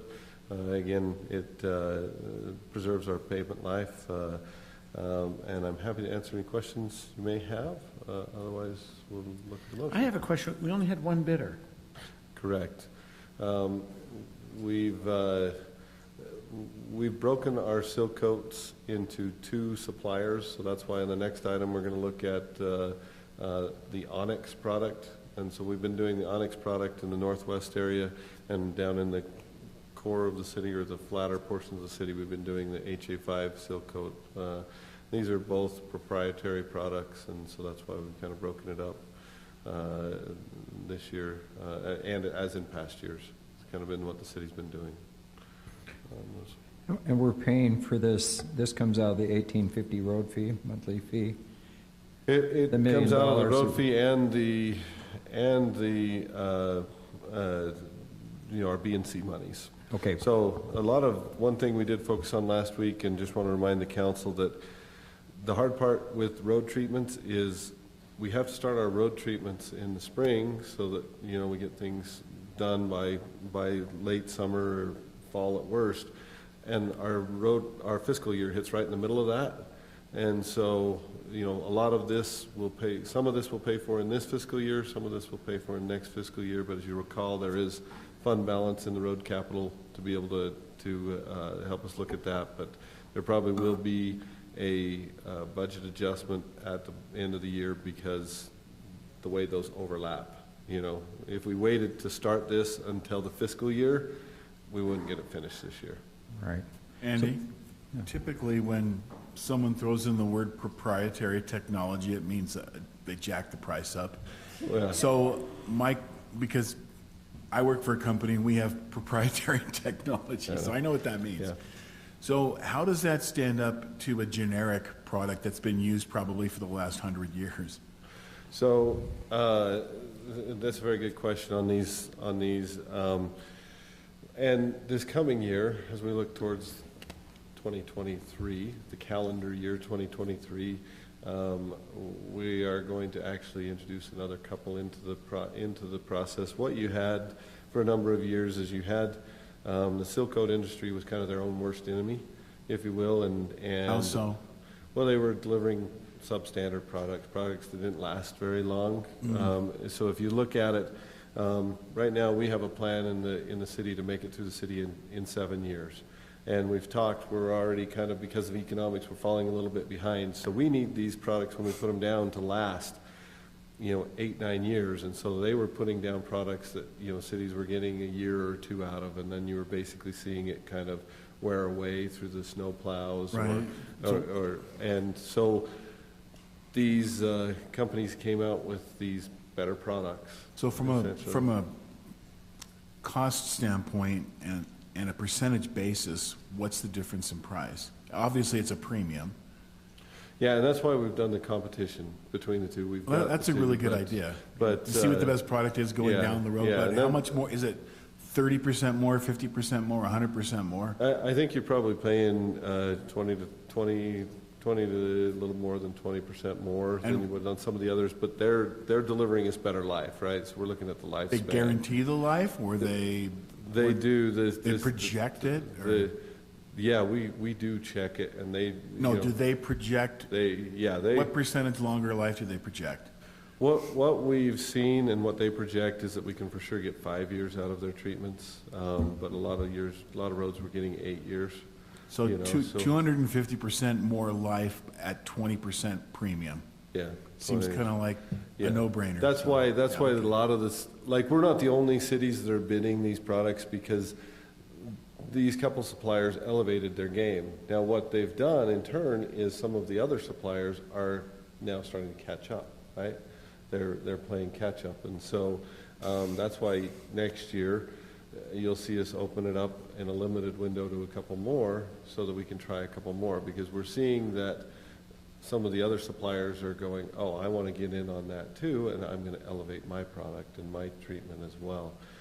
So we have met with a number this year, and we're planning to introduce them into next year's program. But just out of curiosity, if there's a failure rate, obviously there'll be a certain percentage of repairs that fail prematurely, but overall, if the failure rate is greater than what they advertise, are they willing to come back and fill in? And that's like I said, I don't know whether these companies, just 10 years ago just said, you know what, we see a hole in the market. But both of these... Was that a pun and that was intended? Oh, yeah, that's funny. I didn't catch that. But yeah, what they did is they not only developed a better product, but they also stepped up with their warranties. And so both of these companies, we can call them up and say, hey, you did Street A a couple years ago, and it's not looking very good. Come and check it out. They come and they touch it up for us, just unquestioned. Gotta love capitalism. Yeah, they don't even give us any grief. And like I said, they found better, cheaper, the niche in the market that needed to be filled. And so yeah, to their credit, others are elevating their products, and so we plan to start introducing some others into our rotation as well. Great. That's great. Thank you. Good So- answer. Oh, go ahead. Tyler, I just had one question. We're putting this out to bid. I remember asking this. I just want to verify the answer one more time. Here we're awarding $577,000. Is it, and Andy says it's over 2 budget years. Do we already have the $577,000 in the bank account, or are we anticipating collecting fees? And that goes back to some legality. If we have an issue where something gets ruled in a certain way, are we going to be awarding a bid that we could be having issues with? Great question, Mayor. The funds are in the city's accounts currently for this. Okay, so we have, and it's specifically for funding that for the roads that came from the 1850. Correct. Okay. So, Mr. Bahr, what time of the fiscal year do we see the B and C funds? That's kind of an add-on question. When do they come in? Is it? Throughout the year. So they come in kind of prorated? We see distribution every other month. Okay. So every 2 months. And that's a pretty consistent thing? It is. What's your estimate for fiscal year 22? I know it's in the budget. I didn't look that up. On the B and C, let's see. Let's see if there's a B and C. B and C, yes.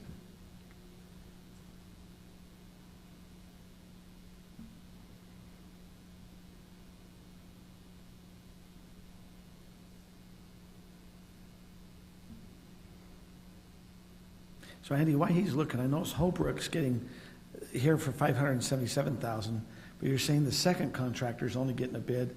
Yeah, last year was a lot closer, just the way the roads broke out this year. Okay. If you looked at your contracts last year, each of them it was more equitable.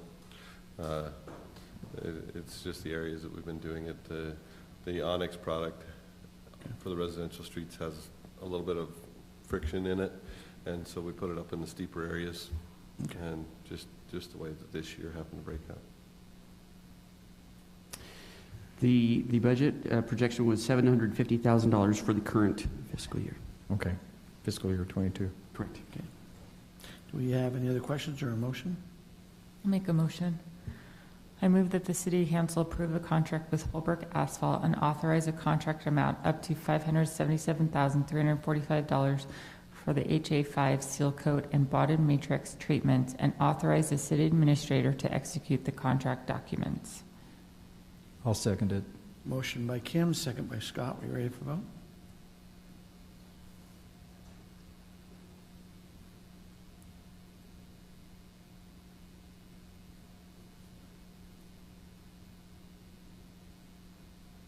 And that passes 5-0.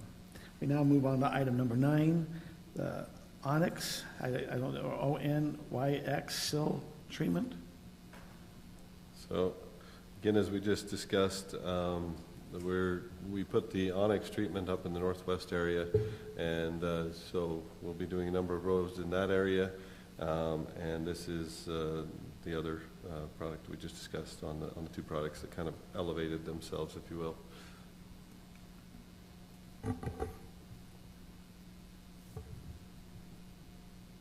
I'll make a motion. I move that the Highland City Council approve the contract with Morgan Pavement and authorize a contract amount up to $55,498 for the fiscal year 2022 ONYX Frictional Mastic Sealant Project, and authorize the city administrator to execute the contract documents. I'll second. Motion by Scott, second by Brittany. Move to vote.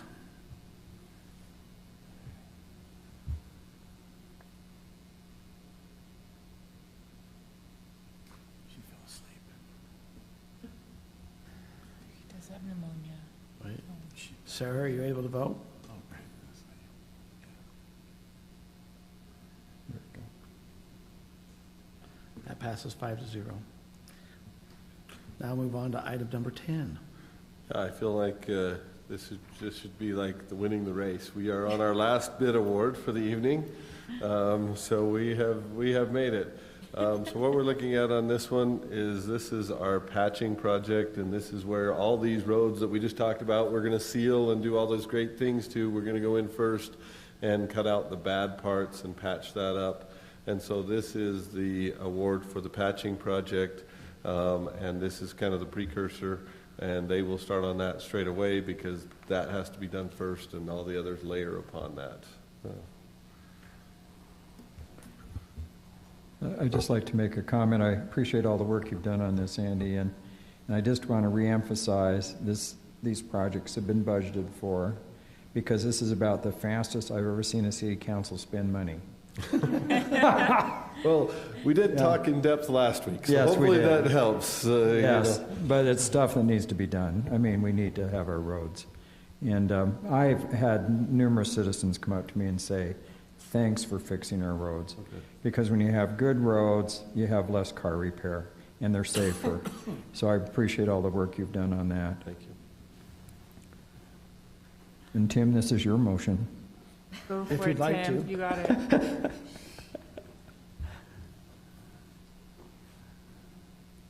I move that the city council approve the contract with Eckles Paving and authorize the contract amount up to $686,707 for the 2022 road preservation project and authorize the city administrator to execute the contract documents.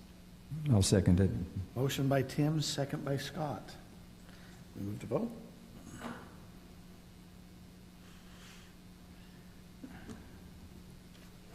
That passes 5-0. We now move on to item number 11.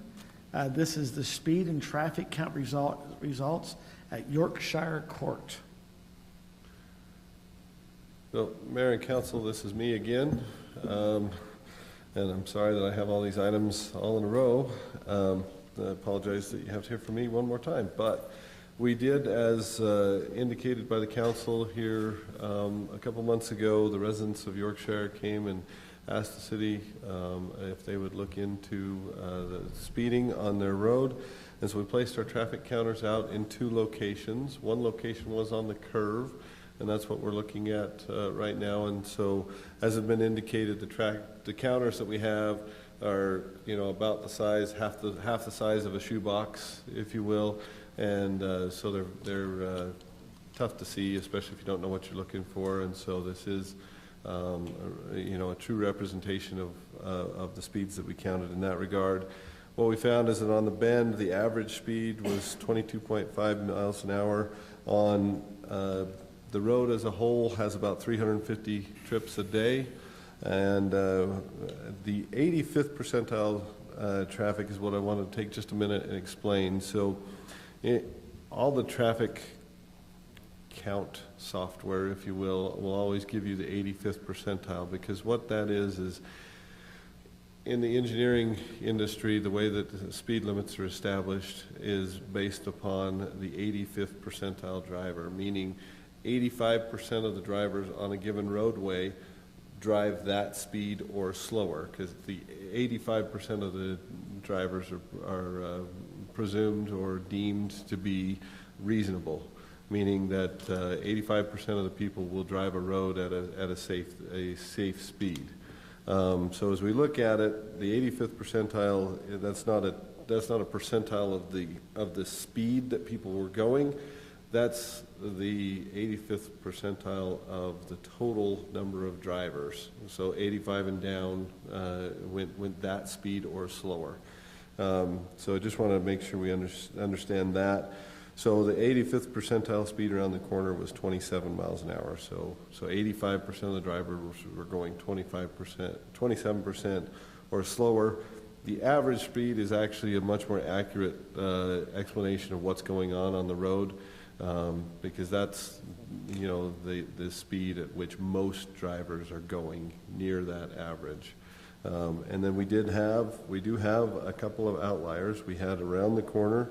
We did measure one, or the high speed that was measured, not just one, but that is the one that was going the highest, is 44 miles an hour around the corner, was the highest measured there. But the average was well within the speed limit. And now if we look at the next location, we put our second, we have 2 counters, and so we put the second counter to the west of the curve on the straightaway section.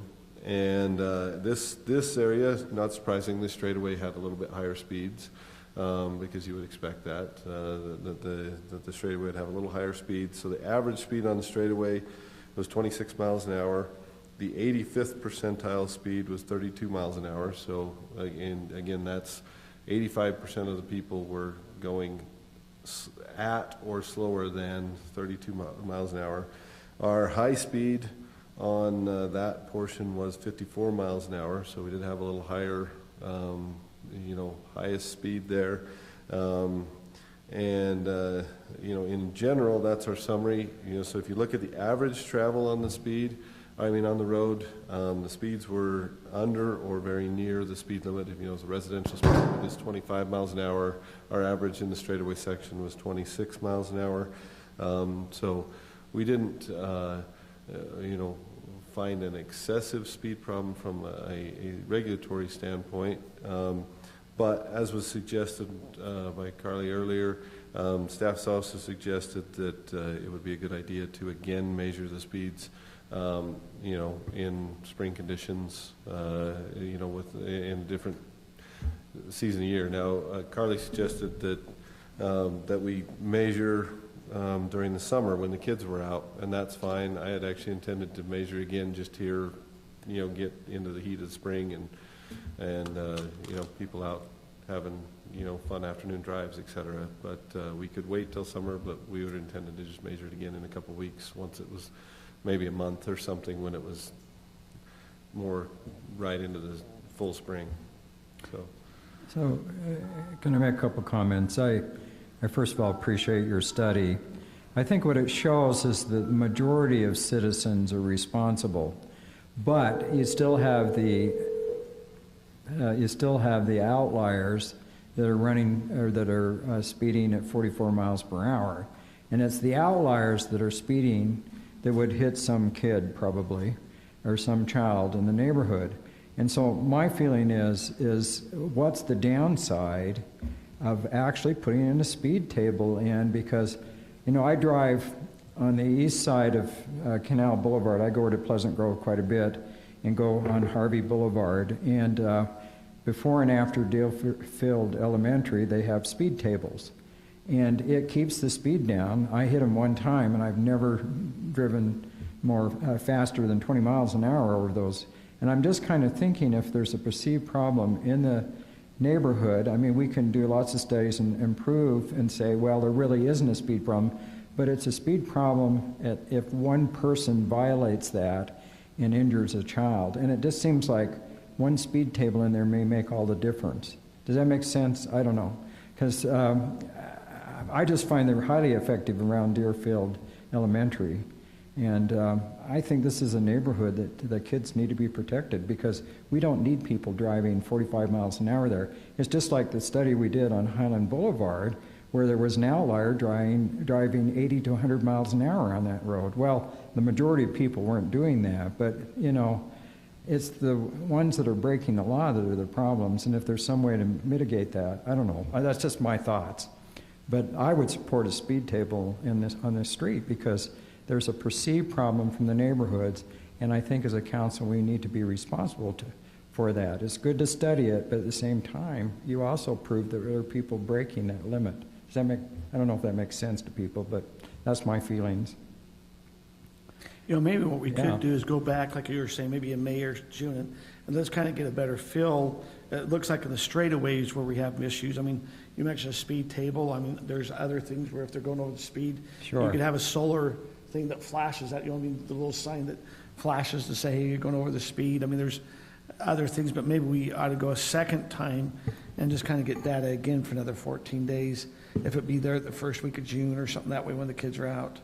And I also know Hillary just made a suggestion. She asked that a police officer be placed on the northeast side of that Windsor Park Drive near the intersection of the Yorkshire Court. So we could always just place a police officer there as well and do some observations because, there's a data analysis and then there's, having a police officer there doing an analysis of when they're cutting that roundabout.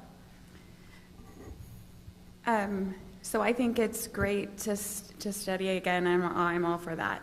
In the meantime, though, do you think it would be possible, since we have residents who are offering to fundraise some of the funds, to put in a sign or something there so that we have something in the meantime? Because we know that we're going to need something there. Or even, I mean, I'm in favor of creating some kind of a program where neighborhoods can do this when they feel like they need to, because I think most neighborhoods in Highland would say that this is a problem, and they have lots of small kids, and I hate those little plastic men so much. So Nathan, do we have, or Andy, do you know what the cost? I think we just put, I mean, I know there's the signs at the little solar thing. Is that, what's the best deterrent for a neighborhood to put in? So if we're looking at costs, you know, and generally with, you know, and with our traffic control, you generally, or speed control, sorry, you start with the, you know, there's a progressive, right, if you will, everything from just a speed limit sign, not a feedback sign, but just a speed limit sign, all the way to, you know, probably a speed table or number of speed tables and those type of measures. But if we want to, you know, most times we'll start with something that's more on the signage or feedback route. So if you were to look at a set of the interactive speed signs, the radar feedback signs tell you how fast you're going. A set of those costs about $6,000 to $7,000. I think they're closer to the $7,000 range to purchase, and then you know, there's obviously some city labor and materials involved in installing them, but that's the complete kit, if you will. But if we wanted to look at, like you mentioned here, Brittany, is if there's some residents that are saying, hey, we do see a concern here, and we're willing to financially compensate or to put that in. What we're saying is for $7,000, they could go buy that, and then the city, for their contribution, would be installing those, correct?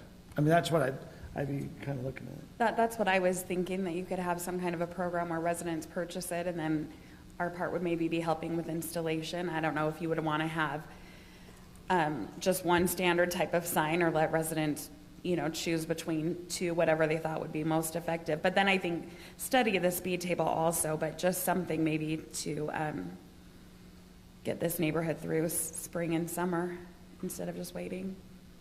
I think on the sign, I mean, we would typically want to keep the signs fairly standard because we want to be able to maintain them. And a portion that the city would do is, over time, the city would maintain them. As we talked the other day with the rapid flashing beacon signs, you know, it does cost, you know, a few $100s a year on average to maintain those signs, and so the city would have the long-term maintenance of those as well. Last thing, along with what Councilwoman Rodela said, I also had a question about if we have police out along those roads. They're looking if they could possibly be positioned at some point on the northeast side of Windsor Park Drive by that roundabout. Apparently people aren't super good at navigating that roundabout. So if officers spend time in that area, maybe they could check that as well. So let me ask you, we had, and I don't know if you noticed, we had I don't know if it was called a VIPS officer, a VIP, Lone Peak, it was here. Can they issue tickets at all? They can't issue tickets. I was gonna say, but they could help us. Say that again? Sorry, they could report back, and then you put a real officer there and see what happens. So what are they? They help with calls like... That's what the VIPS is, okay. Yeah, volunteers. They help with calls like keys locked in a car, security checks, stuff like that. Or if there was a traffic accident, they could be there to help with mitigation of the traffic, correct? I've been noticing, I've seen a couple of the vehicles pulling around the city, and so what it was is we had some extra police cars that were a little older, and they're bringing these volunteers in just to kind of help out. They don't carry a gun or anything. You know, sometimes they're just effective if they're parked alongside the road. Correct. Yeah. I mean, so they even could be down there and observe what the, speed or something. But once they see them, because they look a little bit like a police car, they're going to... Well, I bet the speed would be different if they're parked there in a police car. Yeah. So it mitigates a lot of behavior. So, has the Staff, let me ask you, council, if the residents want to raise some money for these, speed signs, is that amenable to the council, that we'd let residents, if they see a concern, that they could do a fundraising, the city then would be responsible for the installation and then the ongoing maintenance? What's the council's feeling on that recommendation? I'm all for that. Okay. Me too. So I have a Rob question. Hey, how you doing? If a citizen group raises money to have this done, you know what my question is. Does it add a level of complexity to liability issues? No, because the facility, the thing they're installing is going to be something that the city improves, and we're going to make sure it's improved, in the right location, so it's safe and it's reasonable. So they'll give us the money and then we'll handle the installation? Yes. So it'll all be done appropriately. Is that something that could run through the Highland Foundation, and then they could get a tax donation? Tax deduction. And then the Highland Foundation would send that funding, saying this is specifically for this area is what it was donated for, correct? Absolutely, yes. Right. Great. Thanks, Rob. So I've got 2 council members that said that they were okay having residents do that. What's the other council feel? Well, I don't have any problem with the residents doing it. I think it's always good to be civically involved, but what kind of expense are we talking about? I mean, we just spent $5 million.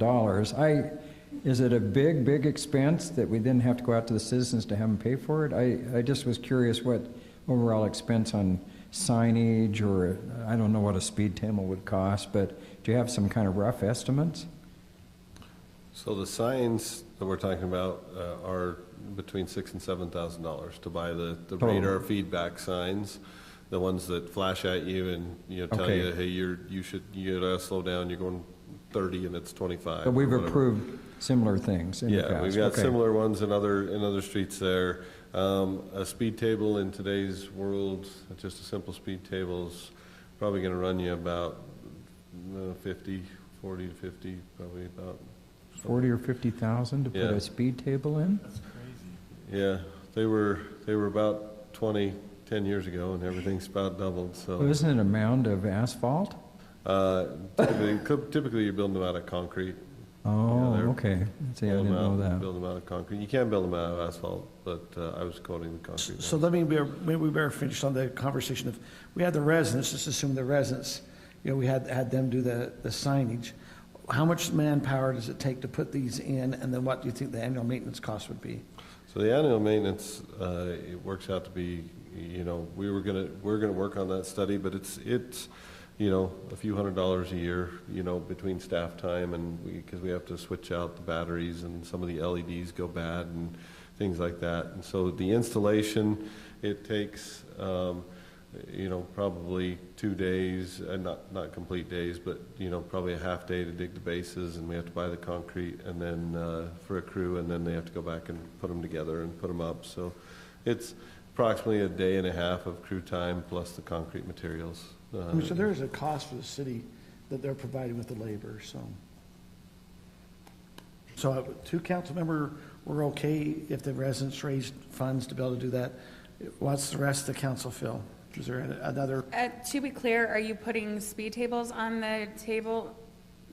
Speed tables on the table for residents to also purchase and install, or are we not putting speed tables on the table, or are we waiting on that?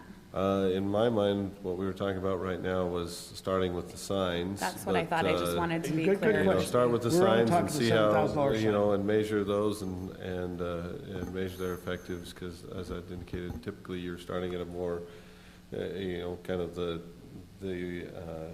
more passive but interactive side of things, going to the speed tables when you got a problem that you can't solve otherwise. So speed tables may be an option later if there's a problem we can solve. But tonight we're talking signs. I would say that that's probably another discussion with the council at another time. Would speed one sign be enough, or would you need one on you do them in pairs typically? So that's everything's in a pair. So you're talking about 14. Is that 14 or is that? No, it's 3,500 each. 3,500 each. Oh, yeah. okay. Yeah, kind of, because usually you're doing one each direction, right? So you'll do, well, what we would do on this road is we would do the, I don't know what you want to call it, the northbound, south of the curve, and then the eastbound to the west of the curve, and have them, on both ends of the street, is what we'd usually do. And I see these only in residential subdivisions. If it's going to be on a main collector, I think the city needs to bear that cost, because that's not really a subdivision. But in a neighborhood. Yeah. So I've got Councilmember Rodela and Councilmember Bills is fine with that. Is the rest of the council? Okay, so Sarah is also supportive. Well, could we establish as a council maybe a policy, because I bet there are several neighborhoods, and we've heard from different neighborhoods, that may be interested in this as well, and maybe we could come up with, if you raise part of the money, we can install it for sure, but I think the city probably should pay for some of it too. I mean, if that Why don't we makes maybe sense. just try this at Yorkshire and see how it goes? But like you said, we hear from a lot of other subdivisions. At least gives the subdivisions, if they feel, if you look back, our data is saying, hey, we recognize there's outliers at 44 miles an hour, but the average is this. It allows them to be able to be proactive to respond in what they're seeing. So I think we got the three council that says if the residents want to, and then Scott, if we feel like we need to bring it up another time to talk a little bit About speed tables. Can we, Mayor, would you mind if we just asked, do we have a couple or a resident from there and just get their opinion on that? I'm okay with that. Would you be okay? Carly, what do you think? Have to be on the record. And we got Sarah Peterson that's online, so she has to be able to hear. Okay, so a couple thoughts. $50,000 is a lot of money for a speed table. We're talking the 7.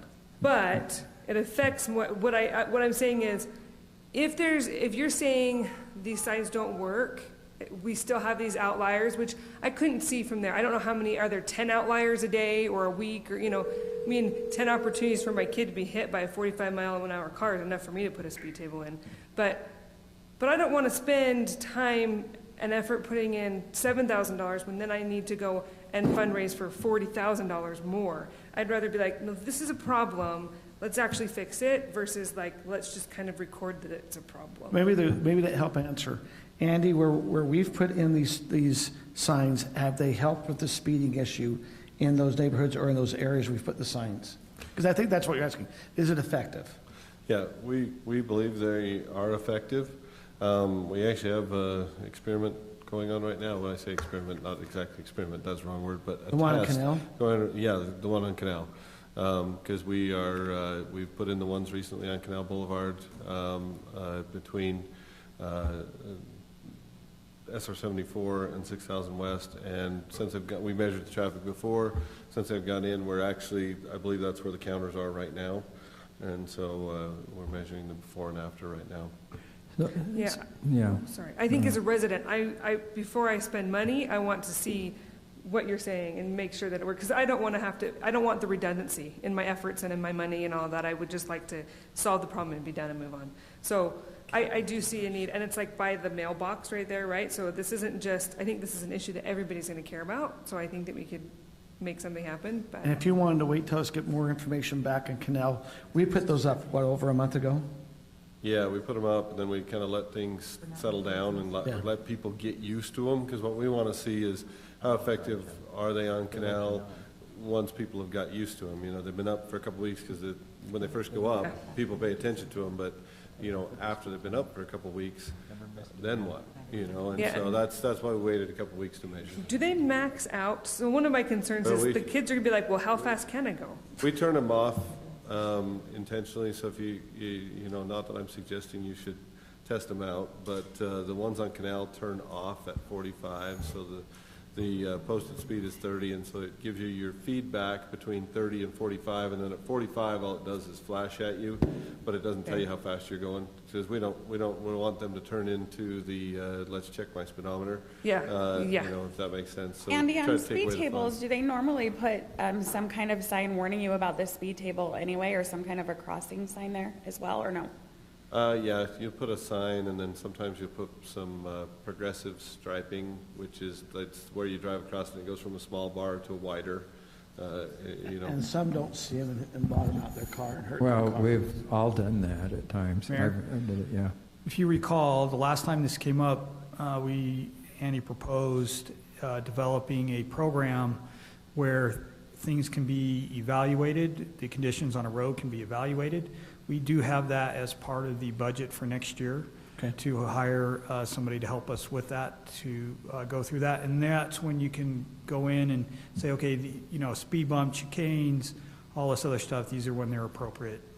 Yeah, that's what we had kind of termed our traffic control toolbox. And all the questions that we're debating tonight are what we're hoping to solve with that, so that we've got kind of the measuring stick that says, in this condition, we're going to do this. In this condition, we're going to do this, and so we've got our list of tools and where we use those tools. Okay. Can I ask one more question? Hillary, it's her property that curve is on, and I know that she has purchased a sign. I think it's, yay big and says children at play or something like that. I'm wondering what the law is for the city because we can put out our ugly yellow man in the middle of the street, but can we put up our own signs on that strip? Not inside the city property. No. Rob, am I speaking correct that the residents cannot bring their own personal signs and put on city road or city property? Having said that, there are caution signs we can put up that say children at play and stuff like that have meet the standards. No, but we can't. Could she attach it to her fence that everybody sees, but it's on her property, right? So, and is the strip that we maintain, we put the grass and all of that, is it an easement or is that yours? Is it the city's? You maintain it, we own it. Okay. Well, that's kind of what okay, that's perfect. Thank you. Okay. Thank you. Okay. Anything else on this, Andy? Okay, we'll then go on. Can I add just one comment? And then it's just real short. So as you drop into American Fork on the Alpine Highway, they have one of these signs, but it's kind of fun because they want you to drive the speed limit, which is 35, and it's a drop down from 45.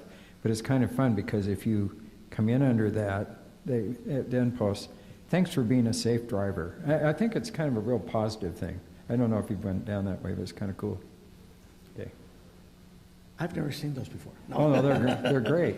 Well, being I was probably going to speed. Yeah, that's because you're going too fast. You're bottoming out your car at a speed table. Okay, we have now some communication items. We have down number 12A, field rentals. Aaron, that is you. That is me. And Mayor, there's been a lot of talk in a lot of different areas about this. And so before I even begin, actually, I kind of want to get a gauge from the council.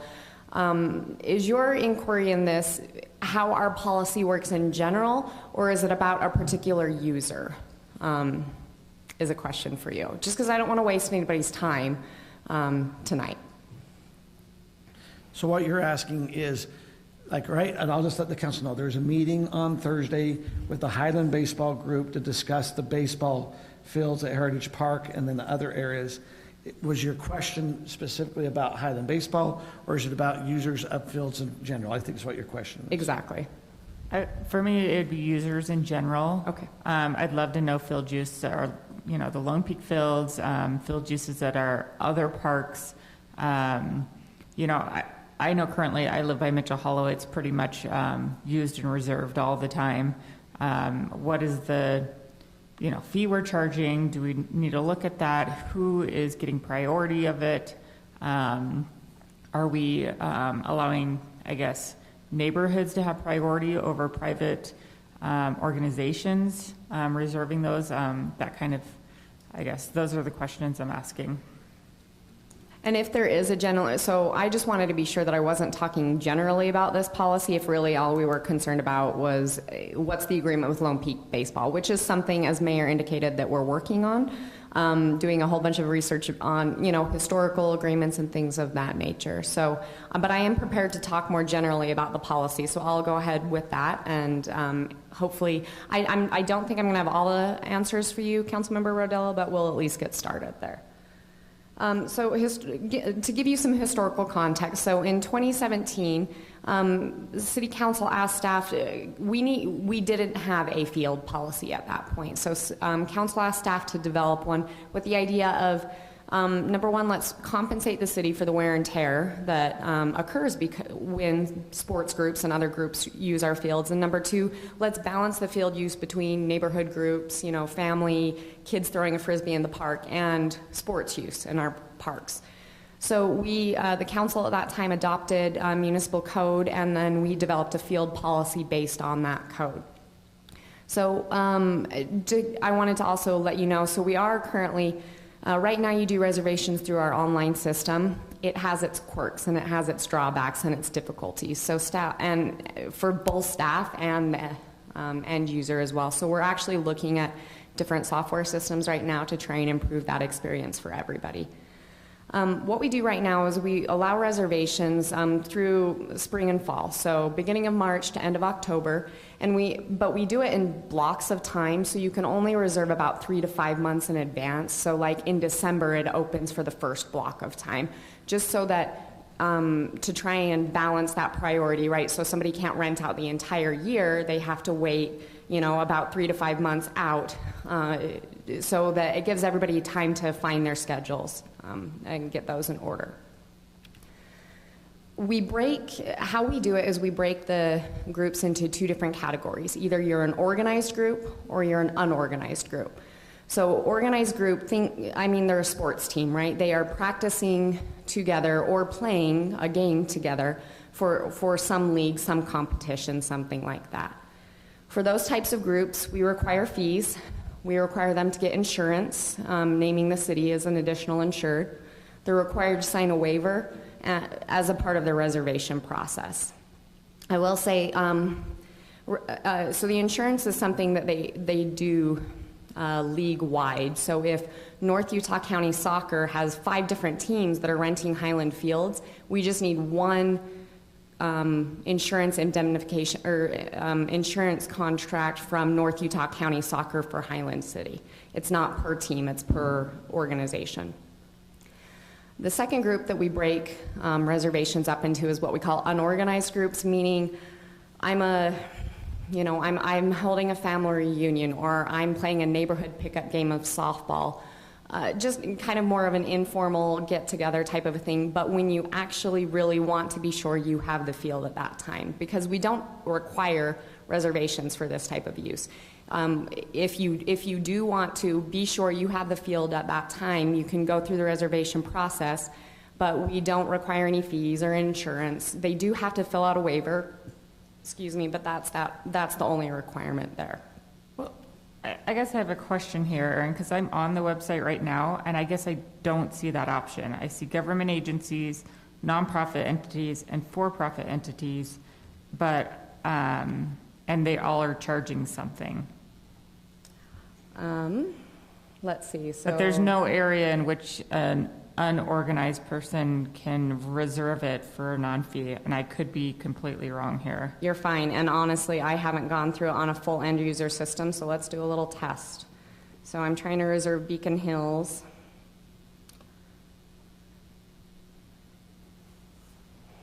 Request a reservation.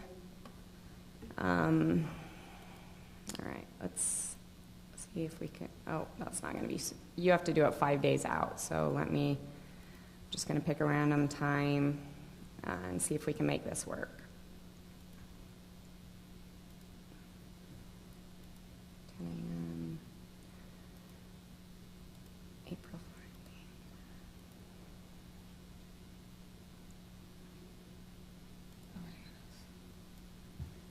14th. Okay. Oh shoot, I have to sign in. Okay, we're not gonna do it right now because I don't wanna waste the council's time on that. So that's something I'll double check with to make sure that that is an option. But it is intended to be an option. I know our staff mentioned to me that they've had a Bible study group reserve it recently, so I know that it is an option. I'm just, again, maybe our software is not currently friendly enough to point that out, but I will confirm that with them.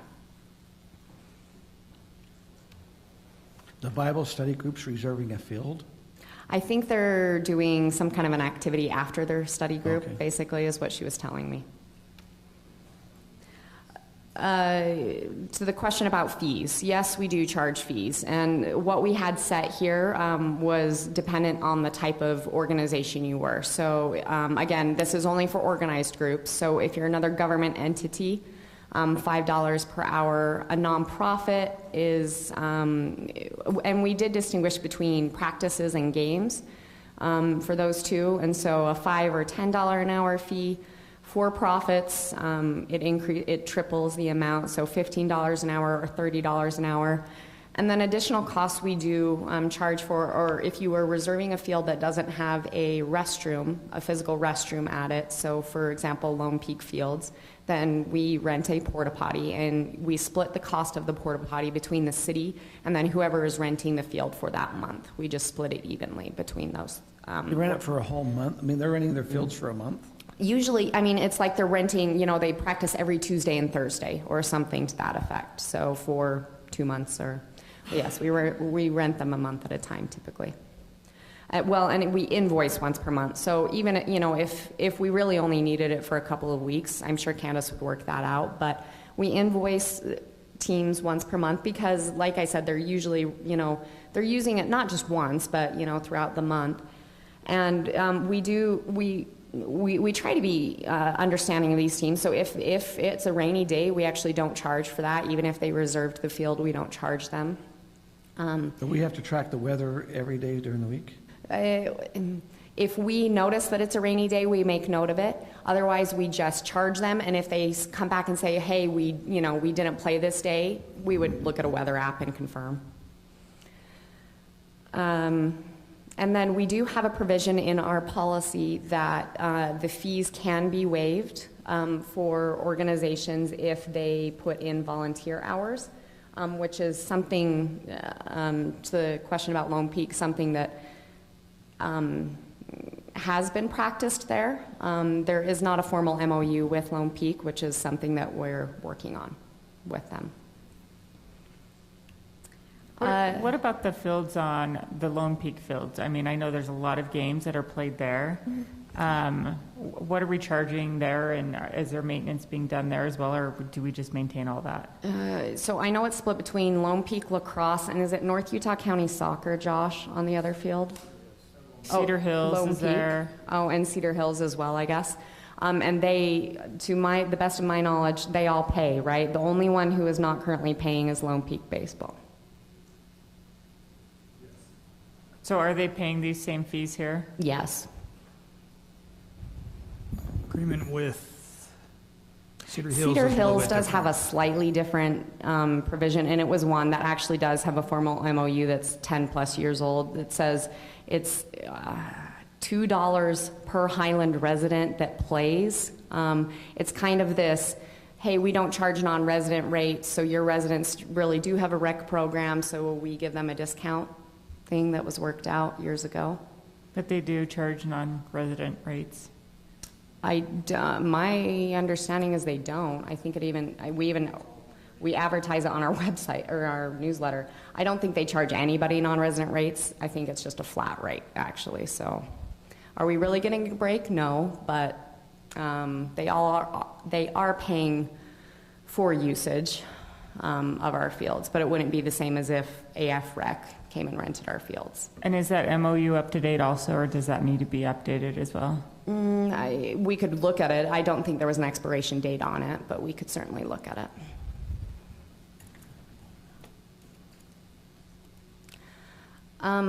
In terms of priority usage, so this is what's written into our policy, is that field maintenance is number one, and we actually even our rental staff works it out with Josh to know when they're going to be there mowing, and we just block out that time. So that comes first, and then after that we've got kind of a complicated system where there's 6 different tiers you can fall into. Whether it's a city activity like say fling, and then it goes down from there. Cedar Hills Rec, and it was prioritized to give preference to unorganized groups, right? Resident groups. and then going down through there towards recreation groups. Our policy also does say that we give preference based on the history of the use of the field as well. Now, in actuality, it is, staff never wants to kick somebody off of a field that they have reserved. Any kind of facility that they've reserved. So in actuality, really how we've practiced this is field maintenance, again, gets #1 priority. After that, city activities do get #1 priority because we can book out long in advance, right, even above the 5 months. And then it's really everyone else on a first come, first served basis. I will say with a caveat of we do know what groups tend to reserve the fields. And so we do try to work with them to say, hey, I know that you usually reserve this field, get me your reservation requests in, type of a thing. But it does present its challenges because if, XYZ rec group always uses this field, but they haven't put in their reservation, but a different group has put in a reservation request, how long do we honor and wait for XYZ to give us their schedule before we let the one who has put in their reservation request move forward? So if our field rental staff would love to move to, from a simplicity standpoint, would love to move to just a first come, first serve, from a simplicity standpoint. But we understand that that's, we also want to respect the relationships that we have with these different organizations. Do we have certain organizations, XYZ, that are taking over a whole field and they're the only ones that ever use it? And what fields would those be? Josh, can you speak to that better than I can? I mean, I know certain groups, like... I mean, they've taken, in a sense, they've kind of taken ownership of that specific area. And you have to realize they are paying for it, so I mean, they're taking ownership through that regard, but yes. Lone Peak Fields, I would give a high percentage to lacrosse, and it's been kind of a mix between boys and girls. But they take a majority of... What group is lacrosse? Is that Lone Peak? That's from Lone Peak High School. So Lone Peak High School's lacrosse teams come in kind of majority, they take kind of the is it a rec league or is it just only sports from the high school? Is it sports teams? As far as I recall, it's just from the sports, is a sports team from the school, okay, unless it's changed. But they take a majority of that field, mostly the west field. Is that or east field, is that year round?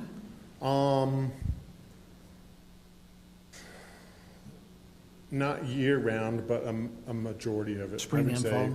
From the spring, as soon as we could open reservations in March, they are booked March through at least, I would say, June. And then sometimes there's a summer league, and they'll do summer practices, so they'll have a majority of that. And the west field there is North Utah County Soccer, I think, usually has the west field most of the time there. And then Heritage Park would be Lone Peak Baseball, has that most of the time. This year's probably an oddity with Mitchell Hollow baseball field, is it because it's been skinned, as you know, the grass has gone from the inside, so there's definitely been an increase in that due to the outfield fence where it's located, the size of field, all that makes it a very desirable field. Heritage is not as much because the outfield isn't as big as Mitchell Hollow, so it limits your age on there pretty much. And then the soccer field's a mix, and we have a fair amount of North Utah County as far as I know on there. We have a lot that probably goes unpaid for soccer. You're talking at Mitchell Hollow? Mm-hmm, at Mitchell Hollow, soccer camps, whatnot. Who's up at Beacon Hills? Beacon Hills has been lacrosse for the last little while. There hasn't been as much soccer. Is that Lone Peak lacrosse too? I'd have to double check, but I'm pretty sure it is. And then we've had Lone Peak lacrosse at Town Center here. Interesting. I think that covers most of... Now what about Wimbledon? Is anyone reserving Wimbledon? Wimbledon, we have a group that... I know there's been a group that's used it consistently that lives there that hasn't paid. This year we have a group that's rented it. You may have had complaints about the porta potty because it's being rented. We've had to provide a porta potty there. And I'm pretty sure, I'd have to verify, but I'm pretty sure it's lacrosse. Lacrosse and rugby has rented. Rugby, that's right, I forgot it was rugby. Wimbledon this year so far. And I can verify what Josh said for Lone Peak East is used by lacrosse from 3 o'clock to 7 o'clock, all through March, it looks like. And soccer was on the west field there. And then as we go over to Canterbury North, they have kind of a field there. Who usually jumps in there? Canterbury North is usually on the PI side, is the only side that you can reserve, and that tends to be some football during the summer. That's about all that we ever see there is some football. So Lone Peak Lacrosse is paying these same rates as well? Is it by the hour? Yes. Okay. So if they're renting out Wimbledon from 4 to 7 p.m., they're paying... Sorry, they're renting out Lone Peak East, but yes, from 3 to 7 p.m. Well, they rent out Wimbledon also twice a week. Yep. Yes, if IMAX Lacrosse is the same thing. Yeah, so 4 to 7. If they're, let's see, they'd probably be a government agency then, right? Which was $5 an hour. So $20 times 5. So $100 a week, $400 a month. And have you made sure in your reservation system that it's actually by hour? Because when you go in there to make a reservation and you put 4 to 7 in there, does it actually come up as $15? So our reservation system doesn't take payments, unfortunately. We manually invoice people. Okay. So assuming that we are doing our back end correctly, again, which is why we would love to upgrade software to make this easier on us, but as well. And accurate, to your point. Can I ask a little bit of a tangential question? So on these fields that we rent, and are we providing porta potties on these films? On the ones, if you are renting for a longer period of time and there is not a bathroom there, then yes. So because we added bathrooms at Beacon Hills, right? So is Lone Peak the only one now, Josh? And Wimbledon. Oh, and Wimbledon, that's right. We're actually getting, ironically, so, in previous years, we've gotten complaints, hey, the kids are peeing in the bushes or knocking on my door to use the restroom. We actually got a complaint this year that, hey, the porta potty's ugly. Well, and I'm having people complain to me about the porta potties. I mean, it makes sense to have one, but maybe the resident should have a say where you put it. Yeah, I mean, I think we need to provide it. Yeah, I think it needs to be provided, but maybe let the neighborhood kind of decide where they want it. Of course, it's like all things, nobody wants it in their backyard. But at the same time, I think if it just appears across from somebody's house or something, they're not too happy about it, without a little bit of say. So, yes, in Wimbledon, the first time it was on one side of the parking lot. Now it is in the middle. So we're in the middle of the parking lot. We don't really have an option to go any farther away from anybody else. Lone Peak is in the middle of the parking lot. So those will be our two that we really have porta potties at. The rest have a bathroom. Except for City Center. Yeah, and then we've recommended that the city building, unless they would like to do otherwise. So they run down here to the city building? Yes. And there's no way to move that once in a while? Because I'm getting a lot of complaints from Wimbledon. You've got to put it on the right kind of surface, right? And it's right in the middle.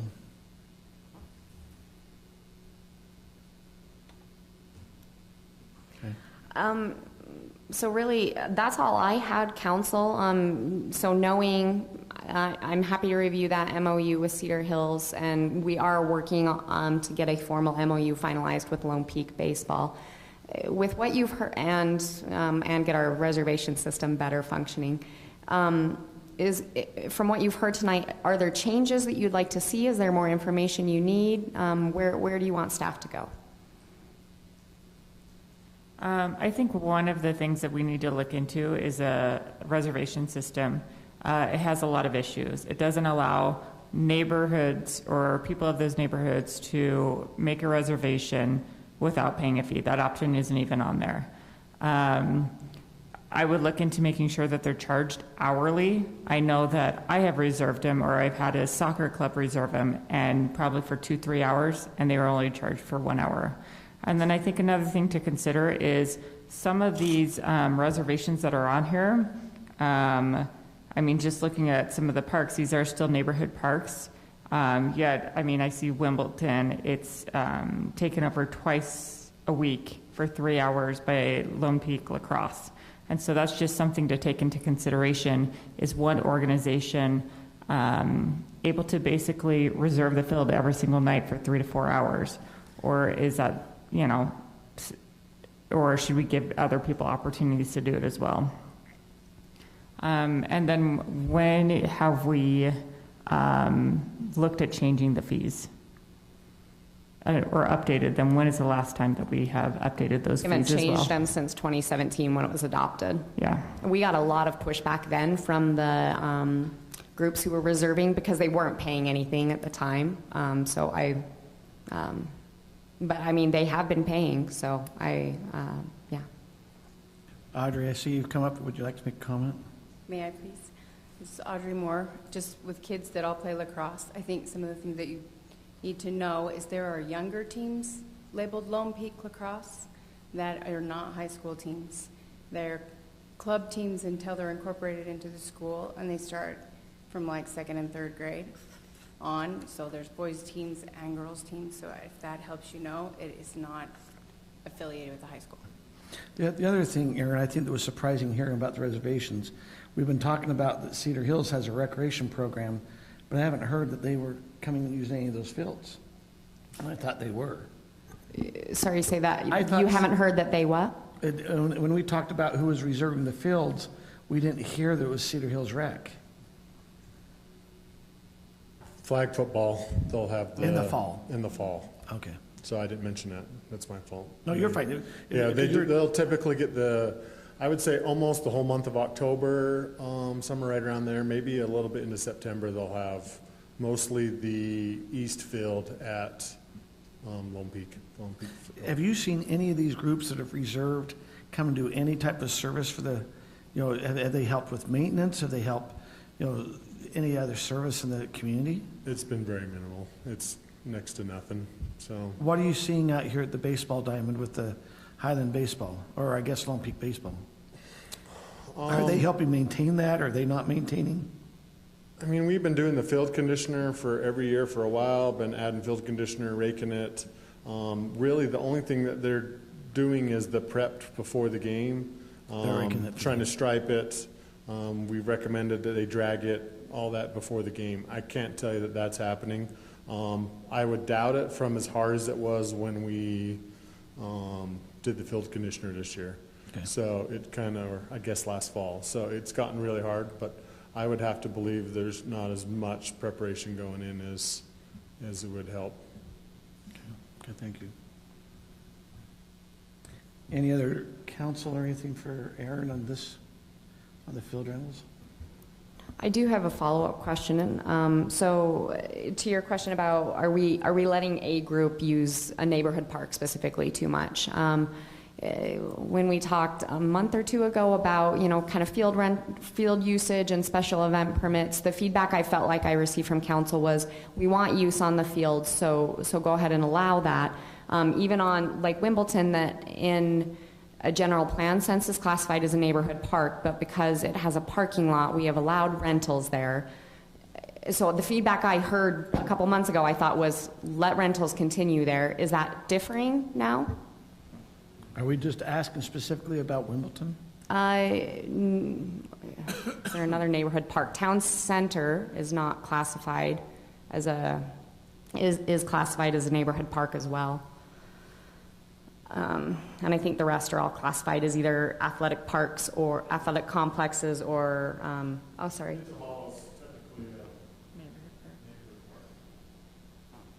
It might, you know, in our general plan, it calls it an athletic complex. Yeah. So your criteria is if it has a parking lot, it's rentable. If it is either an athletic complex or regional park in our general plan, or neighborhood parks that have more amenities to make it rentable, i.e. parking lot in our case. So how does Windsor Meadows fit in that? Because I think there was a problem at one time that was rented, and then the city withdrew and stopped renting it because of the parking issues. Correct. That one's not rentable, correct, Josh? But we did rent it at one time. Was for a while. It's never been rentable as far as I know. It was being used. They would just show up to practice. They were just showing up for practice consistently in Sunday games and whatnot. Okay. I mean, being a couple blocks from my house, I kind of know. Was this before This is really what brought 2017 on, was Windsor Meadows. Windsor Meadows being used and no parking available and no bathrooms, nothing, because it really is the perfect size football, soccer field, however you want to look at it. But it was being used when it was never intended to be that way. But we use Wimbledon because there's a little parking lot there. Because it has a parking lot. That was kind of one of the things that came from the 2017, is that we want somewhere for them to park so that they're not parking on the street, taking up people's places. So that was kind of the criteria, is if it has a parking, we can at least rent it so that they can park there. That was kind of the whole idea behind that. Essentially that it'd minimize the impact on the neighborhood because there is not as much street parking. Porta potties we can bring in, you can't bring in parking. Scott, is your concern it's an open space neighborhood that's paying a fee and they have a park that's being used? Is that the concern? Is it because? No, I just was wondering the criteria. Because I haven't heard any complaints out of that neighborhood about the park being used, particularly, or rented. They just haven't been real keen on the porta potty. Porta potty. So we could maybe decorate it or something. I don't know. So do those rental fees that are in open space parks, do they go into the open space account then? No, these all go into the general fund, all of the fees for rentals. And I think, so like if you look at Mitchell Hollow, the property, we'd have to go look, but I remember reading that the city paid $600,000 to put the park in. So it wasn't just the developer that put in this, and I don't know if it was because it was a wash, a drainage basin, how they did it. Beacon Hills, I know they had some fees up there, and I know the city put that park in, but Beacon Hills is in the open space, and they're all going to be intertwined. This is our issue with open space. It's all intertwined with Beacon Hills. It's intertwined there at Wimbledon. It's intertwined over in Canterbury North. It's intertwined down at Mitchell Hollow. We talked about Windsor Meadows. They're all intertwined somehow. So it's not a hugely significant amount. We're talking $10,000 in this year's budget, but that also includes pavilion rentals as well in there. So that's all, and building rentals. So, maybe field rental. I can't tell you how much that is field. So, any other discussion on this field maintenance? Okay, we will now move on to another fun topic. We will now go on to our item number 12B, encroachment, and sending out a notification letter. Mayor and Council, I'll turn this time over to Brittany. She'll report back and lead a discussion. Yeah, and also I need to cancel the field rental I just made for July 13th when I was trying to walk myself through the process. 7:15 a.m. Yeah, so as y'all know, I've got a committee that's been looking into some of the encroachment issues that we have here in Highland, and I'm gonna actually let them do this first part of the talking. So Audrey's gonna take 2 or 3 minutes and talk about what the problem is that we're talking about so that we have it well defined. And then Chris is gonna talk about some of the research he did talking to other cities about what they do with this problem, and then Brent is going to take 2 or 3 minutes to tell us what he's seen across the city. So just so we're on the same page. Thanks, Audrey. Oh, and then after Brent, Sarah, do you want to take a minute?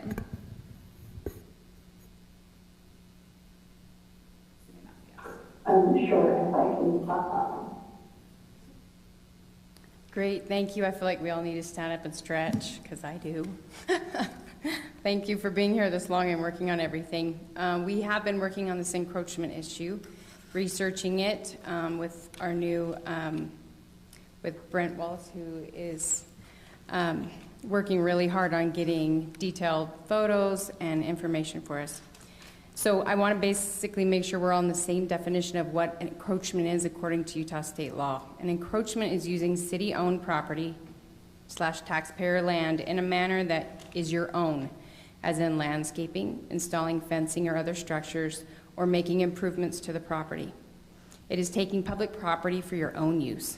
This does not pertain to cleanup, maintenance, or improvement as service by community groups or individuals in parks or on trail corridors where private property owners' property boundaries are established, and do not absorb onto the city property, incorporating it into their yards. So we want to make that specification. Can you clarify that? Yes, ask any question. So, as I'm listening about this, because I've kind of thought a lot about open space issues for a long time. So, are you familiar with the trail that's on the north side of Caddy Lane open space neighborhood? Me personally, no. Okay. I would encourage you to walk on that because there are distinct property lines that the people have, either rock walls or a fence, but then they have gone forth and put some landscaping up to the trail. Now, in many cases, I'm sure Kim's pretty familiar with this, in some cases it's rocks and xeriscaping, sometimes it's ground cover. There are some neighborhoods there, or neighbors that have actually grassed it and put some trees. It makes the trail spectacularly beautiful, and is a major difference from the other side of the trail, which is mowed by the city staff maybe twice a year. I don't know how often they maintain it, but is also a dumping ground for a lot of waste. So I want to make sure that I understand what this definition is. So because, did you hear? Yeah, that is what I said. Yeah. So we were trying to make sure that it said, this does not pertain to cleanup or sacrifice by citizens contributing, not claiming the property but to incorporate into the it. yard, but they are maintaining it, And keeping weeds it. down, beautifying it. We're not talking about that in this encroachment because that issue. benefits the whole community. I wanted to specify the difference. Thank you. So why this needs to be solved and now is what we really want to address. This problem has grown in Highland as we have found other cities. The problem has grown in Highland and we have found that other cities don't have the same kind of encroachment issues that we do after we have done research. Violators, as it is enforced in their cities, that will be discussed by Chris Howden in a minute. It is a complicated issue that gets more complicated the longer it is not enforced, and our citizens are not educated about it, especially as properties sell and the next buyer unwittingly takes over the new property under the assumption that the city property that had been encroached upon is theirs. Part of it is naturally evolved as the city councils have not enforced encroachment violations in the past. We have heard from violators that they have talked to so-and-so at the city and were given permission. Some of these have no written agreement, contract of payment for the property, so this is illegal. It is illegal on the part of the encroacher and on the city personnel, whether it be an employee, commissioner, counselor, or mayor. No one has the right to give taxpayer property away for personal use without proper procedures, documentation, maintenance fees, or bill of sale. Some of the most egregious violators are on the outskirts of developments and near open space and city boundaries that affect access to critical city utility access, public works, city public works, and public biking and hiking trail space, which, as you know, is a very hot topic right now, as we have schools like Skyridge, Lone Peak, with 400+ riders trying to access the trails currently. And that's not just residents. Those are with those teams. We have also had problems that certain homeowners feel they have the right to the land they have encroached on and taken taxpayers and money because they spent X amount of dollars on their illegal personal improvements to public lands with excuses like, it looks better and we improved it. That is a growing problem as adjoining neighbors see their neighbors doing it and they follow suit. And we have satellite imaging of these areas, which I'm sure Brett can show you. Highland were, let's see, their misguided rationalization seemed to be stopped and addressed as illegal occupation of taxpayers on taxpayer land. Public education of homeowners' actual property boundaries are now so easily available with plat maps and with an online free app tool of satellite views almost to the foot of property lines. This is accessible to all citizens, and that is a mere education to the community that that's available. I've used it myself. Now is the time to stop as real estate swapping hands is at a record-breaking market, and new homeowners and old owners need to understand their responsibilities and know their boundaries, and so the citizens can use the public lands that they are paying for. And that's basically an introduction and a definition, and we'll turn the time over to Chris. Can I ask a question, Audrey, before you leave? So you listed like staff and city council and other people giving permission to people to do this. I'm not, do you have... This is what Brett is hearing from violators as Okay. an officer going to talk to encroachment So people claim that, issues. but it's not necessarily true. Correct. Yeah. And just stating the fact that this is an illegal thing, so that argument does not hold. No, we don't need to honor that right. because there is no written. Because there's someone out there claiming that I gave them permission to do something. I've never met that person. Correct. Ever. And so we're just Yeah. stating to protect us and to protect them, we have the law. Scott, I think they're claiming that both of us talked to them, but it's interesting, as the issue came up, they never reached out to us. Well, I never heard anything about it until now. Yeah. Good evening. So I had a fun job. I phoned, and there was no method behind the madness. I just thought of cities where we've used their trails a lot.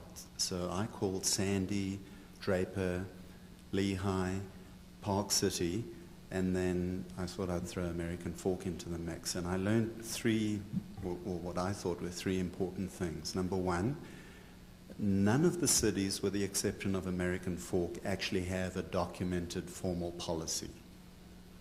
So Draper, Sandy, Park City, Lehigh, they just have this sort of ad hoc approach to it. American Fork does have a written process, a way of doing things.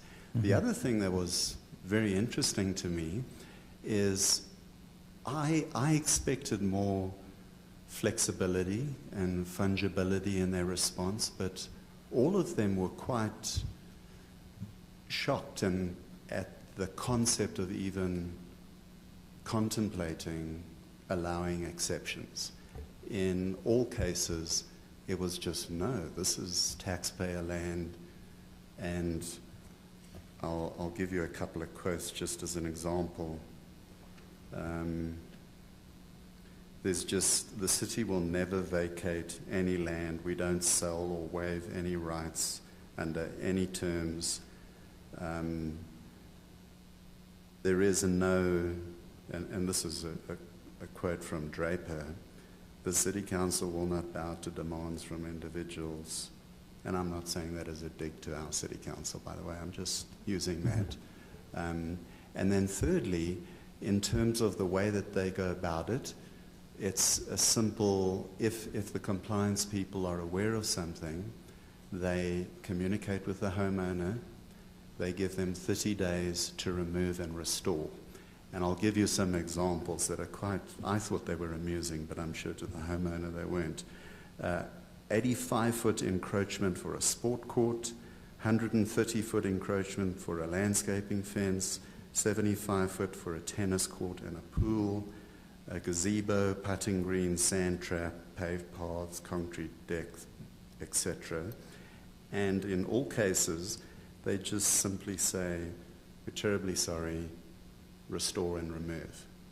And I mean, it seemed a little harsh to me personally, but it was just enlightening to see how these other cities approach things.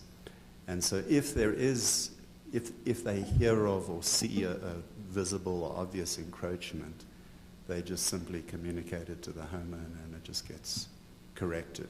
Where, and American Forks seem more in this vein, where there are little piddly a foot or 6 inches or 3 feet or just a funny little parcel, they'll actually give the citizens what is called an encroachment agreement, where the primary verbiage basically says the terms are not negotiable, you acknowledge you're encroaching, we allow you as the city to encroach on the land, but we accept no liability for what happens on the land, and we can revoke this at any time. And it's sort of this one-time letter that they give to the homeowner, but then the city reserves the right to yank it at any time. I have a question. So, you know, for that person that built his sports court or pool, and the city was like, okay, you've got 30 days to restore it. Yeah. Is there a fine system if they go over 30 days? So they actually, I asked him about it, and he said they just refer it to their attorneys.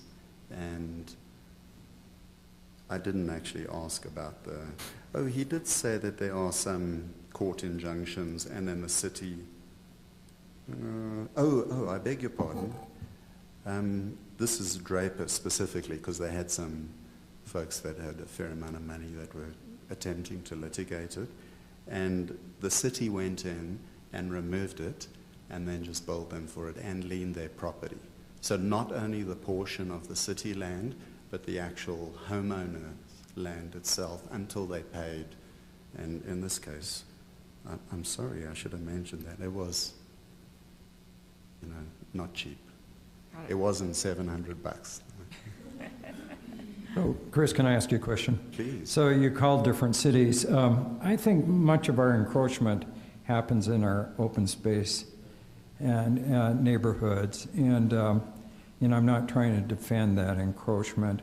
Which of those cities you talk to have open space neighborhoods with similar problem as Highland? So I don't know what their open space structure is. Like the chapter. Do any of the cities have that same concept? My understanding is, Nathan, maybe you know the answer to this, that the only other city that has this is either West or South Jordan. Any other cities you're aware of that have this open space concept?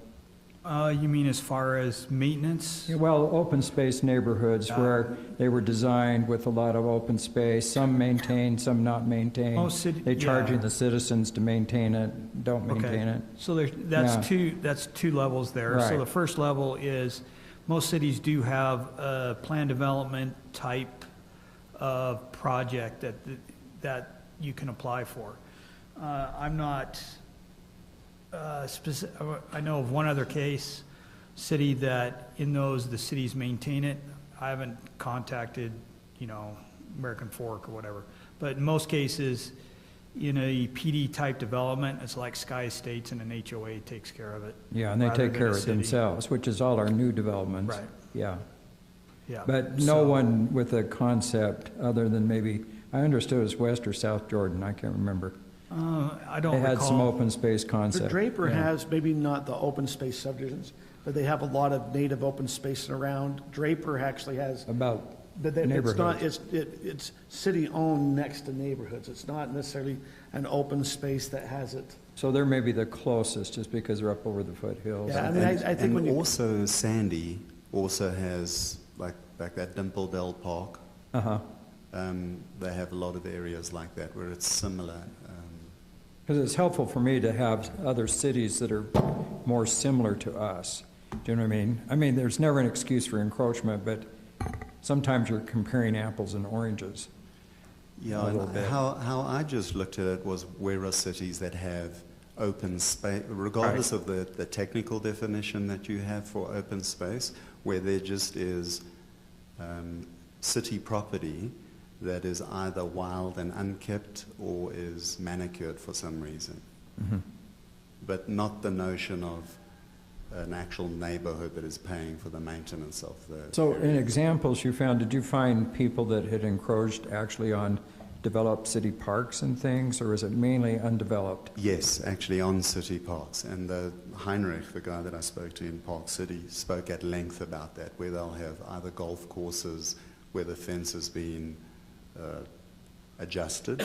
So they were claiming part of a golf course and things like that. And then Draper and Sandy have also had, and Lehigh spoke about this, where they'll have just drainage areas, kind of similar to what we have with Dry Creek. Right. Where homeowners will just do a little Lebensraum expansion into the wild area. So did you find where people have expanded into like easements for pipelines and things like that? I mean, that goes on.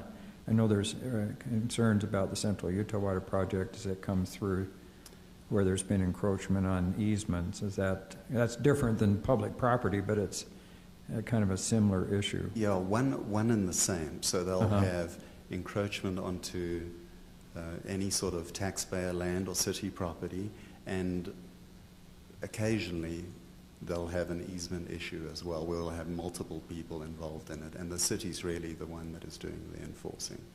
Okay. Can I tell you a funny story? I promise you I'll be brief. So, a true story, I'm not fibbing, but it does sound fabricated. It's so amusing. The police get called in a certain city. They go out to enforce kids that are pool hopping, because there's this irate homeowner that has children swimming in his pool. So the police cite the children. One of the children's parents is quite enterprising. They're a lawyer, and they start doing some research and go, oh, the pool is actually on city property. Oops, yeah. And actually that was one of the ones that I mentioned where they had to... So theoretically it was public. Yes, and that was the argument that the defendant's father made, which is, hey, we pay taxes, we're using city property, so what's the issue? Anyway, thank you. Maybe that's Any a other resolution questions? right there. Yeah.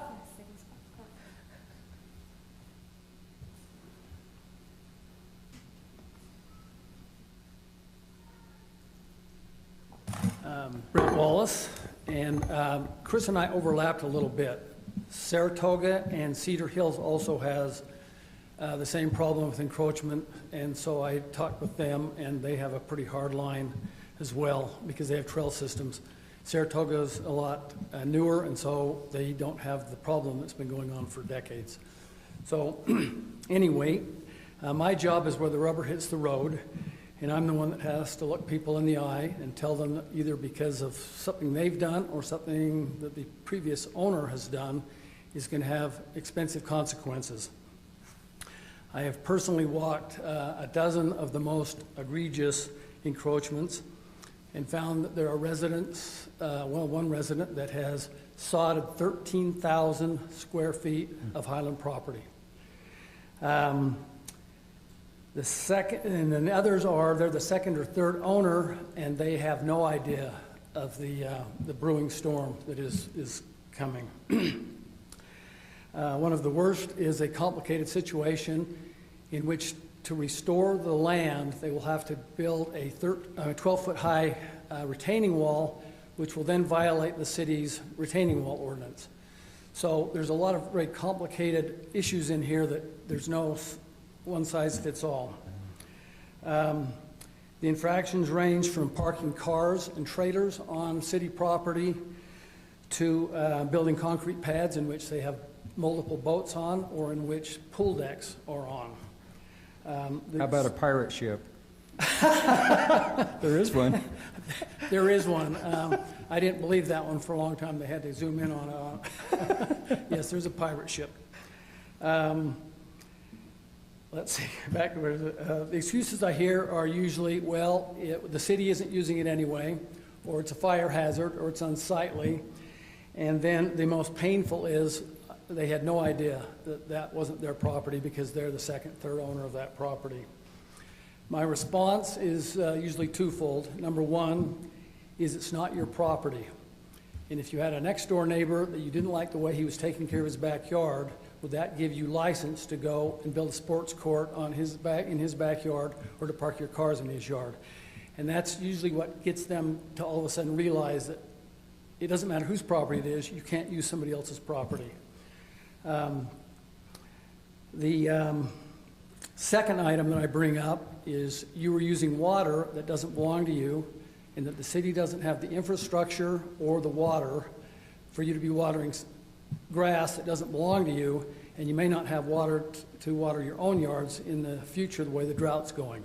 So those are the two things. Number one, it's it's not your property, and number two, you're irrigating with water that is not yours and may not even exist in the future. I think that more effort has probably gone into this discussion in the last 3 months than maybe have gone into it in the last 15 years. And there's been, I want to compliment Brittany on the amount of work that she's kind of spearheaded on this. I think it's imperative that a decision is made now, because if we don't make it now, I don't know that it will ever happen. We've got some momentum going behind this, and hopefully the council is behind it. I think making exceptions and trying to negotiate will open a giant can of worms, and that if any concessions are made, they need to be made to everyone, or there'll be big legal issues. So appreciate your time, and turn the time, I guess, So, over to Sarah. Brent, Yes, let me just ask the Caddy Lane question again. So Audrey kind of explained that. So all those people are actually encroached on property up the trail, but they beautified it. They don't claim the property, they've just beautified it. Now, are they going to get encroachment letters as much as the person up in Beacon Hills that sodded 13,000 square feet of, or however it was, of that property? So I guess if people remove their encroachments, are we going to make our trails ugly and just leave weeds along them? Scott, how's that work? Mayor Austin, Yeah, I just wonder about the resolution. In my opinion, our trail corridors, where someone encroaches upon a trail corridor, most of them have beautified it. Right. We don't, and I would recommend. It's oftentimes just lawn. But we maybe encourage them to do a maintenance agreement, recognizing, and we don't charge them a fee if they're going to do a maintenance agreement, because they're maintaining that area by the trails. Right. I think our trails are unique, and I think in a lot of our open spaces, I would recommend, if we're doing an encroachment agreement, that we do encourage people to improve that area between their. And I support that. I just don't want to have them rip everything out and have no, weeds. and I think, and we'll have to talk as a council what they're feeling, but that was, I think, I've been to a couple of the meetings, and I said, guys, we saw pictures, Brent, you showed pictures, and going, you're right, it's been beautified by the trails. We don't want that ripped out. But I'm just saying, we can talk as a council, but I would really recommend we come up with a plan that if it's by a trail, they could beautify. Now, when you have 13,000 square feet. In a conservation area up in that. Yeah, that's not right at all. And so I think what you're talking about, Caddy Lane, I think almost everyone in the council is going to say, we recognize that, one, it benefits the city, two, it benefits the residents to walk by the trail, and so it's good for the city. It's a benefit to the city. Right, well, and that's what I'm saying. I think you need to be as black and white as we can, but it just seems like if they beautified our trails, and they're not claiming it. Correct. I mean, they have and I think we can enter maintenance agreements that way. That way, they know what, it's not theirs, but they know what the agreement is and how they're trying to maintain it. And we know that they're there. That's at least my recommendation. So that would be an exception that would be a uniform exception. It has to be on a trail corridor. It has to be a maximum of certain size, and that they can't claim it as their own.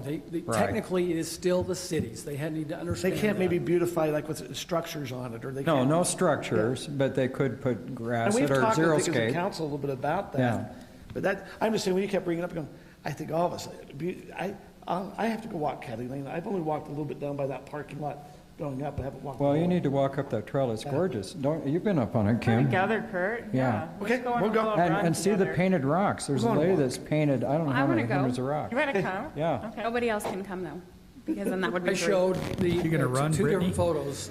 Yeah. One homeowner that had put Ride a bike. rocks, weed barrier, and baseball-sized rocks down at their expense on the entire length. And then across the street, across the trail from them, they had planted grass along their entire. So you had grass and you had rock, but it beautified it from total opposite extremes, one grass and one hard. And you're talking Canterbury North, right? I've walked that in back behind most of those homes. Most of them have done a very good job in their maintenance. So there needs to be a uniform exception that nobody can say, well, they got something that I didn't. You're not on a trail corridor. So we just make sure that they don't have ownership of that property, but they're within a certain parameter, especially if they do maintenance agreement, they can beautify it. Yeah. I think, okay. Any other questions? I'm sorry, I didn't mean to jump on that. We also brought up, if there's trees planted there, there might be a situation where it will not be in the best interest of the city for them to return it to its original state, which might have been goat's heads and tumbleweed and ryegrass. But we need to abandon it and stop irrigating it, and then if the trees can survive, the trees can survive. If they're established trees they planted. But those are details. But the letter is what needs to be sent out very quickly so we don't have any more sports courts being built on property. Scott, did you have another question? No, I was just thinking, so are the most egregious areas kind of up in the northwest of the city? Is that what I'm hearing? Is it Highland everywhere? Hollows has quite a bit. I was just going to say that's my neighborhood, and in the north end are the worst offenders. And that's usually by. When I say my neighborhood, not in Canterbury subdivision, in the Hollows subdivision. You don't remember the Johnny Iverson property? Yeah. Yeah. Down there in the Hollows. Down in the Hollows. That Well, that's borders Dry because- Creek. Yeah, they've been isolated, so they feel separate. Yeah, Anybody else? Thank you, Brent. Okay. thanks. Sarah has passed on her time because she doesn't feel well and her voice isn't working well. I have a couple of suggestions about how I think we should proceed, but first I was going to ask Rob if he would clear up any possible legal problems that we may run into. Is there any way that people can claim this as their own? Or even claim precedence, I guess, where, we knew about it and we didn't do anything about it. So generally the rule will be, it's anticipated that if someone has used city property, they're doing it with the city's permission, meaning they're not acquiring an ownership interest in it. And there's even a statute that basically says, adverse possession rules apply generally, except they can't apply against the government. You can't take governmental property by adversely possessing it. Is there perceived permission by the fact that they knew that we knew about it and didn't tell them they couldn't? Potentially, it would not be a legal precedent. It would be well, you kind of knew about this and you let me do this. It's more of the personal interaction, not I can go to court and say, I was allowed to do this. The one exception to that, and this is where the limitation would be, is if the city ever issued something in writing approving them. This would usually be a permit of some kind. Say someone applied for a pool permit or a building or a retaining wall, and it was built on city property, and we signed off on that and said, go ahead and do that. That's where the city can get in trouble. If someone just does something, however, and we just know about it, but they didn't get our approval, something in writing from the city, then that doesn't apply. And the burden of proof would rest with the resident, wouldn't it? They'd have to have a copy of that to prove. Correct. They can't just come and say, 4 years ago, someone told me I could do this. It would have to be, I had this permit that got issued that, was signed by someone that was representing the city. And that's a good question, and I asked Nathan that earlier today, but I didn't give him a lot of wording as, have there ever been times that you know of that we issued any kind of a permit for any structure that is on city property, but that was privately built? Not that I'm aware of, especially in larger encroachments. We may have one here or there where we did a retaining wall and they go over 2 inches or 6 inches or something like that. But without doing an inventory, I wouldn't know. But I'm not aware of any permits we've issued for accessory buildings or sports courts or anything like that on city-owned property. Can I ask the question even in a different way? We've talked about Highland baseball. We let residents come and make an improvement, or ask them to come help with improvements. That appears that they help the city with improvements, and there's probably an implied agreement there. Does that make sense that because you did this, there's an implied usage agreement? Now, maybe that was done in the 80s. How does that apply on any of this if there's an implied usage or things that way? So generally, this is all kind of, there's a legal principle called estoppel or reliance, where basically where someone comes to the city, or the city tries to say, you can't do something, even though before we said you could. And they can say, no, you can't say that to me because you wrote something down. The problem with the government is courts are very clear, is one government person can't bind an entire city, because it can't work that way. You can't have a staff member or one council member or one planning commission member who says something and suddenly an entire city government is bound by that. So courts usually say, when you deal with the city, you have to go through the right process, otherwise you can't rely on anything. They've even invalidated contracts where the contracts were contrary to city ordinances because they say, you should have known the city's ordinances prohibited this. And they put that burden on the private entity, not the city. That does sometimes get tricky with the whole estoppel thing, but generally, unless, we did something very clear, we stamped a permit, it's not really going to be binding on the city. We even found that out with annexation agreements, that they can't bind a future council to an annexation agreement. Yes. I'll say sometimes we have done some permits, not for city encroachments that I'm aware of, but sometimes it happens where we will violate a setback rule that we should be enforcing, and someone goes and builds a garage or something. At that point, we kind of say, you know what, we should have caught that, and that's kind of on us. We gave you a written approval. We're not going to go back on that now.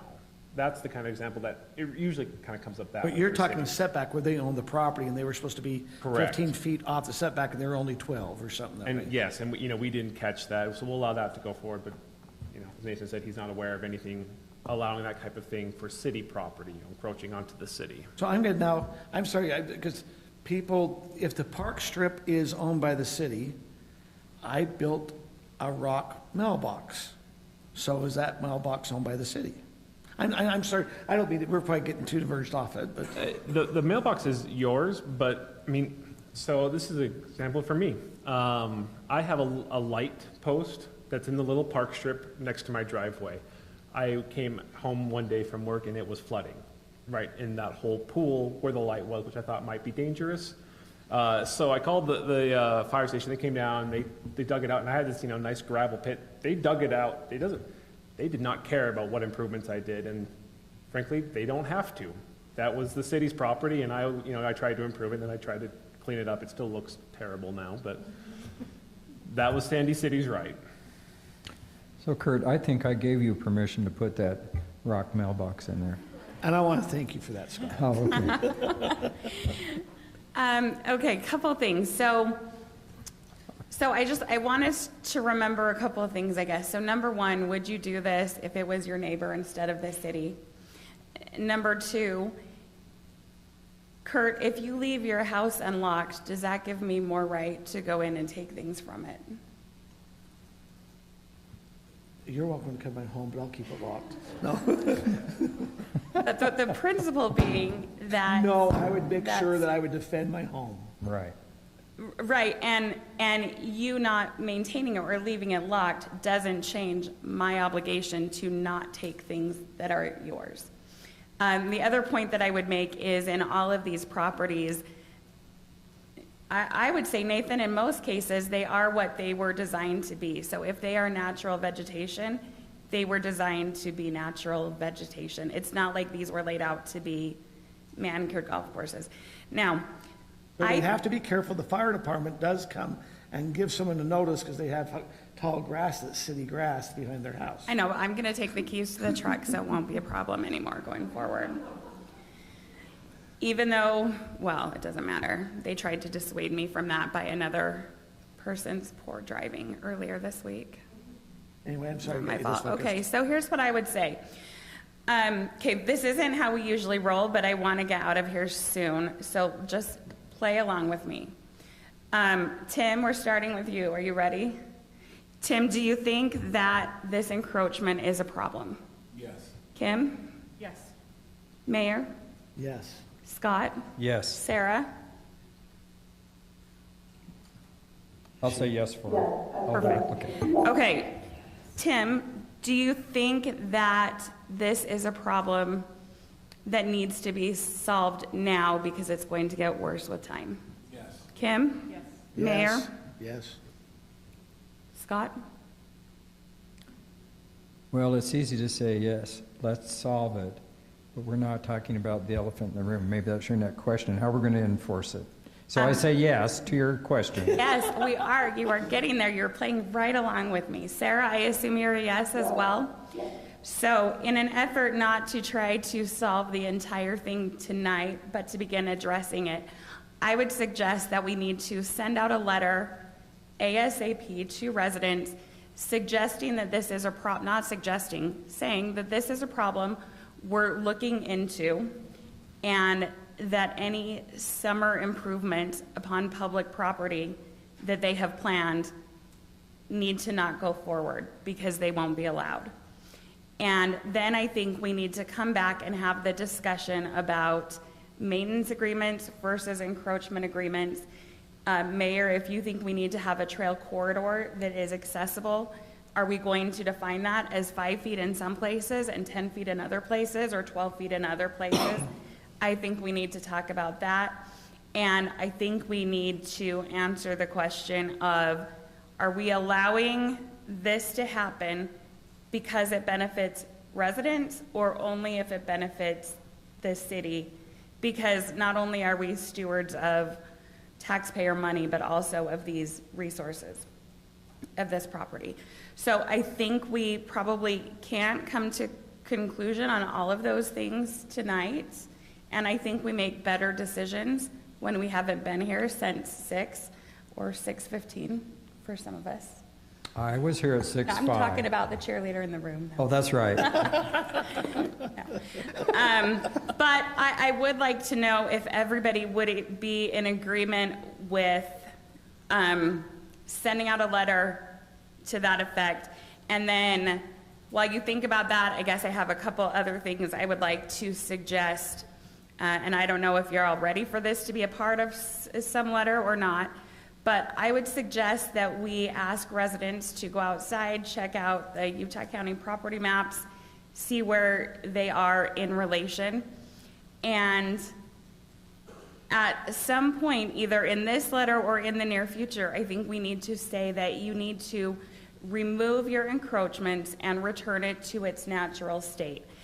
I think that Scott is right, that there are going to be some places where it's better to leave it, and it will look better for the city, and it will benefit everyone. I think there will be a few retaining walls like that, but I think that those need to be either part of that trail corridor or the exception. I don't think we put something out there that says, everybody bring us your exception. The default should be remove your encroachment from city property. If you have a current written maintenance agreement that you can bring us and show us, then we could honor that until the end of its existence. But I think that's only 2 or 3 in the city. And then other than that, the council can figure out which of these are trail corridors, and we could possibly offer encroachment agreements to them, understanding it is city property. It is not lots and lots of grass. We can put some limitations on that,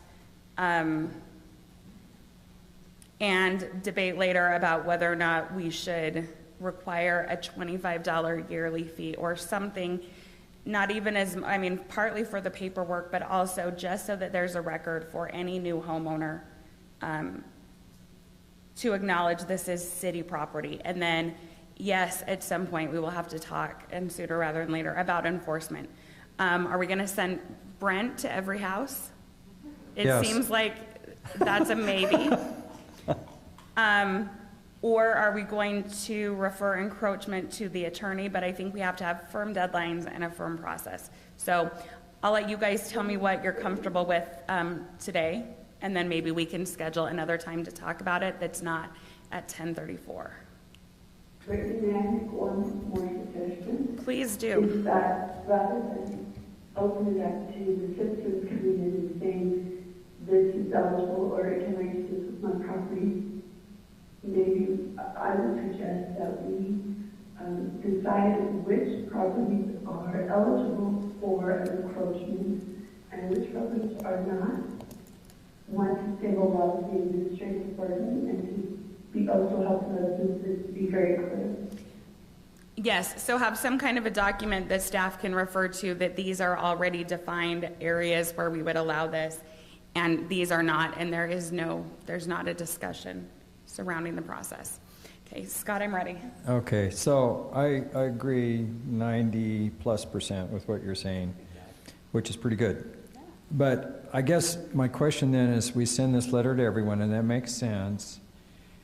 So I believe the majority of people in Highland are very good people and who want to do the right thing. And we know that there are a bunch that have encroached, which is a problem. But so I want to go back to Caddy Lane again. So all those people get this letter, and some of those people get struck in their conscience, and they go out and remove that beautiful landscaping along the trail. Is that what we want? So I'm wondering if, that's the only unintended consequence I'm a little worried about.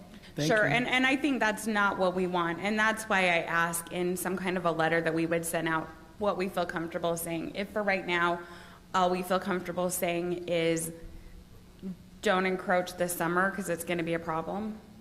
Yeah, well, right? I support that whatever 100%, and I support you on this, but I just want to kind of see, collateral damage, because there is, I know it's hard to say, but there is some good encroachment. So Yeah, I'm going to follow up yeah. with Scott. So let's assume I get this letter and I'm an encroacher. If I have this pricking on my conscience, because these are all good people, Right. they're going to want to have answers to know what to do. Does that make sense? Right. The first thing is going to go now, okay, I've encroached, or I moved in a home that encroached. What am I supposed to do? Do I have any options? Yeah, what are my options? Do I just have to go out and spend $5,000 and rip I all know this things, out? if they get the letter, they're going to start calling the staff, and I'm sorry. Or the next thing is, I got a letter, don't encroach. Okay, does it really have any? It doesn't give me any information. I'm just worried because it doesn't give any information of what to do. And I think it harms the entire argument if we send out some random letter that has exceptions or that has processes that we haven't thought through how we're going to do yet. I just think those are going to take some time to come up with, but I also think that people are planning their spring and summer projects, and they need to plan on those projects being on their own property. So you're saying basically the letter should say it's against city policy to encroach. If you've got projects planned, don't do it. Is that what you're saying? Yeah, projects planned. Because we're not saying to everybody, go out and spend $10,000 What are we and rip saying it those out. who have encroached? We're not saying that we're going to enforce it.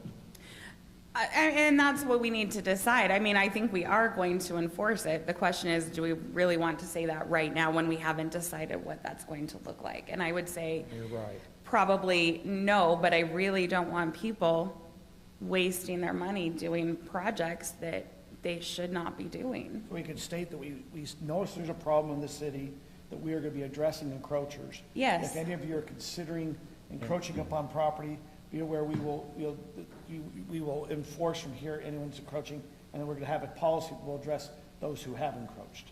Yeah, and I think we'll be reasonable about it, right? Like if you have your reasonable. 25 yards of grass, so you can leave it there, but you need to not water it because we don't have the water for that.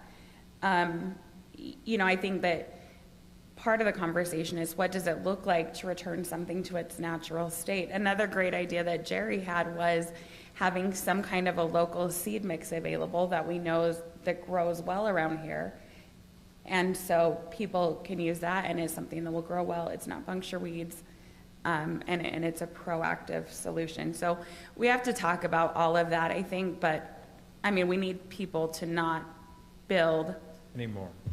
things on city property. And I definitely like your suggestion of including the county website to say if you are, if you do not know your boundary lines, this is a website, you can look it up and find out what is your land and what is city property. And I think it's fair to acknowledge, Please be like aware. some of you may not know that you even have done this. Yeah. We understand that not all of you are the original owners, but you are the owners now of this property, not this property, plus this other that is actually not yours. Can I ask a question of staff? Kay, Aaron, you just got a call. I received it, she's tired, but you just got a call. I noticed that we got a letter about encroachment. I noticed that the prior owner has, what am I supposed to do? What do you tell them? I'm sorry, so you're calling me and saying the prior owner encroached, I got this letter, what do I do? My answer to you would be City Council is talking about this, and they are talking about going down a path of enforcement. However, nothing's been decided yet, and so really this letter was an initial stopgap to keep it from happening further. I'd encourage you to stay tuned to City Council and watch what happens, and we will follow up with you when the council has made a decision. So good. Well done. She's so professional. She is so good. Yes. That's all I have. Well, okay, so that we have to, so do we have the letter? Who's going to draft the letter? What's going to happen on this? So I have a letter that I would be happy to send around. It has kind of more aspects of what we've been thinking about as a committee, but I am happy to kind of pare that down to just the immediate and send it around for y'all to look at and approve, and then send it to Nathan and Rob and Aaron to work their magic with. Is the council okay going that direction? I am. Okay, Scott? I'll support her. Yes. Okay, we got 3. Kim, or Sarah, are you supportive of that? There's a lot. Yes. Okay. We have all council members that are supportive of that, all 5. And then I will also put something together for another discussion that talks about what decisions we need to make next. So on this, some of these really egregious things, like the one we heard about recently, is the city still stepping in and putting in stop orders? And I mean, that's an obvious.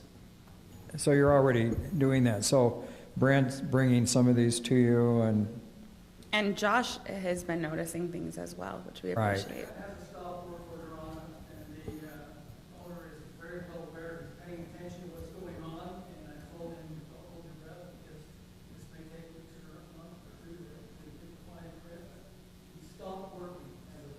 So on some of these areas, so where you were talking about, was it 1,300 square feet?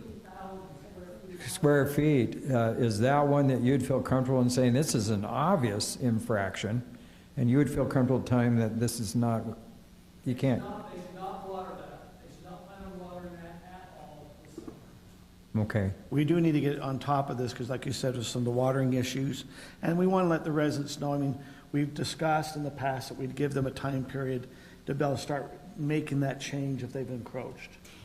Instead of saying, hey, you got 30 days, I thought at one time we gave them a little longer time. Yes. No, I think we come up with a time period that's reasonable.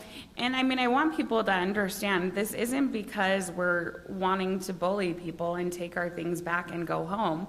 It's because we've had some problems with encroachments, and it is money and water and things that get in our way of putting in trails or other things that the city needs to do. So this is not a punitive thing where, you know, we're being picky about it. It's just that it is in the city's best interest as a whole to not allow this kind of public or private use on public property.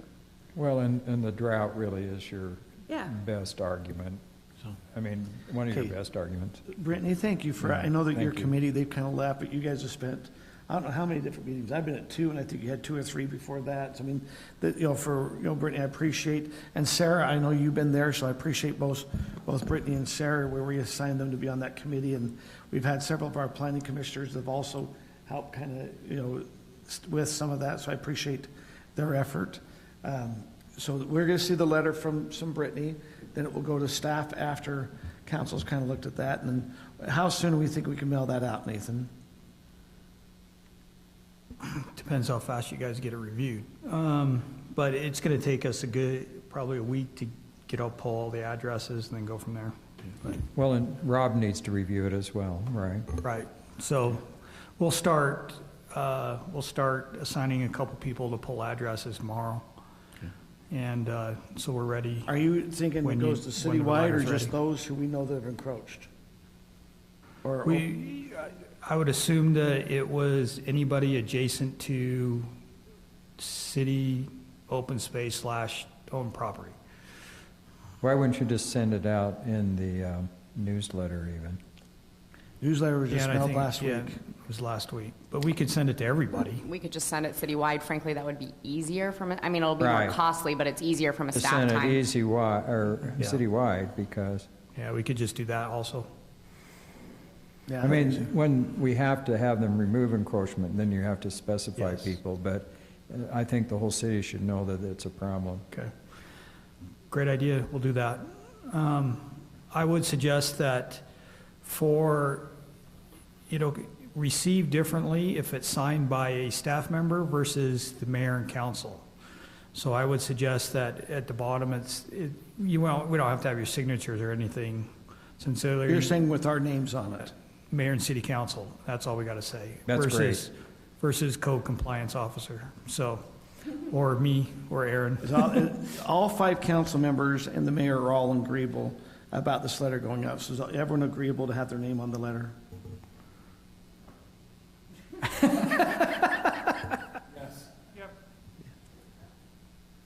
Kind of, yes. Okay. Brittany, I assume Sarah, so. Okay, if we need a motion to adjourn. So moved. Wait, Mountain Ridge. Mountain Ridge, I don't see it up there on the agenda. It's not on there. No, we just communicate the results of. Oh, this would be interesting. Let's hear what we have for Mountain Ridge. This is from our different vendors. Okay. Yes, the votes from tonight. Okay, let me make sure. Sorry, build up. Hold on one second. Just looking council. There we go. And this I is messed just to up narrow where I it down to sold- 2 of the where I saved. vendors, right? Yes. 2 to 3, whatever you want to do. So, if you go to sheet 1 for me. Yeah, okay, so here, it doesn't show here. So Garrett Let me is save it, close it at again 8, real quick. your top was Garrett at 82. Okay, Hold on one second. now pull it up. She didn't have, I forget to save sometimes, so now we have it. So the top, there's 2 things that we found, that we found interesting. One, if you look, so Sarah wasn't able to give us a score, so I just ranked 6 being, the most points, and 1 being the least, so 6 was good. So the high number is good. If you look at the overall scoring, you have Garrett, Sontag, 87, 85, that's probably How just, do you score 6 when 5 is always possible? no, there's 6 proposals. Oh, 6 proposals, okay. But they had us rank 1 through 5, okay. Yeah. That's probably just about indistinguishable. Then you had Play Space, then Great Western. What we did is, looked at is in the categories, who scored the highest.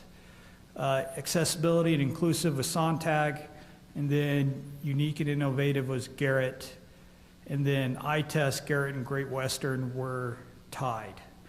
And you got Play Space for play value. So there's some information there to help you make a decision on who the 1 or 2 or 3, 5 or 6, just kidding. No, I don't want to do this again. That we would like to go forward with and start working with and present to the public. You guys remember each one? Well, is everyone, I mean, you got your 2 top, or it appears, am I reading it right, that Garrett and Sontag are the 2 top? Right. Which one did you like? I like Play Space also. I do too. I mean, for sure we can take off Big T and Lucky Dog, and Garrett, Great Western, Play Space, Sontag are really close. Can you make sure your mic's on? I think for sure we can take off Big T and Lucky Dog. And now we're down to 4, which is like really good for us. So if you go to sheet 3, you can see how. Can we do ranked choice? So if you see sheet 2, you can see how everyone scored each one. I was trying to figure out a way to say, okay, this, who was top, but that was hard to do. I think for me, I had a few more questions, like I wanted to see their budgets and I had questions on shade. So it's hard for me to then narrow it down. Of those four, I want to just do a comparison of warranty, budgets. I don't know. And then I wanted to take it to my focus group.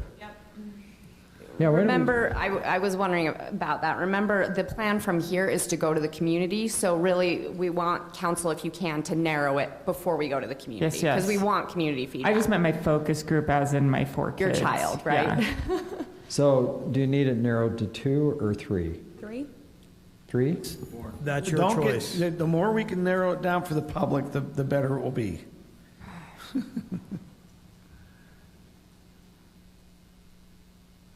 I mean, they're so close. Well, if you take the top 3 as Place Brace, if I can't talk now, Sontag and Garrett, right? I know, but that play space was awesome too. Which one was awesome? Oh, play space. Okay, okay. Now, I'm We got assuming, Garrett, play space, Sontag. Yeah, I'd Yeah. say Oh, those Great 3 are the Western, top yeah. 3. Yeah. I mean, there's not a big difference between that and Great Western. okay, are we trying just to come up with 2 so it's not hard for the public? Can we say 3, and then could we get input of parks and staff for any other considerations that we may not have thought of? Yeah. Budget, shade. I think shade is big, and I didn't Maintenance. have that. So, What you've seen with them other places? yeah, this will be a little bit easier. Great Western, we want to pull that one up real quick. Great Western, have you noticed they focused everything on the one side? Yes, you're right, I've got that's budget it. info if you want that. But they focused on one side, and they had this big grass, I know. grass Open area that's not included in the budget. Right. So their budget was,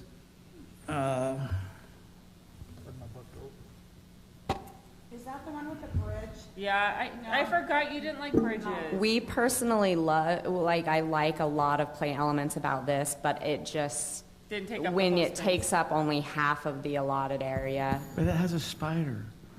so Great we can Western. add spiders. You hit that. Great Western was actually a $2 million budget. They spent the least on Wow. play equipment, but the most on shade. Okay, that's beautiful, but I think that we can eliminate them. Okay. That's my gut feeling. Okay? Yeah. Okay, I've got, do I have 3 agree to get rid of? Great Yes. Western is gone. Yeah. Okay, can you show us the plan of the other 3? We saw a lot of stuff here. Play space, Okay, let's see play space. 1.3 on equipment, 530 on the surface, 45,000 on shade. Are the surfaces all comparable? Yeah. Why don't you, can Basically. you show us pictures of all 3 of those? Yep, we're working on it. Sontag, 1.1 on equipment, so they're all going to be in that same rate after this. 432 on the surface. We need to kind of get the money kind of pulled in. Yeah. And Garrett was 1.5 in equipment. And it was hard to tell what they were spending on shade. Yeah, we'll know here. We've already made the decision on the final 3. Okay. Yeah, What are we doing now? yeah, but You let's can- give- So Sontag is this modern-y looking design that does have some hills incorporated to it, some geographic features. They did have some shade features to it. And they were heavy on accessibility for the Yes. disabled. They were. Yeah. I think that was a benefit. Did they have the zip line? Yes. That the sit-down Everybody thing. That was a request that we put in specifically. Sorry, I'm trying to see if there's an aerial so you can see everything. So let me ask the mothers of small children, because my kids are all grown. When there's so much for accessibility for people with disabilities, does that take away from fun for other kids? Yeah, that's why I eliminated Big T. Okay. This one, I think, strikes a good balance because some elements are accessible, but there's also some that certainly aren't, and it doesn't feel like that's the only purpose of the playground. I'm a mother of a small child, so I decided I could comment too. Okay. Sorry. Small children. Okay, but I thought that was, is it Sontag? They were already kind of high. They were number 2, so I thought we'd kind of said maybe keep them. Okay, so looking at play space, they're number 3 or 3? 3. Yes, they're number 3. This was the European one. Is this your favorite, Brittany? Oh, I just like them all. Yes, I really like this one. They have this very unique climbing structure with the pods, which I guess Garrett has a similar thing as well. Something we haven't seen before. Like the one that said you can see one like this at American Fork, that to me wasn't a benefit. Yeah. Yeah, when they said that, I go, no. Let me ask you though, moms, are you concerned about getting the kids too high up in the air? No. Nah. We'll send them to Really? Dr. Scott. Have you been to No. Neptune Park in Eagle Mountain? How tall is that structure? The Is that pyramid? one? Yeah, the pyramid. Oh, it's super tall. I swear it's like 250 feet up. Yeah. That's just a random number. The but- kids don't fall off it? It's not that high. It's like 40 feet, but Okay. and it's in Saratoga, but. Saratoga. Yeah. Don't they What did climb they on the say? outside of, I mean, I understand if you go on the inside, but aren't they trying to climb on the outside and someone could No, fall? because most of them are like pyramid shaped, so you can't really, like if you fall to, You fall in the net. Into the net. fall yeah, you in- don't fall into the all the way. ropes. off. Kim and I talked to them about safety a lot when we were talking about those super tall slides and stuff. It seems like they assume there will be. This was kind of cool where it has a slide at the very end of that big net. Oh, that's awesome. Yeah, I like that because it's just really unique. Yep. And who's this I one? should have pulled up Garrett's. This is This is Place. Place, whatever it is. Place. And they got the fun zip lines. Yeah. How is their budget? Play 1.1? space, 1.9, 1.3 on equipment, 530 on the surface, 45 on shade. They were the cheapest installation cost. This one didn't have the zip line with the disc, though. Which one was the zip line with the disc? Chief Patton, you got that fancy new ambulance. What do you think? Disc was Garrett. Oh, Garrett? That's such a cop-out. What did you say? He said they're all very nice. Oh. They're going to keep you in business is what you're saying?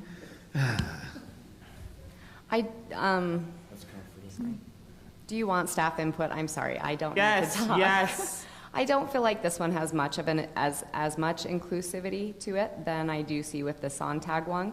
And I feel like this structure is similar to what Garrett is offering, and you get more other features. I just don't feel like you get as much in this park. But they're the ones that said their budget's 1.7, that Yeah. we would add to it the things that you wanted to get That up to. Garrett? No, that's This Sontag. one. No play space. Sontag said that. I was wrong. Sontag said that. Sontag was the 1.7. Yes, was the 1.7, play space is 1.9. guess I So took a picture right ignore there. what I said. Okay, let's go Is it to, really not possible to just bring them all three back, or at least let us go home and look at them? Because we saw these for like 10 minutes from far away, and I can't really see from far away. We can bring all three. Can we either bring all three, or at least let us look at the plans at home when we have a chance to talk to our kids and see them not blurry? Whatever you'd like to do, we just, Closer.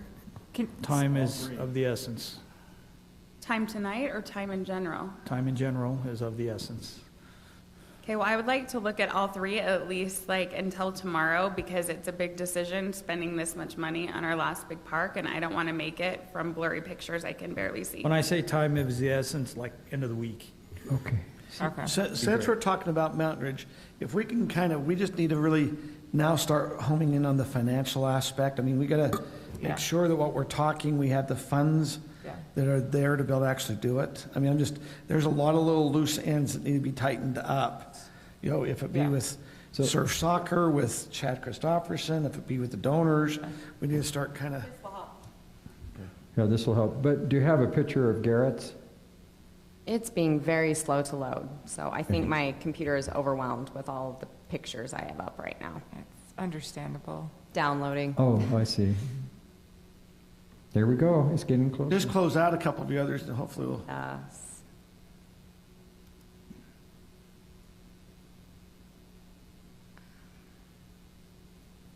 It's a PowerPoint. So I can move into. Here we go. Jeff, thanks. I think we should let her reserve access. We're just gonna be spending $2 million. When people walk up, they ought to be wowed. Or when they're playing on it, it should be wow. Yeah. This is our pickleball. Instead of 27 pickleball courts, it's gonna be the playground. I think that was a good choice. It actually is. Until the public comes and tells us we're fools. What's that? Until the public says we're fools. Are they going to come back? What can they come back and say they don't like about this? They like to spend money. We just fixed all the roads. We're raising their taxes. Okay. Here we go. It's getting close. Anything else we need to go over? Just a really quick report for you. We did the final pump test on our new well, and we have a wonderful well. We pumped 2,000 gallons a minute for 24 hours, and the well performed very well. That's double anything that we have in our system right now, and there's every indication that we can maybe even get more out of it. But we hit everything we wanted to with our well and more. Just giving you that while we're waiting for Garrett. So, well, it's a success thus far. Awesome. So here's kind of some pictures of Garrett to remind you, the domes, and then, so kind of a big dome structure, I can't remember what they called this, right? The climby loop thing, a zip line. They were the one who said the first ever zip line with the disc zip line. And then kind of the more inclusive elements here in the middle sections. Inclusive ones, yeah. Right, Okay. the big ones came out of Canada, and this is Garrett's stuff, the littlers, the inclusive areas. I actually quite like this one. I just hope it all comes through budget-wise. Me too. So making sure we heard council, so we'll send you the information for Garrett, Sontag, and Play Space. And you'll get us your top 2 choices by the end of the week. I'll give you my top choice. I'll make it real simple. I like Garrett. Do you have a number 2, Scott? Yes, play space. You give 10, I'll give 3, and then it averages 2. Okay, sounds good. I'll give one. Yeah, that's right. Okay. Oh, it's late. Okay? If we have nothing else, I'll take a motion. So moved. I'll get a second. Second. All in favor? Aye. It is my goal to one time beat Scott to the motion to dismiss. I think you've done it. We went over an hour than what I thought we were going to do.